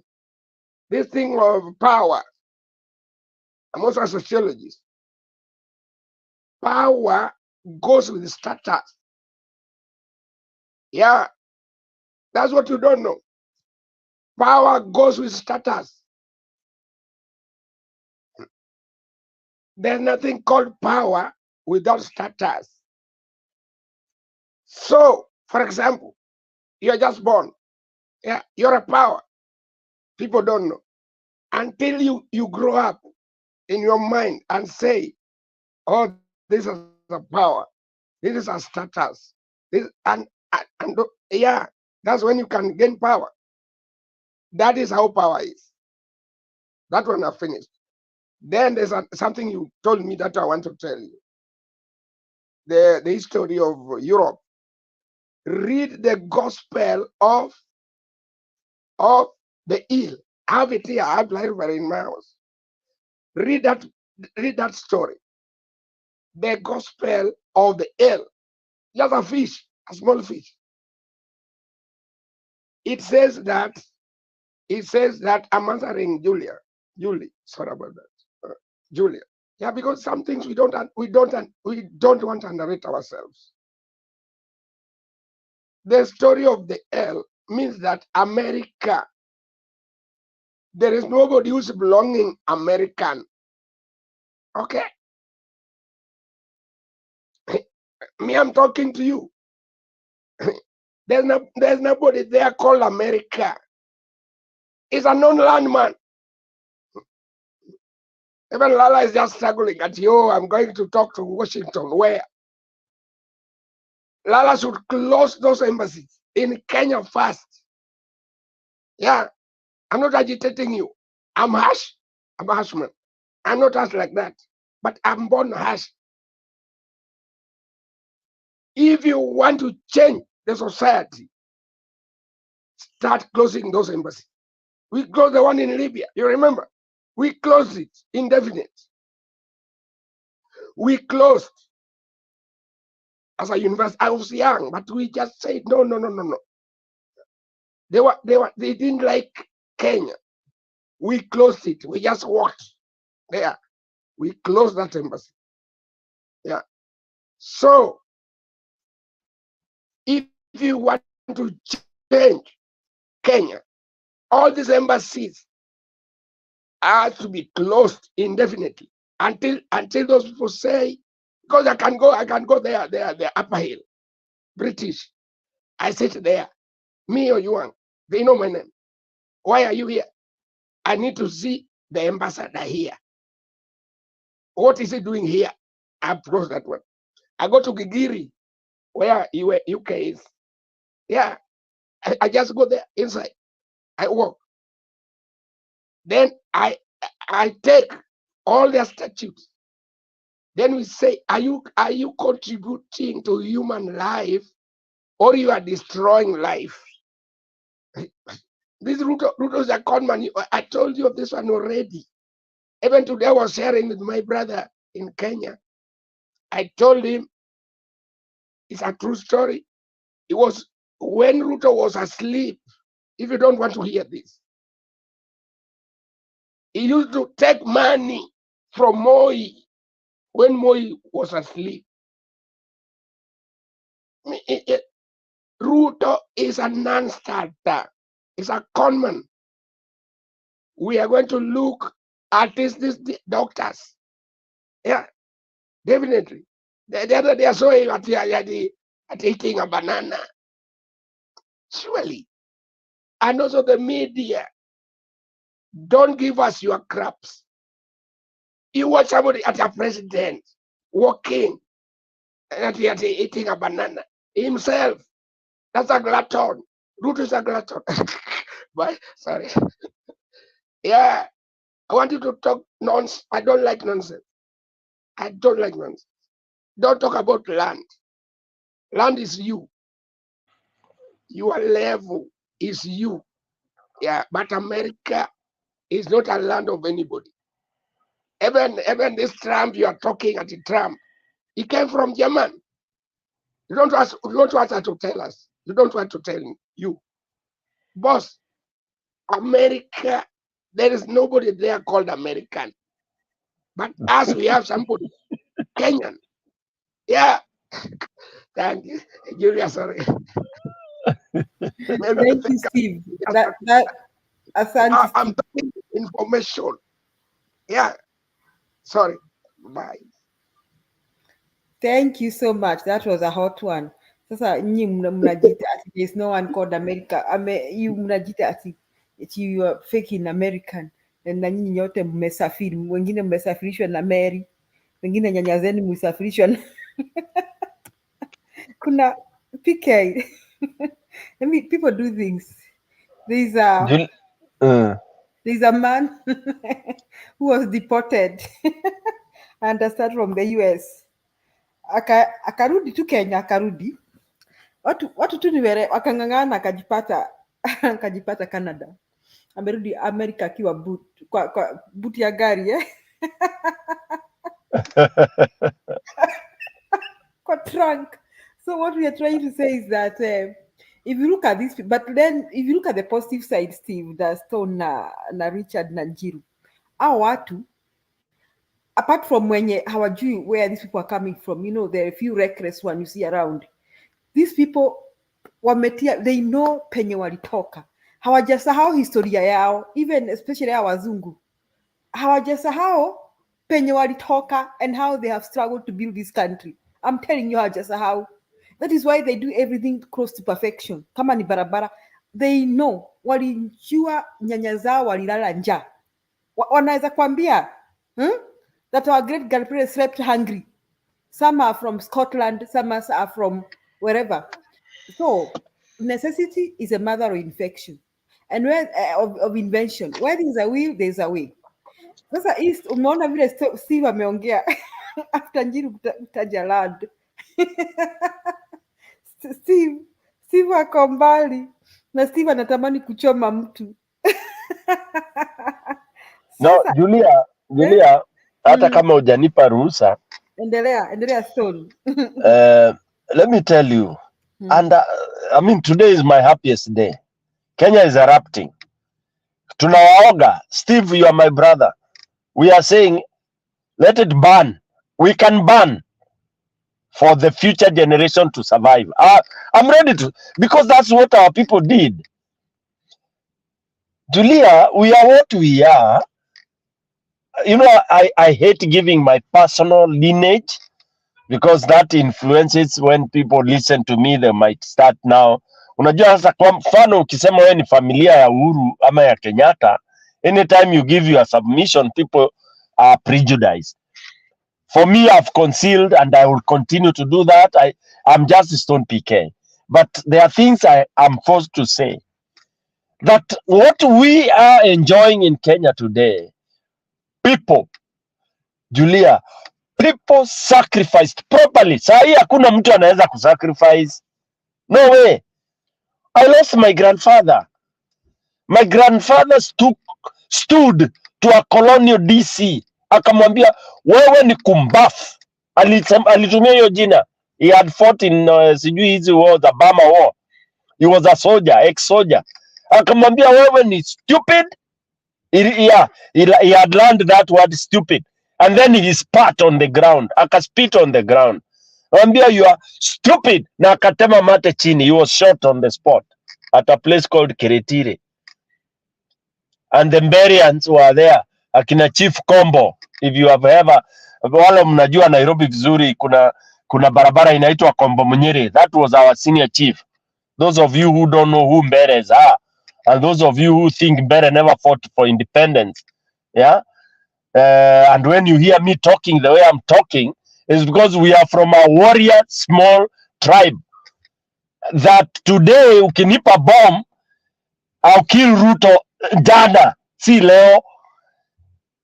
You pick anybody from Mbere, umpe hiyo mission, Julia. And this I'm saying, this is a TV that anybody is listening. I'm telling you, the moment you get a Mbere volunteering to do a task, Julia, it will be executed properly. Moi was saved the day the coup happened, and I want to now reveal this. 1982, and we regret ever doing it. Moi was saved by Colonel Ndiga. Go back to your Google and everything. That is the guy who saved Moi from being killed and buried to a place you people would never have known. And it is there is the story of how Kanondega helped this guy. Moi was moved from Kabarak, not Kabarak, from Nakuru in Kifaru by Kanondega. Moi was even slapped akiingizwa kwa hiyo Kifaru. Alikuwa anasema kama unataka uchukua ni sawa. But they insisted hapana. Ingia. He was driven in a Kifaru from Nairobi to VOK to go and announce. Go to Google, look at Moi announcing that he's under control. He was crying. And then look at who was standing behind there. Was a Mumbere, not a Mwembu. Mumbere. There's a difference between Embu and Mbere. This is something very... People try to... I don't like painting pictures that are not there. Mbere and Embu are cousins, yes. But there is a tribe called Mbere and there's a tribe called Embu. Ndega Colonel is the one who made Moi tremble on us for 24 years. What am I trying to demonstrate? I'm demonstrating something like there are people who have resolve.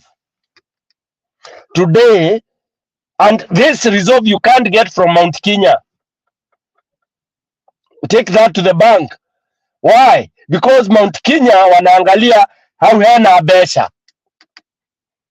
The moment you always put money ahead, you will never win a battle. Never. I know, Steve, you are a professor. I'm a professor in sociology as well. The moment you always, and I said that earlier, you design a program, a project, and then you put money first, that will never be humanitarian. It's not viable.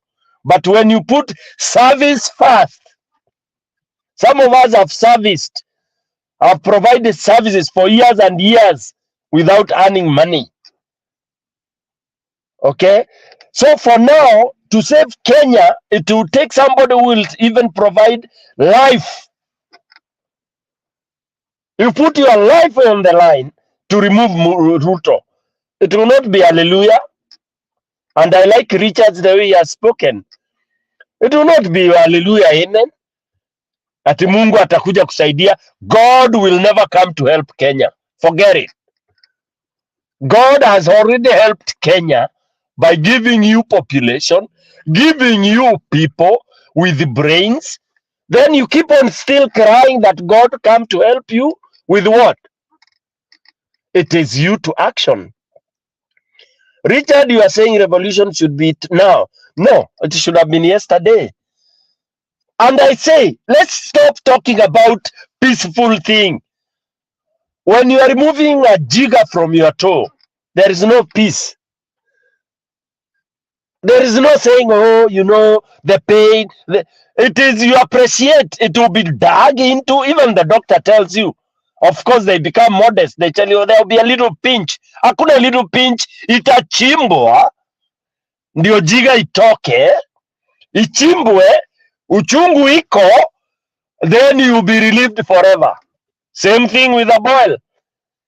Steve, Lala, and everybody else here, I'm sure every one of you must have suffered from a boil in one way or another. Of course, people say boil that in uchafu. Not true. All of you who have gone to school, you know. Si uchafu vile. Okay, it's accidental. Of course, unaraba hapa inashika. But it doesn't mean when you have a boil, you are a dirty person or human being. No. But you know the suffering of a boil.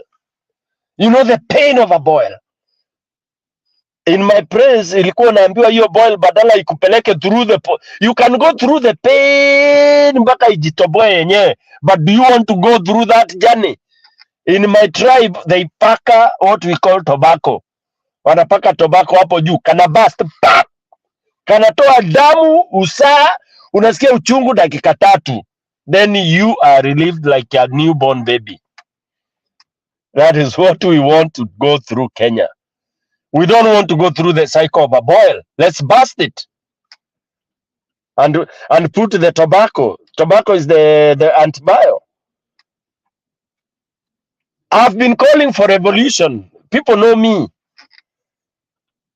Mimi hata ima vitu ya nini. You know, like even when we have an opportunity. That's why the other day I tweeted to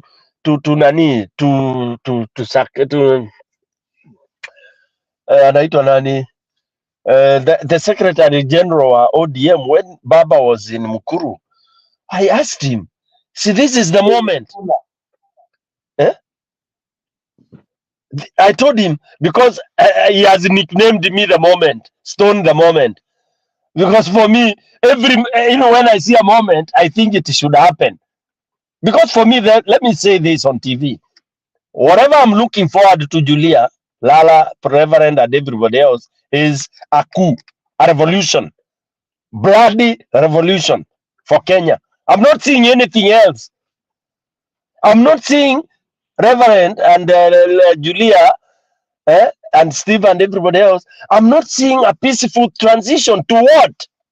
It's not possible. The government is being held by a thug, a crook, a crocodile.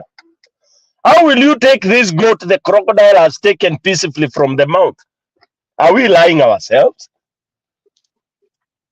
Where Kenya has reached now, it's either we go bloody, and I'm so happy with the clip that Bernard played. That gentleman that said the blood will be spilled, but it will be spilled for a day or 2, and Kenya will be relieved. It is super and it is fantastic, and may God bless that. I'm ready to die that day, and then people live happily. Richard has also indicated the same. And let me tell you guys, hii masomo yetu tumesoma na hii kuokoka yetu ni upuzi. In fact, Kenyans will never see heaven. Because we've lied, we've pretended, and we've killed our country in the name of Hallelujah, Bwana asifiwe.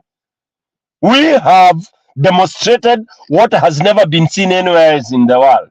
We have most useless and fake reverends, pastors that have led us into the hole of the devil. Who will forgive them for that? Where in the world, Julia, do you talk of Shakahola type of a thing? Julia, ukirudi kwa nini ukitake charge unijibu hiyo, nimekuchallenge wewe. Where on earth, you Google, where you talk of such nonsensical human losses like Shakahola, dunia mzima. It's only in Kenya. Where are we having all this kind of nonsensical, murderless, things that are unbelievable? It's only the country called Kenya. And Kenya is where we used to think, oh, we are so educated, we are so learned, we are so etiquette, we speak the best English, Queen's English. Useless. Every corner of the world is laughing at us. And then Hii nchi tuliko wanakuinua ati you are number one. How would you take such a mockery? Surely you are crawling and then kama mtoto una crawl alafu unasikia baby umesimama. That is what we are being told because somebody anajua kile anataka kuchukua. I want that clip we played, and that's what I want us to preach to the people. In the next 2 hours, I'm having a very big conference meeting with a group in Kenya. They're asking me to go. They are telling me I have to go back, and they want me to lead the XYZ. I don't want to reveal here. They you know, because wameiva. They are saying now we know we accept what you've been saying. Kuja, we want to do XYZ, but they have to be ready. And I'm not trying to praise or something like that, but people have realized hakuna kubembelezana ati hallelujah amen. Hiyo haiwezi function in Kenya, imeisha, because nobody respects today, Julia, and I'm telling this with authority. Hakuna mtu anaheshimu kanisa, nobody. Ni mashetani hao peke yao. Churches are empty because wamejua what was before. People used to think yes, it's a form of oppression, but it has been proven in Kenya. Listen to every pastor when there's bishops talking, it's garbage. Alafu naambiwa usiseme hivyo, unatusi Mungu. Anyway, Julia, religion hiyo maneno ya dini Kenya kwisha. Nobody cares. Watu watajoin the kanisa ya Pastor Kush. Anaitwa Kush juu naye anaongea hiyo mambo, anaongea ukweli. Huyo ndiye anaongea ukweli. That will be the biggest church in Kenya. Hizi zingine za kina ole sijui nani huyo alikuwa anaapisha nani Ruto, they are gone. Yes. Yes. Ole nothing. Those are ole nothings. Yeah, my big pain is that 60 years of independence, Kenya has retrogressed to zero. We can't compare with Tanzania anywhere, nowhere, and we have lost it. Uganda, we have lost it, despite their problems. We are dealing with garbage when Uganda is dealing with the high-level issues now. Julia, tunadili mambo ya nursery, Uganda na Tanzania na nchi hizi zingine zinadili na mambo ya university. How do they organize their universities? Si tuna organize nursery school, junior secondary, garbage. You are a teacher, you know what that means. It's nonsensical, annoying. And I'm calling to any Kenyans there who can really overthrow this government yesterday. Run it over. Kill everybody who is rubbish. Let's use the language as it is supposed to be. Tuache kwanza hii 2010 constitution garbage, suspend it. And now I'm even supporting people like Miguna. It's nonsense. Let's forget about hii language tuletoa na mzungu. Constitution. We never had this kind of a thing in African setup. It's all garbage. Constitution to do what? If it is not well followed, it's a useless thing. Suspend constitution. Let's administer in simple rules. Rules 5. Ukiiba unauliwa. Ukichukua bibi ya mwenyewe unanyongwa. Hivyo rules, 5 rules, and then we reorganize us. Tuache hii vitabu kubwa sijui nini, the act of this and that. It's all nonsense. Back to you, Julia. It is so annoying. In fact, I think this might be my last day I'm appearing here talking, because it's all a waste of time. Okay, PK, I hope it's not a waste of time. I wanted to revisit the earlier story about Bailala and Jiru. So you are saying you're mobilizing people. Did you think about writing to the Congress? Or what did you think? One of you can answer me, Lala?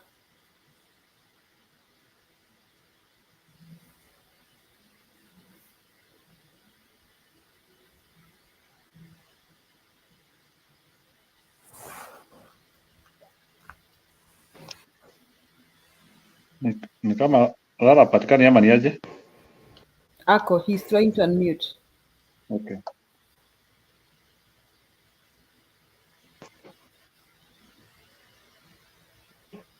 No, we can't hear you. We don't know what happened to your sound.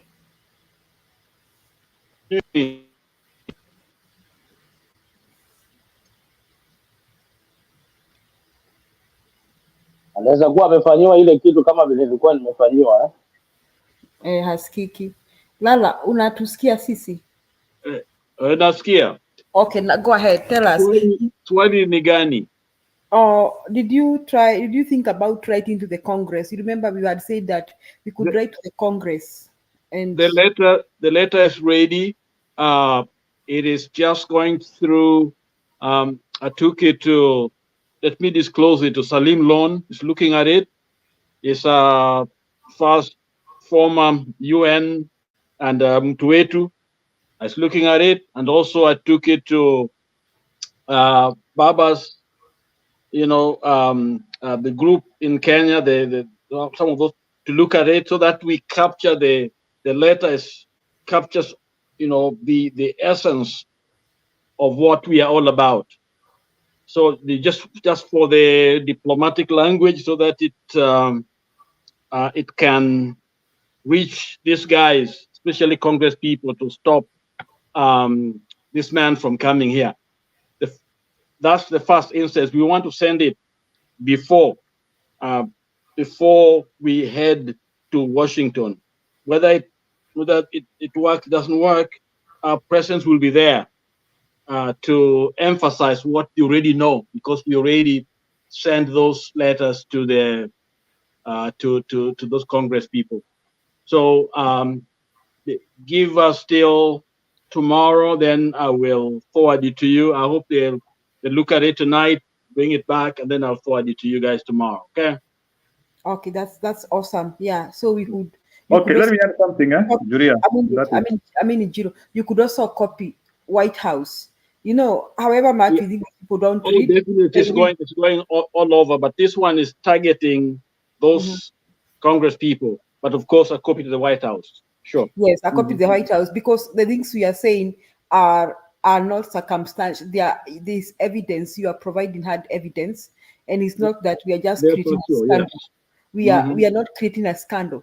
We are trying. No. We are trying to fight for Kenya. We feel it is not fair that the Americans and the Congress, while they claim to fight for democracy and the rule of law, they portray different when it comes to their foreign policies and the people they interact with and encourage, and that kind of thing.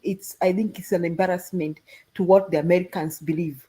Whatever they believe, I don't know, but it's an embarrassment to what they portray or they say they believe. So I think that's a good thing. So you keep us updated. Yes, Njiru, you are saying something. I just wanted to say in brief, so this group has a number of people, Republican members.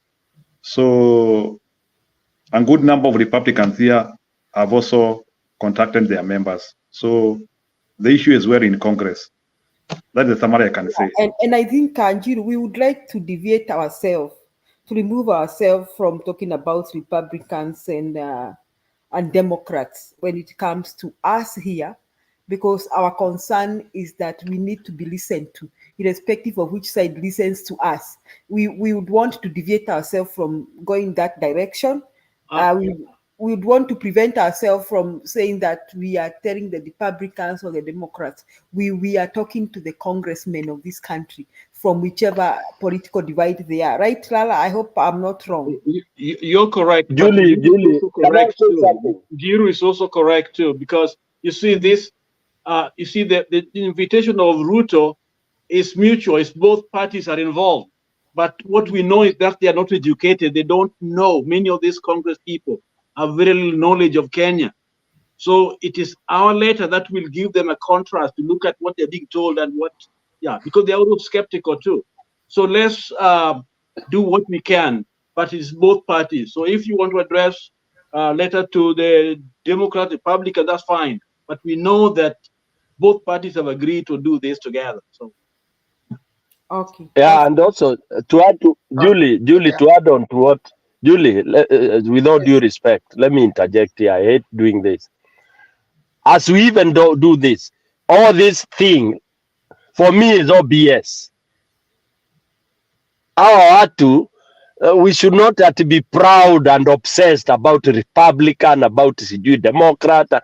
Hiyo labda akina Njiru wameishi huku ni wa America, you know, but for me hawa ndio shida yetu, whether ni Trump ama ni Biden.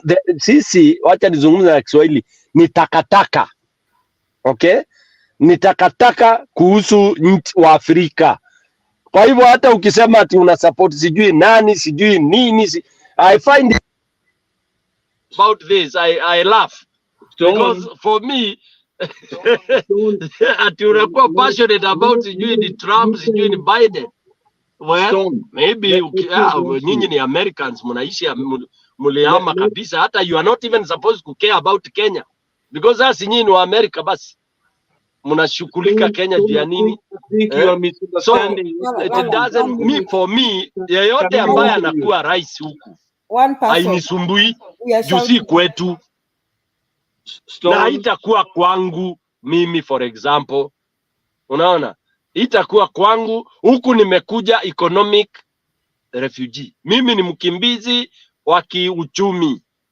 Siku ile nchi yangu itashika rada, baba akikuwa rais today, nachukua tiketi the following day na ninararua hii mavitu yao na tupa mbali, naweka kwa choo na sitataka kurudi huku. Okay, so ndugu zangu, kwa hii TV tusiongee ati Democrats sijui inafanya sijui it is nonsense. Tuongee Ruto tutamtoa aje leo, tutengeze nchi yetu. Wale mnataka kuishi America, ni shauri yenu, it's your right, mkae huko mkiwa maslave. Juu America hapa haiheshimu mtu. Wewe ni mtu, wewe ni nani? Inaitwa nini? Slave anaitwa nini? Na ni mhudumu. Hata wewe ni nani, wanakuona na umeambiwa hii nchi haina mwenyewe, lakini kuna wale wamejidai ni wenyewe. By the way, hii ndio nchi chafu zaidi katika dunia. Hii nitasema, mnaficha. It's the most unhappy land on earth. Hapa watu they are not happy. Unaweza ishi aje nchi ambayo ufurahi? Julia, sorry nimepasua hiyo mbarika. I'm telling wale wanaadimaya huku ati watu wako huku nje za Amerika. Huku watu ni maslave huku. That's why tunalia Kenya irudi vile ilikuwaga zamani. Mimi siwezi kuja hapa, hata siwezi kaa hapa wiki moja Ruto akikufa leo. Because I know what I can do for my country, and what I do for my country is valuable. What I've been doing for the rest of Africa is so valuable. West Africa nini, because nimekuwa nikisaidia Afrika. Hapa hakuna, hii nchi haina mwenyewe. Hakuna mtu anajali. Utasikia tumefanya kazi mzuri. What kind of a country is that, Julia? Tunajidanganya hapa. Tunajidanganya. Mahali umefanya kazi hata uambiwe umefanya kazi mzuri. Is that really a country unaweza pride of? Hii ni nchi ya warogi, ni nchi hivyo ndio ina support mwizi, ina support shetani kama Ruto, because ni nchi ya shetani. Shetani ndiye anatawala hapa. Wanasema Ruto ni number 1. Unajua mnajificha, mnasema ati opportunities za nini? Za kishetani tu. Back to you, Julie. Okay, PK, while you are entitled to your own view, I would also like to say that one step, I mean it's Lala, one step at a time. I mean, if we are talking and doing nothing, then we're not getting anywhere. But if we are doing something, then I think that's a good idea, and that's why I want to appreciate what Lala and Tim are doing. Now, there's a saying that says, PK, and I think it's a Kikuyu saying, that don't poops on the plate that feeds you. While we have many reservations about the Western world, it is true we are economic, we can call ourselves economic refugees, but then we are here. That's right, we are here. And why are we here and you're not in Kenya? Because these people have put structures that have enabled us to be productive. While where we are coming from, they have not put those structures. So we need to appreciate that, with all their shortcomings, with all their issues, with all their challenges, they have a lot of challenges and numerous challenges that Kenya cannot handle. But they have put structures that have enabled even foreigners, those people we are calling, all of them are immigrants. It depends on which time when you arrived here, or who brought you, or when your grandmother arrived here.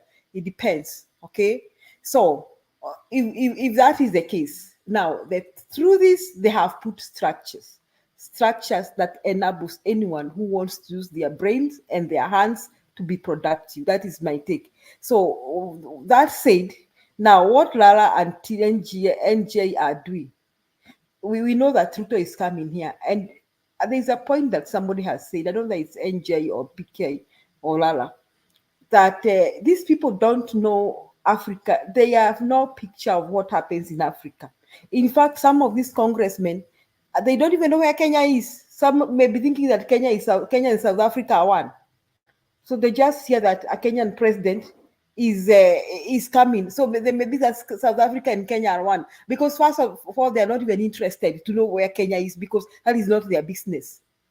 So as we lament here and say that the West have enabled Ruto, there are people in that West who have no idea of the behavior of some of these leaders. And that is why it is our responsibility to shout at our rooftops that, look here, you are working with criminals. Look here, you are enabling criminals in Africa. Look here. So they may not come and restore a proper government in Kenya, but they may listen and decide that we are not listening to this man. They may, I'm using the word may. So that's, I'm choosing my words very careful. So, you are saying something, but Lala had not finished. Lala, maybe you won't finish what you are saying. Oh, Stone, you're my buddy, and I agree with you in so many ways. But what you just stated, you see, truth, heresy is truth taken to an extreme. You stated that America does not belong to any of us. There are different views. So much so that if a new leader comes in, we'll take a different position altogether. So to say this is America and with one blanket, you sweep it, in one direction, is not correct. Secondly, we are not here to support bad policies and views. We are here to tell them that this is what is true. This is what we stand for. And we are Americans, okay? We are here because this land has belonged to any of us. So if we do what you just stated, it may be great, but actually that is strengthening Ruto, because all they comes and say is, look at those guys, look at the kind of spirit they have. These are the anti, and then uses that to rally, is to strengthen himself. So yes, we are fighting him. We want him out, but we can also be tactful and use our leverage, to appeal to these guys, because it's a matter of one congressman saying, no, we want to know whether these 75 people died, okay? Is this really true? Is this what Kenya is all about? And that's all we need to do. And these guys will turn their back on a guy like this.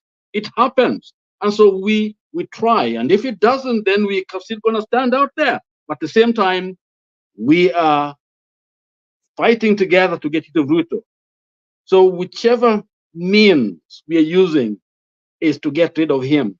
And so we think this is an opportunity for us to be able to raise our voice and be counted as people of reason, not a state where we are not even being understood, being listened to.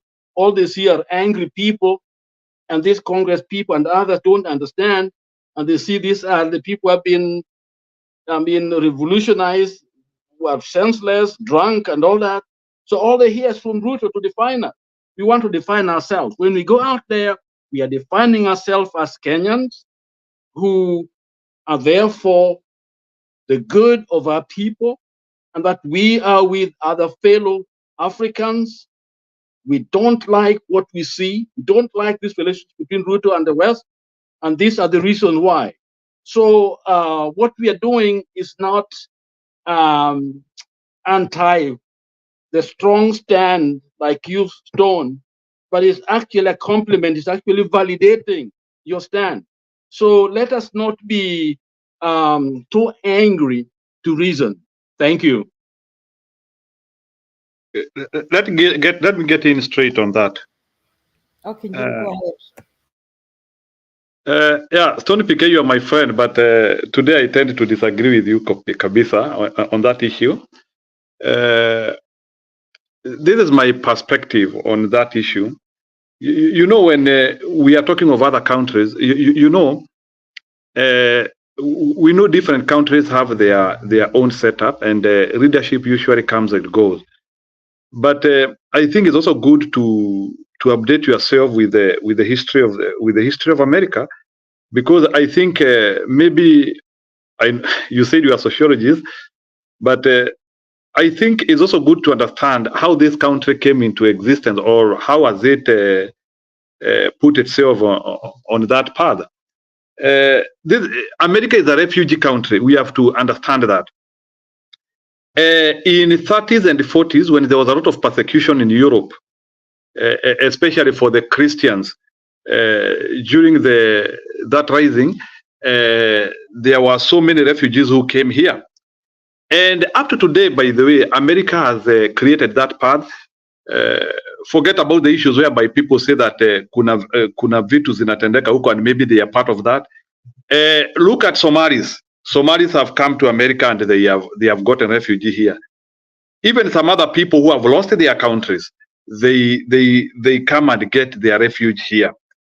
Even today, if you lost Kenya, and this is something which I want to tell you, if today we lost Kenya, I can assure you, America will be so much accommodative for you. They will take you as a refugee. I'm not saying that we will lose Kenya. So, in terms of that point of them having capacity to accommodate others, hata kama tunasema ni China mwenyewe, to the extent they can even accommodate even those people who have destroyed their countries, we need to give them dues on that. The fact that you have become an economic immigrant in the US and not in another country, where you can also be able to enjoy some man-hour rates and some, you are not an economic immigrant. Ngoja kidogo nimalize point. You are not an economic immigrant in Afghanistan or an economic immigrant in another country. No. Tulia kidogo, Bwana Stone PK. Wacha niweke point yangu. No, we need to respect each country, whichever the way they are. We can disagree with what they do, but calling another country takataka, you need to withdraw that. You cannot call an organized country takataka, please. You cannot withdraw it, because that's my opinion. Zero. Don't fight with opinions. That's where you go wrong. No. Yeah. It's not about going wrong. But I don't think you can call an organized country a takataka. On that one, I disagree. Despite who they are. It's my personal opinion. When I think Njiro, I can call you takataka. Okay, then where are you in takataka? Where are you in takataka? No, that's my problem now. So don't challenge it. I have to challenge you, because me, I will not stay in a place where I feel ni takataka. Haitakusaidia Njiro. Propagate something for Kenya now. Don't target on Stone PK. No, I'm not targeting Stone PK, but if we go in that direction, even we are not helping Kenya. I can tell you, because I thought human dignity is equally on all proportion. So if we want something good in Kenya, we want something good in America, we want something good in Russia. But tusiseme hapa ni takataka, hapa ni pazuri. Sometimes I get confused. So anyway, it's your opinion. You have said it. A million of people will disagree with you. America has been a refugee country, and it will continue being so. Even if we lost Kenya today, and we don't want to lose Kenya today, you will find many people. Although we cannot all be accommodated in America. Many countries have not become a refuge. Chinese are. Even in Russia, you will not see like the inflow of people the way you will see the inflow of people in America. So let's give these people some due in terms of being a safe haven, especially when people lose their country. And I will stand with that. And we don't want to lose Kenya. We're almost losing Kenya. Are they going to accommodate the 50 million here? No. So what we need to focus on is, let's create opportunities in our country, but also let's give this due. We know they have a rough history. they have a rough history with the natives and some of the things which they have done. But equally, every country has a rough history. Even in our country, we have even killed each other. Sisi wenyewe tumeuana, sisi wenyewe. Every country has a rough history. So even when we are criticizing other countries, let's also know that even our history is also bad to be judged. That's what I wanted to add in that perspective. Thank you so much. I think Richard amenyamaza sana. Yeah, so I think let us not go that direction.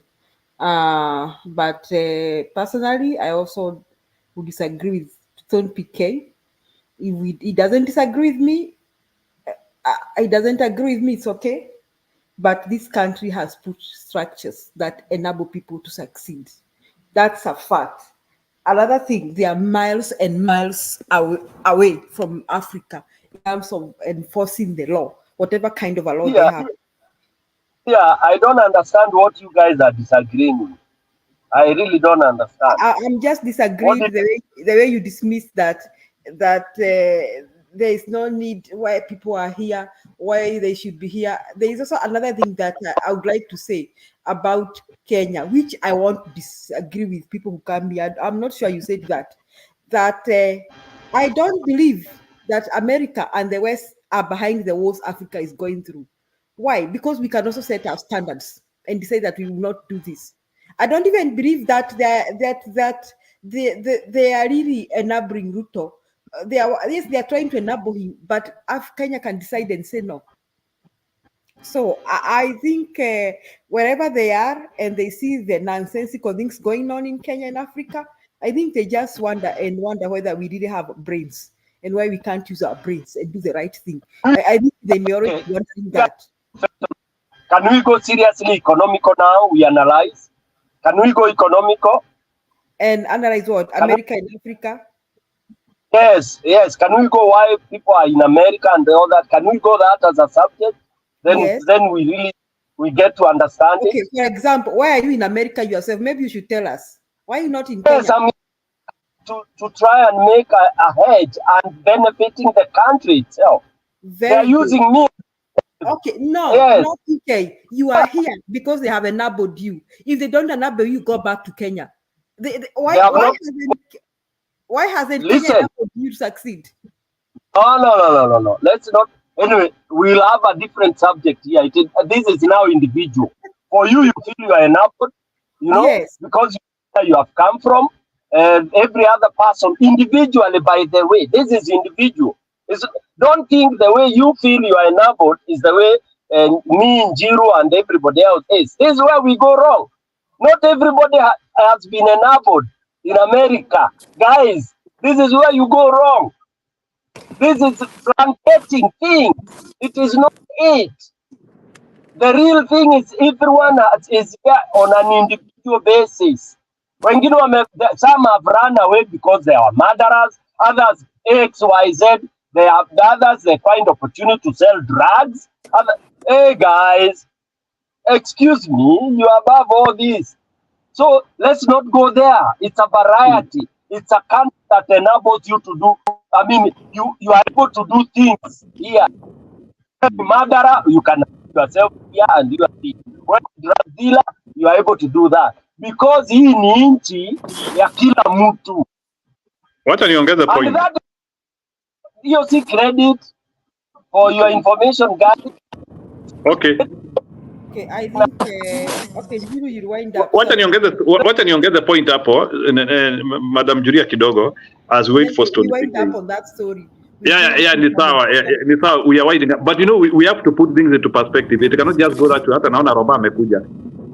You see, there is a difference why when you look even at immigration. Why are people not?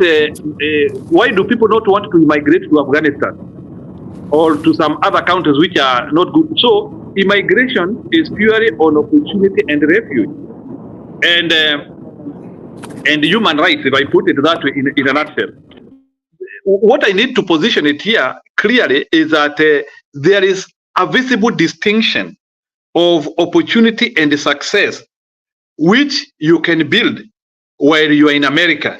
And Jiru, wait a minute. Roba, can you show yourself first before I add you? I just want to see that it is Roba because kuna watu wanaingia hapa wanafanya vitendo. So kindly show your video. Roba. Labda mtu ameandika jina lako. So just show your picture, then I add you before we allow you to speak. Okay, go ahead, Jiru. Yeah, so what I was saying in a nutshell, Madam Juria, is that without digging too much deep, for your information, America started as 13 states, most of them which were on the eastern direction, and others started joining along the way. And there is a reason why every state wanted to join this union. No one will want to join a place which is failing, and that is why, as they were increasing their number of states, they were able to create a more bigger juggernaut and more bigger juggernaut. So I know there could be things which are failing or they don't look good, but in terms of success and growth and what you can do as a society and opportunities, Stony PK even you can bear me witness here. Opportunities which are in America, you will never get. I'm saying like, give examples here now because we have to be real. Elon Musk was born in South Africa. He has come to America. He has now become the richest man on earth. He is not indigenously from here. That one should tell you something. I want you to tell me. No, disputing that. Harakisha, hakuna mtu ana dispute hiyo. No, even if we are not disputing, Bwana Stone PK, we have to educate each other because vile umeweka hiyo point, in all due respect, I would urge you to please tone down on other countries, especially kama hata huko. I wish just tone down, but kuisema in that level, it was not good. It was disrespect. I wish you said that way when you are in Afghanistan or Iran. I could take you seriously.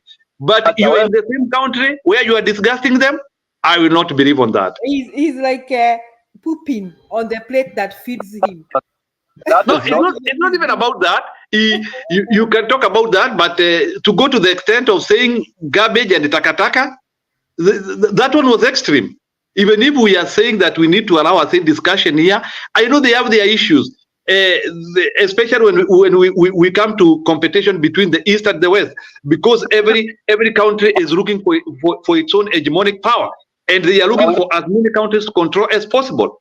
But in that regard, we cannot call any country takataka.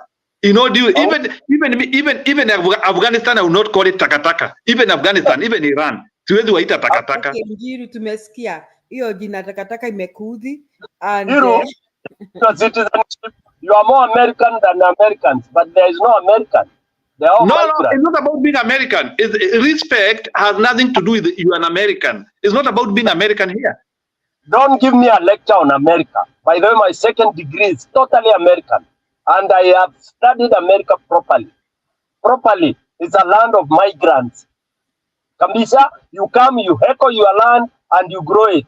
I'm happy you know about how the state grew. I can teach you about how the states grew. It's you come from there, you find, because it's a huge continent, you echo your land, and that is it. Even in Africa, that's what we are doing. You come and create your own. That you have a land, you have Spanish occupying this one. You have, my friend, don't teach people these things, Bwana. We know how America was built. So when we talk, we know what we are talking about. Explain to us. Are you aware that America is a refugee country? You are not aware of that. They have even hosted you as a refugee. 150%, and nobody is disputing it. Yes, 100%. Do you know Uganda is equally like America for you today? Do you know that? You don't know.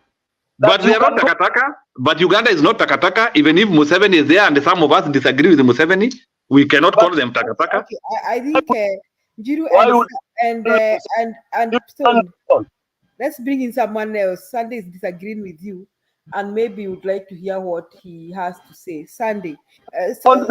Richard, we are sorry for not giving you a chance. Forget about Stone. Go back to the topic. Achana na Stone.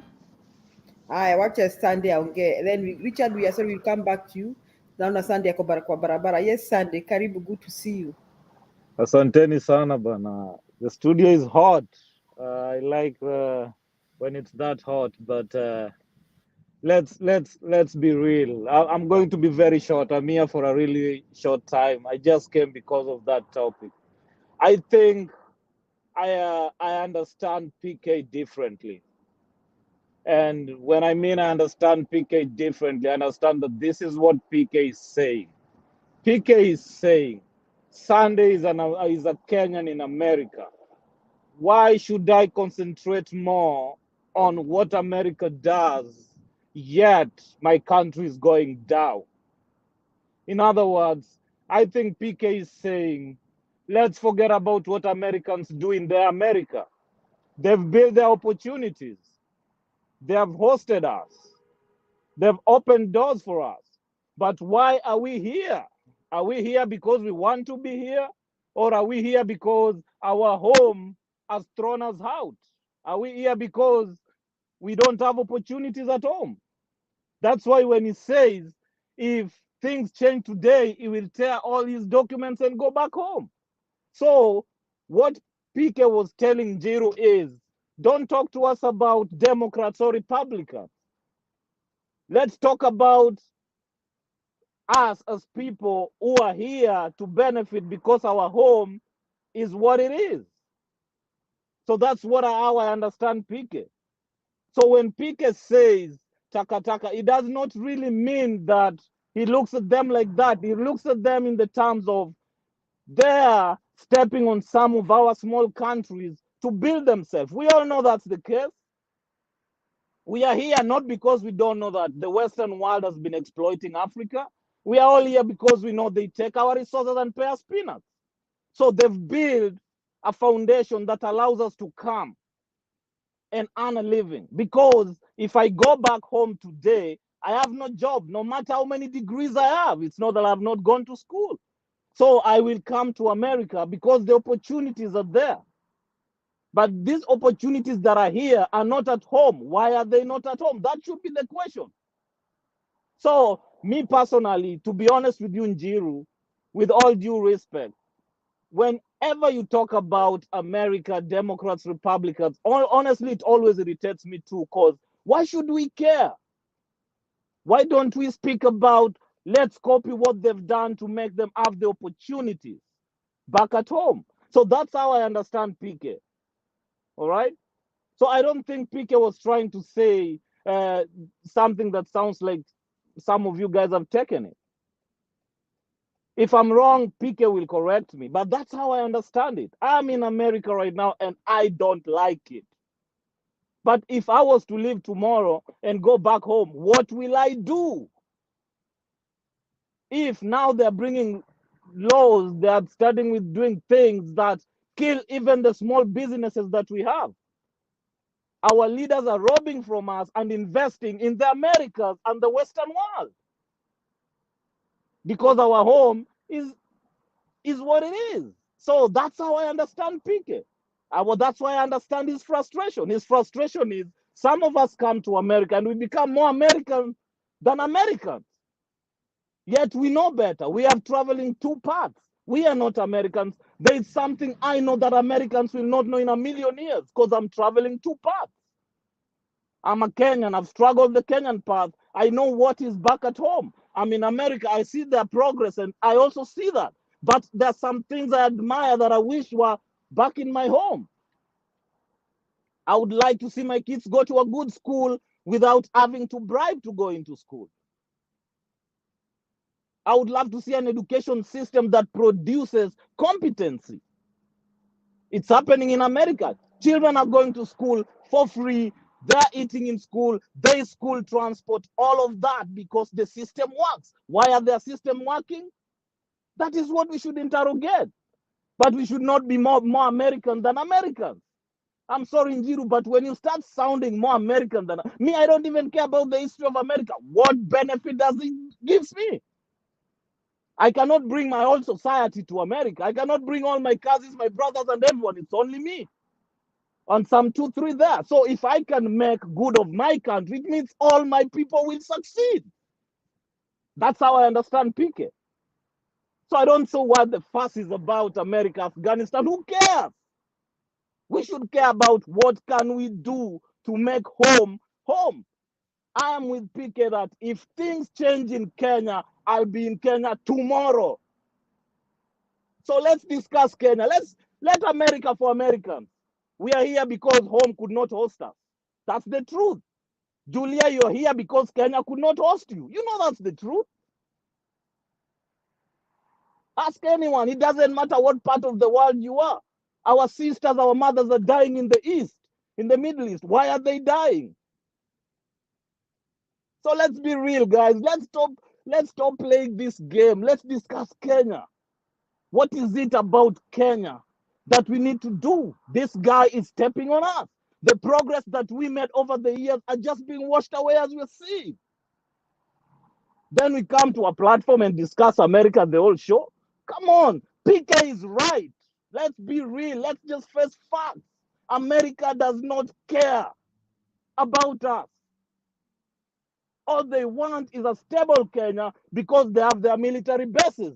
They know stable Kenya is good for them, for their military activities in Somalia and the other parts of the world.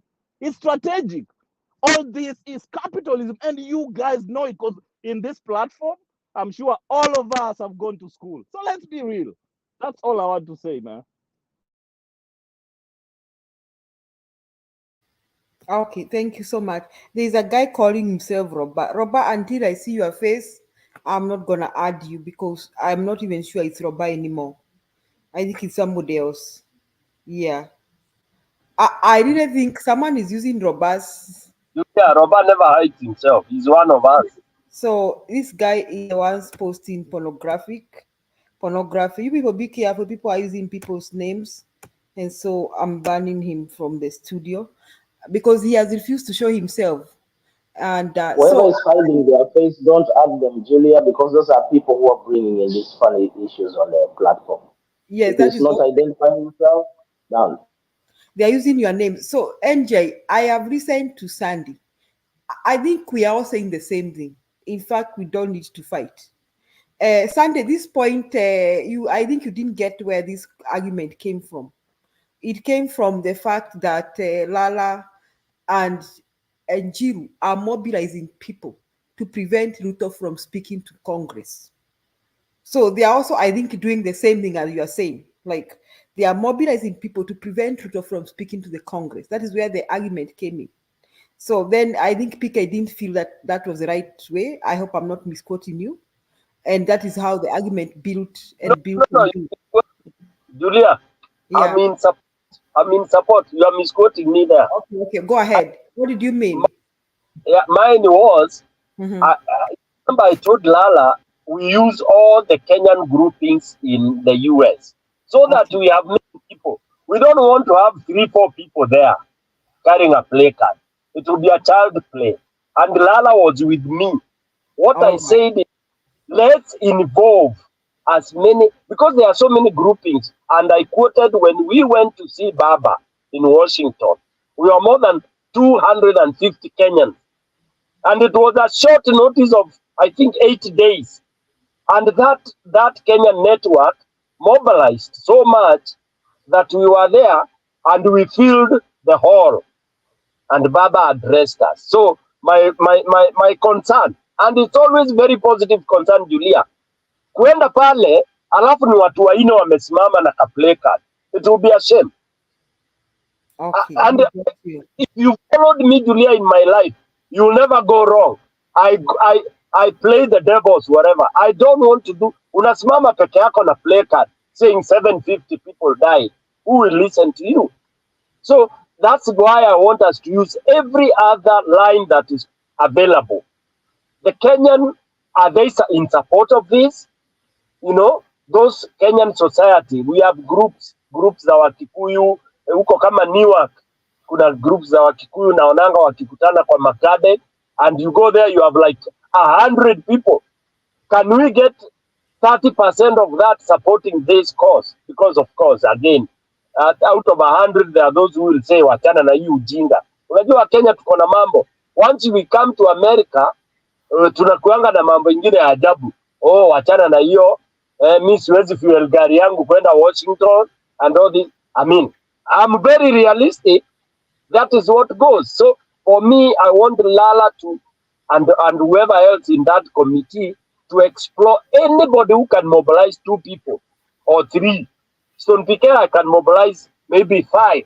Can we mobilize moving towards there? Ndio tuweka crowd at least a minimum of 50 people. Unaona? Because all of you guys are in America, the way people are saying, your hours in it spend huko, a lot, those kind of things. But if we can make 50 people, and if you've been monitoring, demonstrations in America are not the best for Kenyans. That's another fact. I know you guys will not, you will not be happy to take it. They are the poorest. UK is the best. US is the worst, and we have the most Kenyans. You tell people to turn up, hakuna. These are facts. These are facts. Ukiambia Wakenya watokelezee US, hamna. Because of what? Hours. And what are these hours for? You are enslaved. You don't work for one day, you are finished.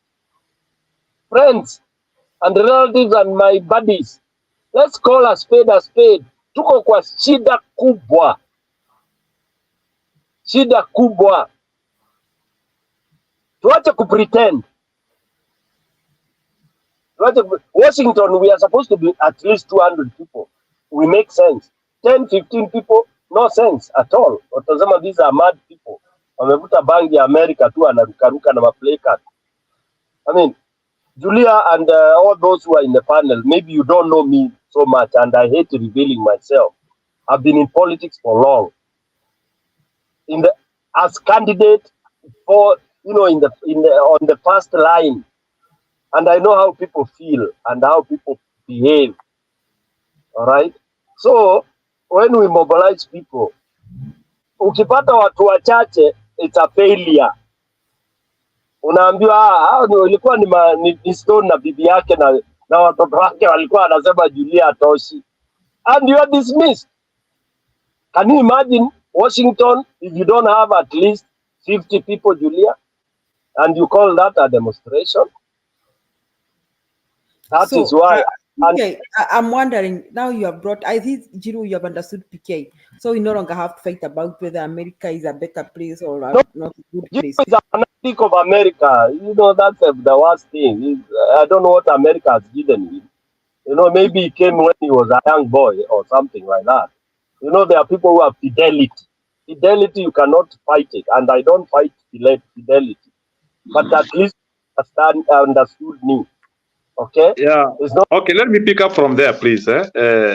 As you pick up, tell us answer what PK has said. Jiro, PK, we had a good point. So we want to communicate to Congress, and you and Lala are in charge of mobilizing people. Maybe you'll tell us, is there? I know you may not want to speak here, but even speak here is okay because people are listening. There are those who would like to join you. Maybe okay. Yes, go ahead.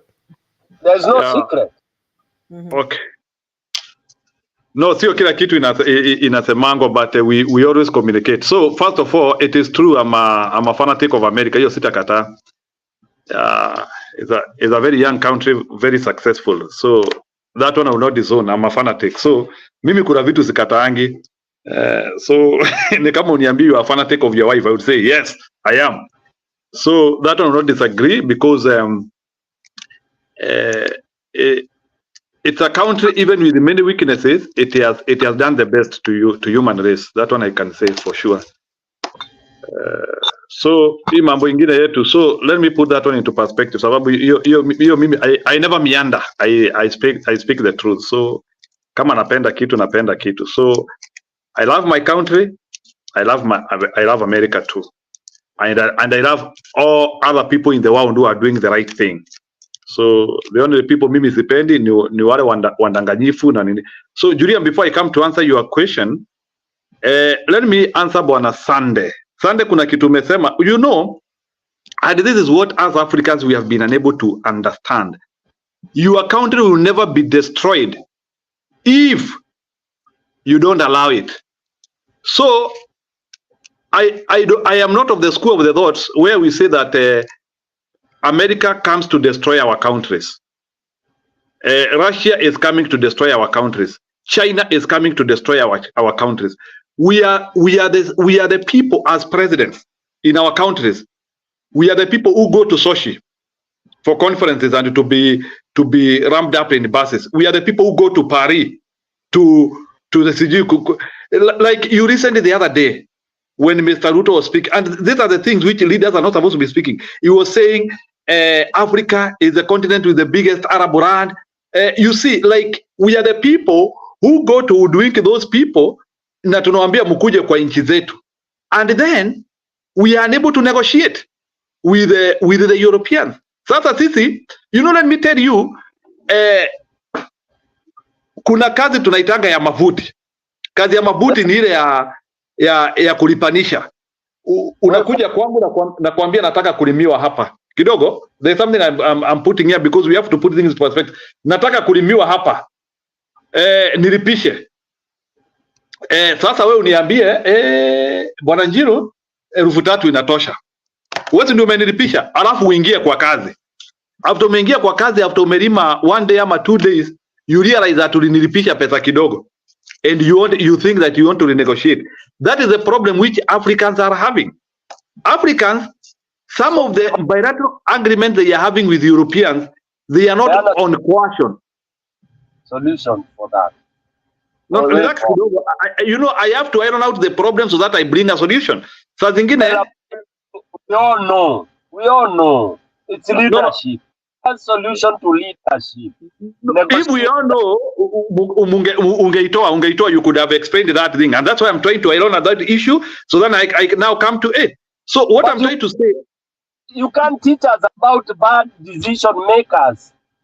No, I'm not trying to teach at the bad decision makers. Ile kitu najaribu kuelezea, we are the people who have welcomed Europeans into our countries, and we have allowed them to do contracts which some of them which are unequal relationships. We have negotiated with them. I want to tell you, kidogo, Stony PK, allow me to say something. Allow me to say something. You see, I read a tender document. I am in the engineering world. I read a tender document which Chinese were doing in Kenya. And I want to tell you that if you read that tender document, ukisoma hiyo tender document, you will wonder if this tender document was written by ghosts or people who existed, because nothing Kenyans were benefiting on that thing. It was purely a foreigner thing. But the fact that it is being implemented in Kenya, it means that there are some Kenyans who agreed. So, and those are the questions which we have to start asking ourselves.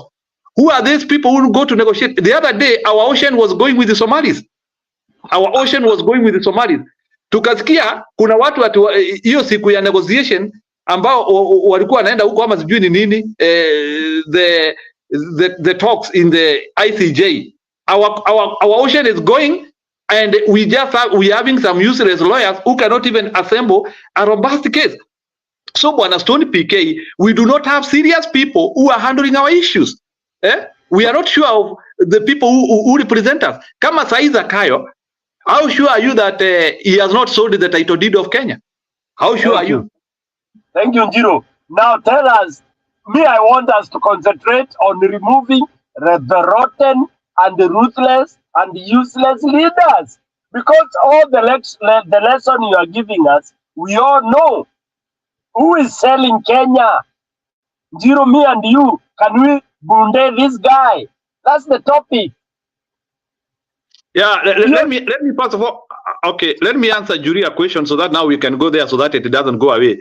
Yes. On the issue of mobilization, when we started this thing, we were hell-bent. We were in the state of, we were not believing that our country will be shamed by somebody who doesn't hold credibility to address one of the most esteemed house in the world. I still believe it's an esteemed house. So we could not believe on that. So tulikuja hapa tukasema we are going to explore all the options which will make sure that that thing does not happen. And I thank God because of the output and what people are doing here. So mimi ile kitu nitasema ni ya kwamba we have a sizable people who listen to us here and wale wanaweza fikia wengine. So let's meet in Washington. Before then we will communicate the date. Thank you, Njiru, for that reply. If you ever say some people, that's good. I mean, personally, I will support that. You people, we have not allowed Richard to say something. For once, let us all give him a chance. He's been there for a while. And maybe Richard can bring us back to order to maybe some sober kind of discussion. I'm not saying we are not sober, but kind of, we cool off a bit. Yes, Richard, the Richards, are you there? Yes, please, Julie. I hope everybody is able to hear me. Thank you once again. Good morning, everybody. Good afternoon, wherever you are. Those of you who are in the US, I want to appreciate the topics and the discussion is very healthy. Could be some misunderstanding here and there, but it is all healthy.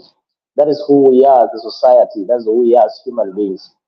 We are men and women of our own minds. We can never be the same. But what is important, we are all geared towards the same thing, the same direction.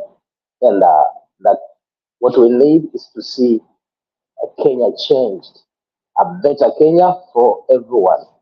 And that is what we are all geared for. And that's why we are calling for a revolution. Whichever way it may come, that is our focus. And I want to appreciate you guys. Whatever it is you're doing in the US to try and see that actually you stop this guy from speaking to the Congress is a good idea. That is part of the revelations that we are talking about. Those of you who are right there in the US, please count on us that we are solidly behind you. Do whatever you can. Our voices of the many people that will be gathered to stop that, not just being carrying placards and just for a few, 5, 3, 2, 4 people. It becomes a little bit like a joke. But if we can muzzle a number of people that can come out and be able to show the seriousness that Kenya is speaking, they will see the man that has come to stand in that house as a joker, and a man that the people are not actually in the right standing with. You will understand that in Kenya are people who mean serious business, and that actually this is not a person that America supported to be a president. That is a wonderful thing to do. We may present the information differently, but I know the ultimate goal that all of you are geared towards is the same. We are all for that. Trust you me, and we are praying for you. One thing, I remember, guys, you talked about, and it's true. When God created the world, He finished His work of creation. He finished the involvement in the matters creation on the 6th day. And the Bible says clearly, He rested on the 7th day. And what did He tell man? Continue the work. And therefore, in as much as we may claim we are calling on God to come and do, is a big lie, unless you are reading your Bible upside down. God finished the work. Any other time He saw that there was a lot of chaos and a mess is when people tried to kill all the animals to try and save themselves from the sins they continue to do. And what did He do? He brought Christ and He died on the cross and said, hey, let the animals alone.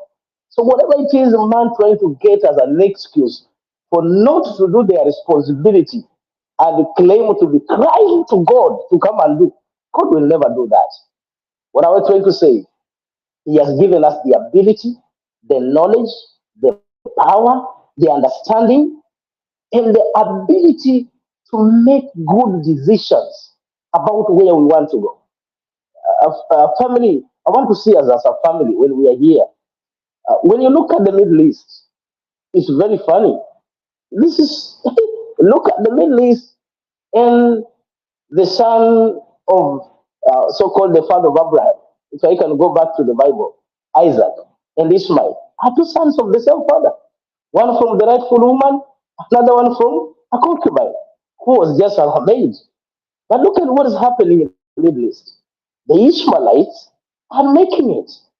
Look at a small country called Qatar. Over slightly 25 years ago, this place was a desert, a complete desert. But today, look at where they are. They are now mentioned among the first world countries. Look at some small places like Dubai. The whole world is there. And I agree with you guys when we are talking about we need to sober up and think about developing our own places, our own people who have stolen from our country. Everybody is running to buy something or build something good in Dubai. There are places in Dubai, it's close here. You can go to Dubai from wherever you are. You can reach in Dubai. Do you know what's happening in Dubai? There are places where they have declared Kenyans are not allowed. Do you know what is inside there? In those compounds, those palatial homes and buildings and wonderful skyscrapers, they're owned by Kenyans. Why are Kenyans not allowed? Because utapeleka mshele. Utaenda useme fulani, hii nyumba ni ya fulani, ni hiyo pesa alituibia. What am I trying to say? Even themselves, in as much as they are stealing, they still believe that Kenya is not a good place to invest. Why? Kwa sababu wenyewe wameshaiba. And because they know tomorrow somebody might be on their necks, going to hide their wealth somewhere. Switzerland, everywhere. These guys are hiding their wealth there. But it's not their money. It is our money. It is your money. Our main focus, guys, I want just to encourage us. Let us not miss the point. We are on the right track. Whatever it takes, we must change the leadership of the country called Kenya. And what is going to help us is to sober up, to be focused, to remain on the point, and to understand that our issue right now is one. William Samoei Ruto. This is a con man. This is somebody who has lied to Kenyans. This is somebody who should have already gone. I appreciate, I don't know if it was a Stone PK who said, I said we should begin now. It should have begun yesterday. You are right, bro. It should have begun even a day before yesterday. Something, it means something is boiling up in each one of us. We are all thinking towards the same direction. Revolution is the way to go.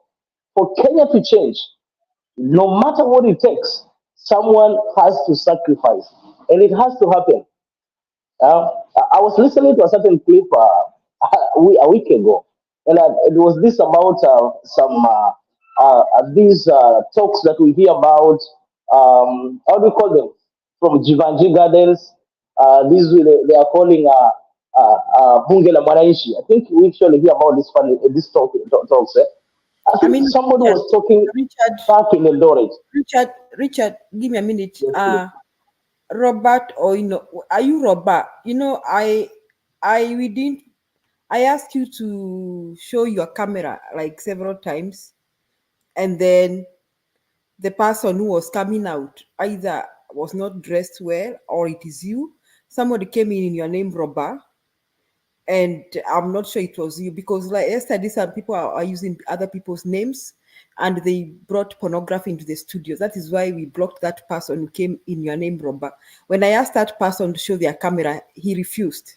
I asked them when they were behind the stage several times, they refused. So Robert, it is not that you, if it is you we blocked, it is because I really tried many times to ask you to show your face and you did not, that if it was you. But I'm still doubting whether it was you, kwa sababu pike kuna mtu, huyo mtu alikuwa hapa backstage alijaribu kujionyesha kama amejificha na sidhani ni Roba. So Roba, is someone hacking your find out whether someone is hacking your account? That could also be the case. Yes, Richard, sorry, please go ahead so that I bring in Stone PK. No, it's all right, my sister. It's all right. And because you are giving the right direction so that we avoid some of these hackers to get into some funny stuff. I was saying, I was listening to some of these Bunge la Wananchi, and I think it was happening somewhere in the Eldoret. And a young man was putting up a point. He was critically and positively criticizing what is happening with the Ruto government. And you see, when he was talking, another young man from behind who was putting on in a way that looks to be a little bit ragged and like some funny clothes looks like it's not actually. It's like somebody from just let's say uh, from the streets. He just attacked this young man and told him, "Hey, what has got Ruto to do with the cost of living?" Yeah, and he really came towards him like he wanted to pick a fight. And he told this guy became bold and said, why not talk about him? I'll talk about him and I'll talk now." And this guy said, in Swahili, he told him, tutakufinya, tutakufinya. And this guy also remained bold and told him, "Sikufinye, finya saa hii tuone kama unaweza finya." What does that simply mean? That this man has emboldened up to a level that he has got crooks all over. That whatever happens, he wants to stop anybody at whatever length it can go, whoever speaks against. And that is why Baba told us, and Baba told the nation, if we are not careful, and even who said this, we will fall back even beyond Moi's era. This guy is as lethal twice as Moi was. He's not a guy to joke around with. So if there is a means, and I know the means to get Ruto out, it's not the political voting. It's not the normal. I know politicians would want to say, "Oh, let us get him out through the vote." You cannot get Ruto out through the vote because this guy will still and will remain there. What can take Ruto out of this seat and out of the Kenyan politics and out of the Kenyan leadership is a revolution. This is the time. We can start it anytime now because we are too late to start doing it. So, guys, let's get on the track. I support those who are doing this for the Congress that is upcoming when Bwana Mashamba coming there. Please keep mobilizing, keep doing it. Whichever way you can do in a little way you are. And please, I want to encourage us, let's keep sharing this platform to many more people. And like Reverend said, please, we need to see that many people get subscription to this channel so that it may grow. We want Ruto to be watching it and know that the fire is coming, that is actually burning towards him. So he prepare because we are not afraid. Thank you so very much, Julia and the rest. Like I said, I'm ready to work, and I'm really happy we have kept on and on and on. And maybe by the time Reverend will have already finished, took a rest, he'll come back and find even the things still like going on. Thank you so very much. Thank you so much, Richard, for that. Yeah, now we can talk. We will not fight again. But we were not fighting because when people argue so that they are fighting, and then they come to an agreement. Yes, PK. Julia, before I come in, thank you for the opportunity. But Steve had a burning point. Let Steve say something. Yes, Steve. Karibu, Steve. Oh, by the way, Steve, kabla baba pole, kabla ukuje, you've just invented something, Stone PK.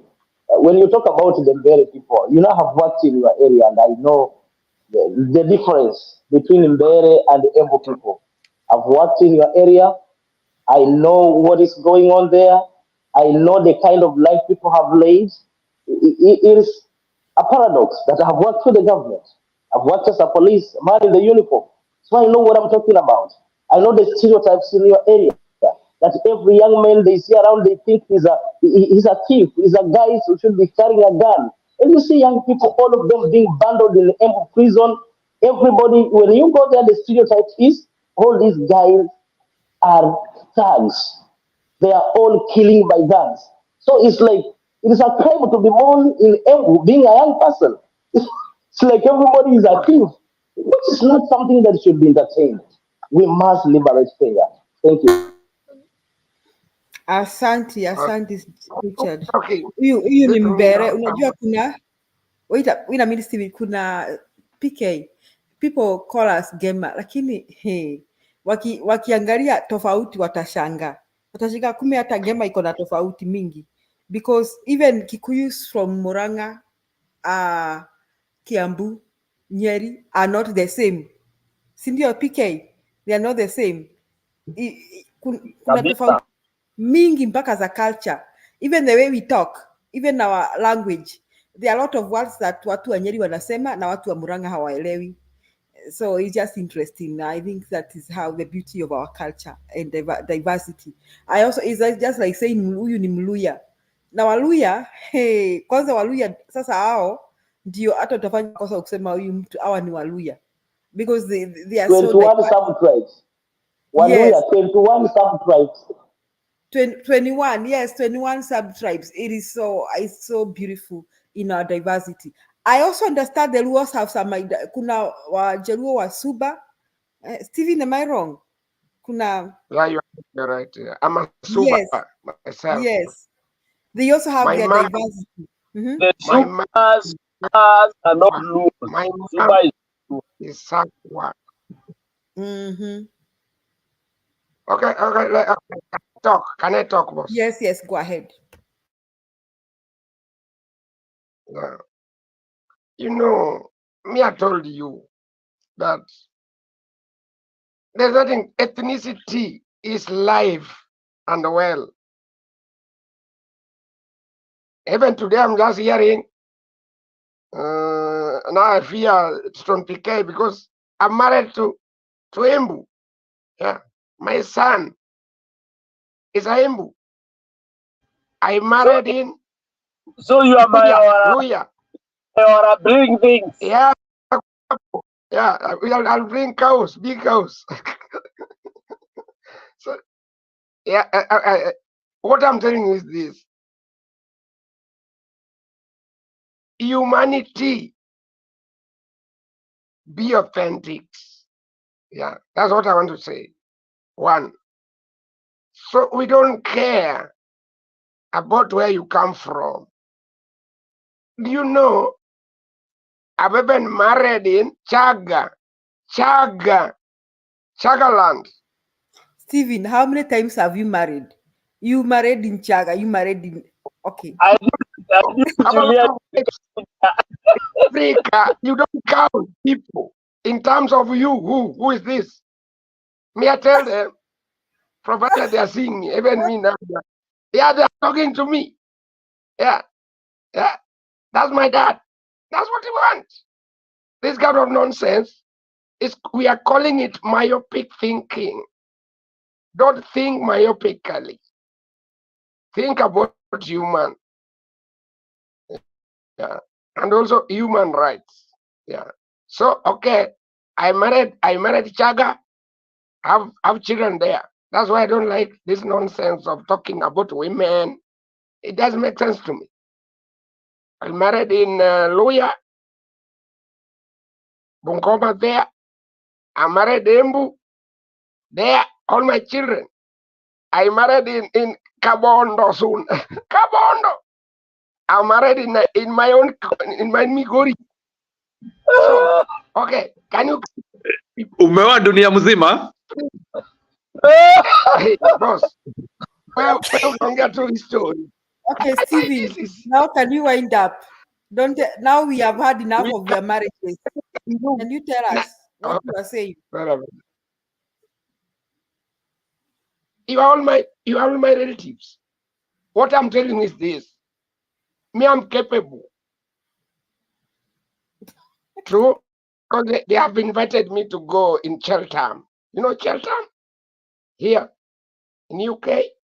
Yeah. I'm going to present a paper. A big paper. I'm writing a big book.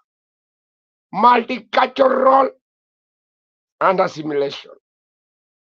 As I think, I write. I'm not writing what you are telling me. I know what I'm writing. Please. What you are saying is this. Don't bring something called tribalism. Tribalism, when you are using your life, or I'm using myself, to bring our people into power, that is what is called tribalism. I've disabused it already. Ethnicity is nice.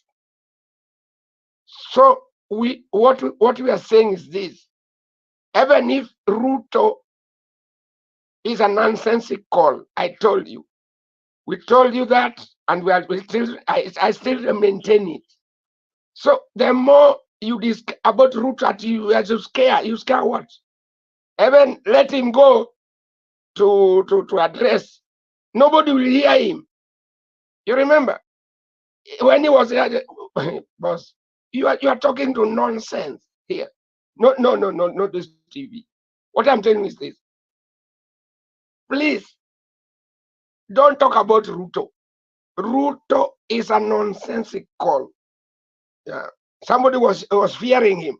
Why should I fear Ruto? A thief. How can you fear a thief? It's like you're telling me a thief is entering here in my house and I want to discuss with him. What did you discuss with Ruto? Me, I want. Oh, sorry. Before somebody just close me, I want to hear just only one sentence, a summary of what I'm talking, because you are listening, all of you. What Lala has written. It has a summary. You know, if you give me a book, a big book, I summarize in one word. Yeah. So that's what I wanted from Lala. It's now not there. So it's like I'm gossiping him. But that's what I want to know. Yeah. Okay. Because that one will inform what we are going to do going forward. Sure. Kenya, we are authentic. You see, we are a people. And also, we are not going just to talk west. We are wasting our energy doing nothing. I told you in America, there's nobody called American. It's a no man's land. If you don't know. Yeah. Me, I'm a sociology. And you will think what I'm telling you. America was a colony. Everybody was going there. So majority of them there, they are from here. Britain.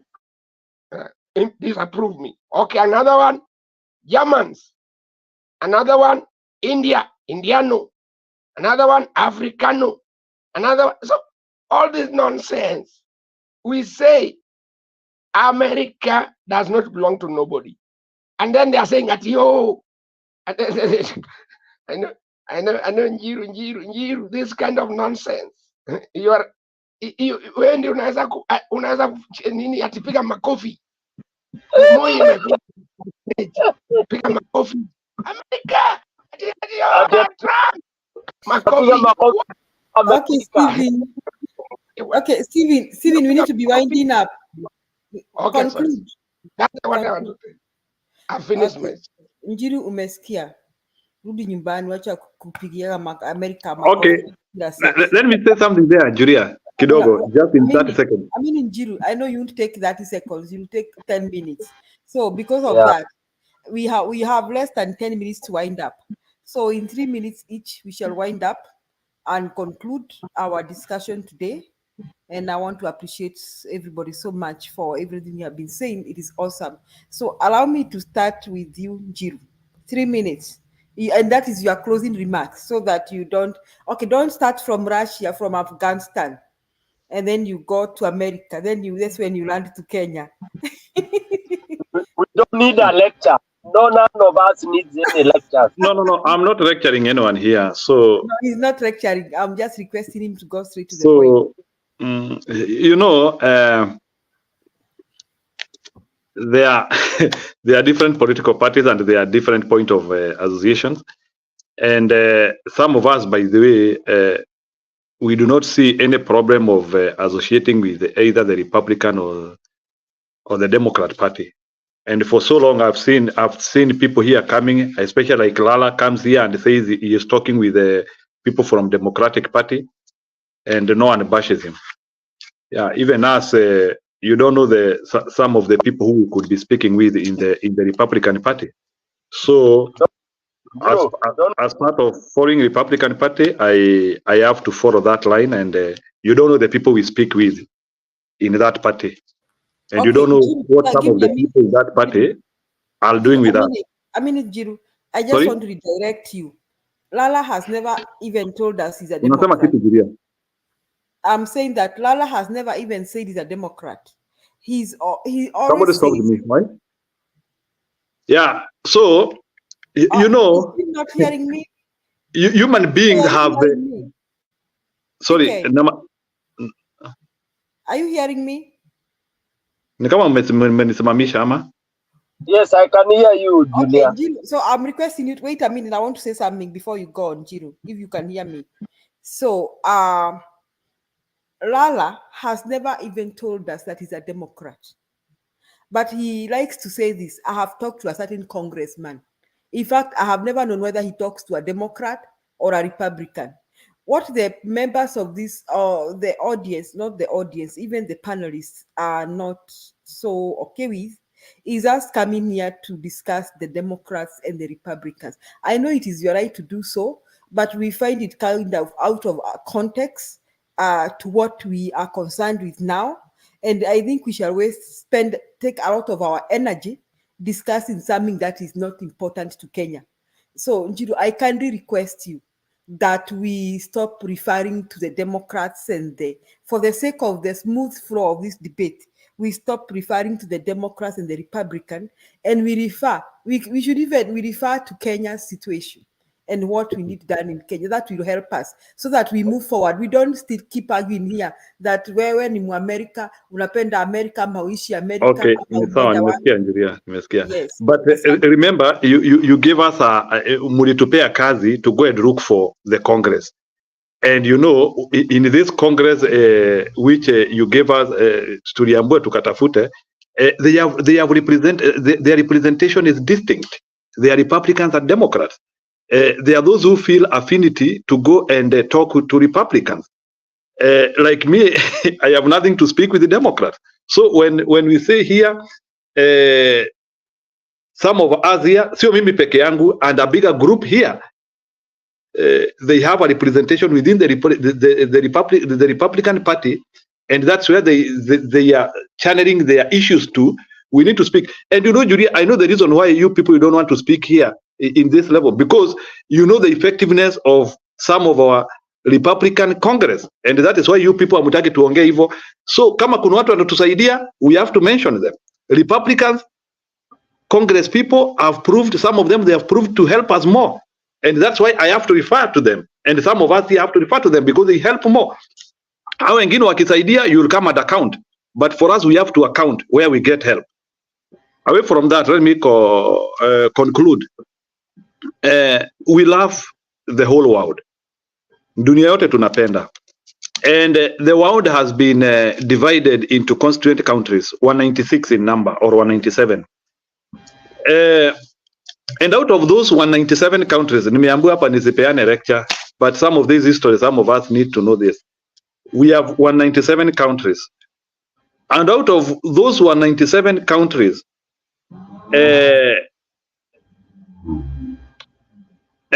actually the Asian countries, most of them have dwindled. We used to have countries like Iraq, which are among the Asian countries. Iran is an Asian country, and all those. So, but we are having emerging economies, which are trying to show the way. And some of those emerging economies, they have shown their model actually works. And that is why even us as Kenyans, we cannot stay in a vacuum or in opaque, saying that we have only to look at Kenyan issues alone. We do not exist in space. As we explore Kenyan issues, we have to explore European issues, we have to explore American issues, we have to explore Russian issues, because we intershare. We look at struggles. Some, like his struggle, and this is something Stone Pike nataka kukuambia, the Kenyan struggle has already been won in some countries, for your information.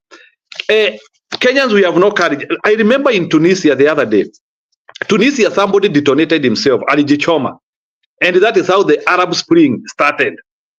That is something like maybe more than 1 minute, your 3 minutes are over. Sawa, wacha nimalizie hii. So ile kitu najaribu kusema it is simple. Tunisia, kuna mtu alijichoma in Tunisia, and the revolution started from there. That is something which can be borrowed. In other countries, revolution start differently. Other countries, revolution start by them looking for somebody who will change the revolution. But suddenly, Stony Pike, we are not reinventing the wheel. one model will work. It can be the Tunisian way, whereby we wait for one Kenyan to charge himself, and maybe he gives his life for the whole of Kenya. I don't know if kama leo Mkenya akijichoma, kama wewe Stone PK na wewe utatokezea useme sasa enough is enough. We don't know if we have one Kenyan. Jiru, we don't have time. Asante, please conclude. Oh Lord, Njiru, I think you're a history teacher. I give up. I can't talk like this now. Stephen, 1 minute. If you 1 minute, Yeah. because now I want to end the show. 1 minute. Give me 1 minute, please. I Yes, beg. 1 minute. And get my points right. Yeah. What I'm going to say before I want to finish this topic is that don't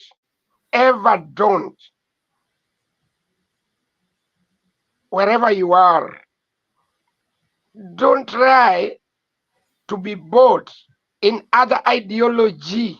That's one point I'm giving you now. The next is that don't say, now I'm living here in UK, Sheffield, if you want. I will not bow not to say I'm a Kenyan, okay? Because if you do that, you will have identity crisis. Then that's another one. I'm just going to do it now very fast. I'm a sociologist. The last one. 10 seconds. The last one. Yeah. We have 3 types of suicides. Altruistic suicide is when the state is in a crisis. Don't define them. Just state the types of suicide. Don't define them. Okay, another one is of anomie, lawlessness. Another one is you kill yourself. That one you're suicidal. Okay. That one we can arrest you. But what we are telling you is this. This time, don't talk those things. There is nobody who can die and you just go and throw yourself at there. That is called altruistic suicide. It's not there, the whole world. And also, Okay. So, then I'm going to do this very rough. Yeah. We don't want what is called Hammurabi law. Yes, Steve, thank you. Okay. That one. Tit for tat, no. Yes, Jiru has had. Asante. Bye. Richard. Bye. Thank you so much. Be blessed. Thank you so much. Richard, 1 minute. Thank you so very much. In a minute, once again, good morning, everybody, wherever you are. It is very clear from the conversations, not just begun today or yesterday, but we've had and in any other social media outfits all over the world. The revolutions have taken place in very many countries across the globe.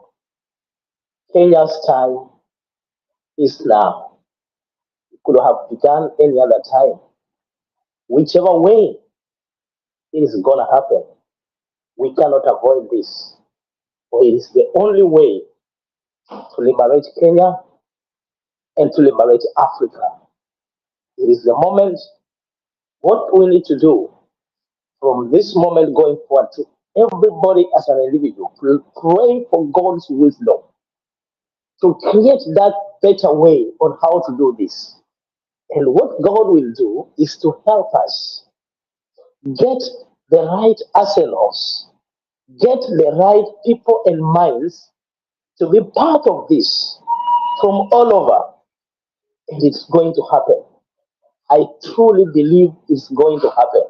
Something will trigger it, and it will happen. If you ask me more, I may not tell you, because my teacher tells me that your best cards, hide them from your opponent. Because when the right time to strike is about, you get them by surprise. Even on these platforms, Ruto's eyes are all over, the ears are all over. You may never know. They will still also listen to this later. But let us be focused. Let Ruto know wherever he is and every other Ruto type of mind in Africa, this is the time for the revolution. Thank you so very much. Have a good morning. Good evening, wherever you are. Back to Thank you, you. Julia. Thank you so much, Richard. Stone, your 1 minute. Woo! Mimi Julia unanipatianga. Okay, 1 minute because of the situation. Okay, quickly. Richard, you are my bro. You are a realist guy. That is where we are headed. Now, quickly, let me say, and I agree with this team. You lose your culture, you are useless. Culture is what bonds humanity. Kwa hivyo, tusianze ati umeishi German, you think you are more German? You are an immigrant. Kenyans have fallen short of realizing and facing reality. You live in Switzerland, umepewa hizo manini, you think you have Switzerland. It is in effect. Anyway, what I'm saying is, Kenyans, can we focus in building Kenya? Because if it has to be a revolution, it has to be now. Conclude, Julia, you can never change culture. Never, ever. Can you? You know, culture, you know, people, okay, I don't want to lecture people like Jiro does. You know what culture is? Unakaa hapo, Julius wewe uko America, ama let me not reveal. Wherever you are, unakaaga, unakumbuka wewe umetoka Central. Even nobody reminds you. Stone PK, Julia, Sunday and everything. Yaani umekaa hivi hata kwa bafu, hata kwa choo ukienda ile haja yako unakumbuka Gaibaba. Mimi ni Mluya, mimi ni Mjaluo, mimi ni Mkamba, mimi ni Mgiriama.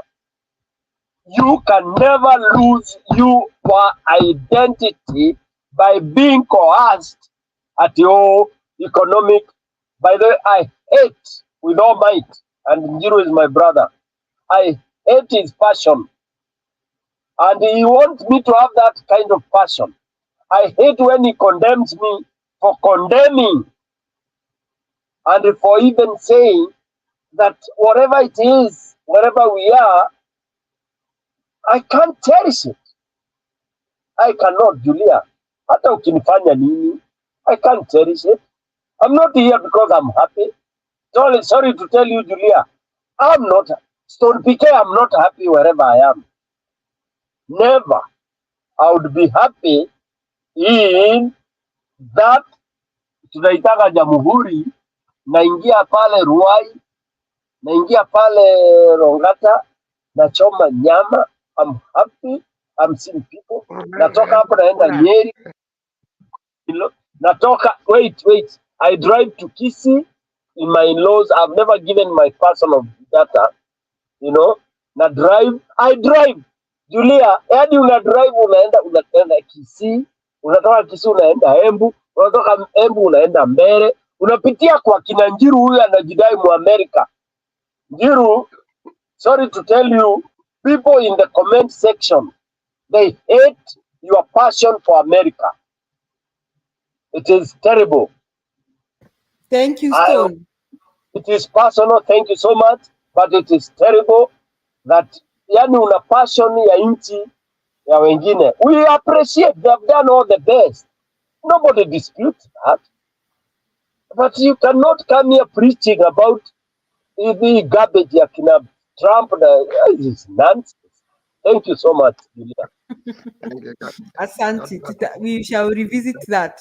We shall revisit all that next. And thank you, Stephen. All of you, be blessed. Yeah, okay, thank you, Stephen. Thank you. We shall revisit all that and agree whether, but we don't want to come here and argue about that again. But I think so tuwezi kuambiwa maneno ya Trump ati hapa tukae tukiadoo is garbage. Asante PK. Asante Thank you, PK. Julie. So, Thank you, Julie. Thank you, Julie. Thank all you, right, Julie. so Steve, I want to end the meeting. So we will not discuss that. I think everybody's entitled to their own view. I want to thank the people in the comment section. All of you, thank you so much. The people like Carol, Due Diligence. I see Stephen Murumbu. I see Annie. I see Robert. Robert atukufukuza, but someone hacked your account and wanted to show us some pornography. So it's not that we wanted to block you. And Resilient. Thank you so much. Thank you, Stephen. Thank you, Richard. Thank you, Jiru. Thank you, Stone PK. It is good we are talking. We are not enemies. We are Kenyans. We are all fighting for the same good.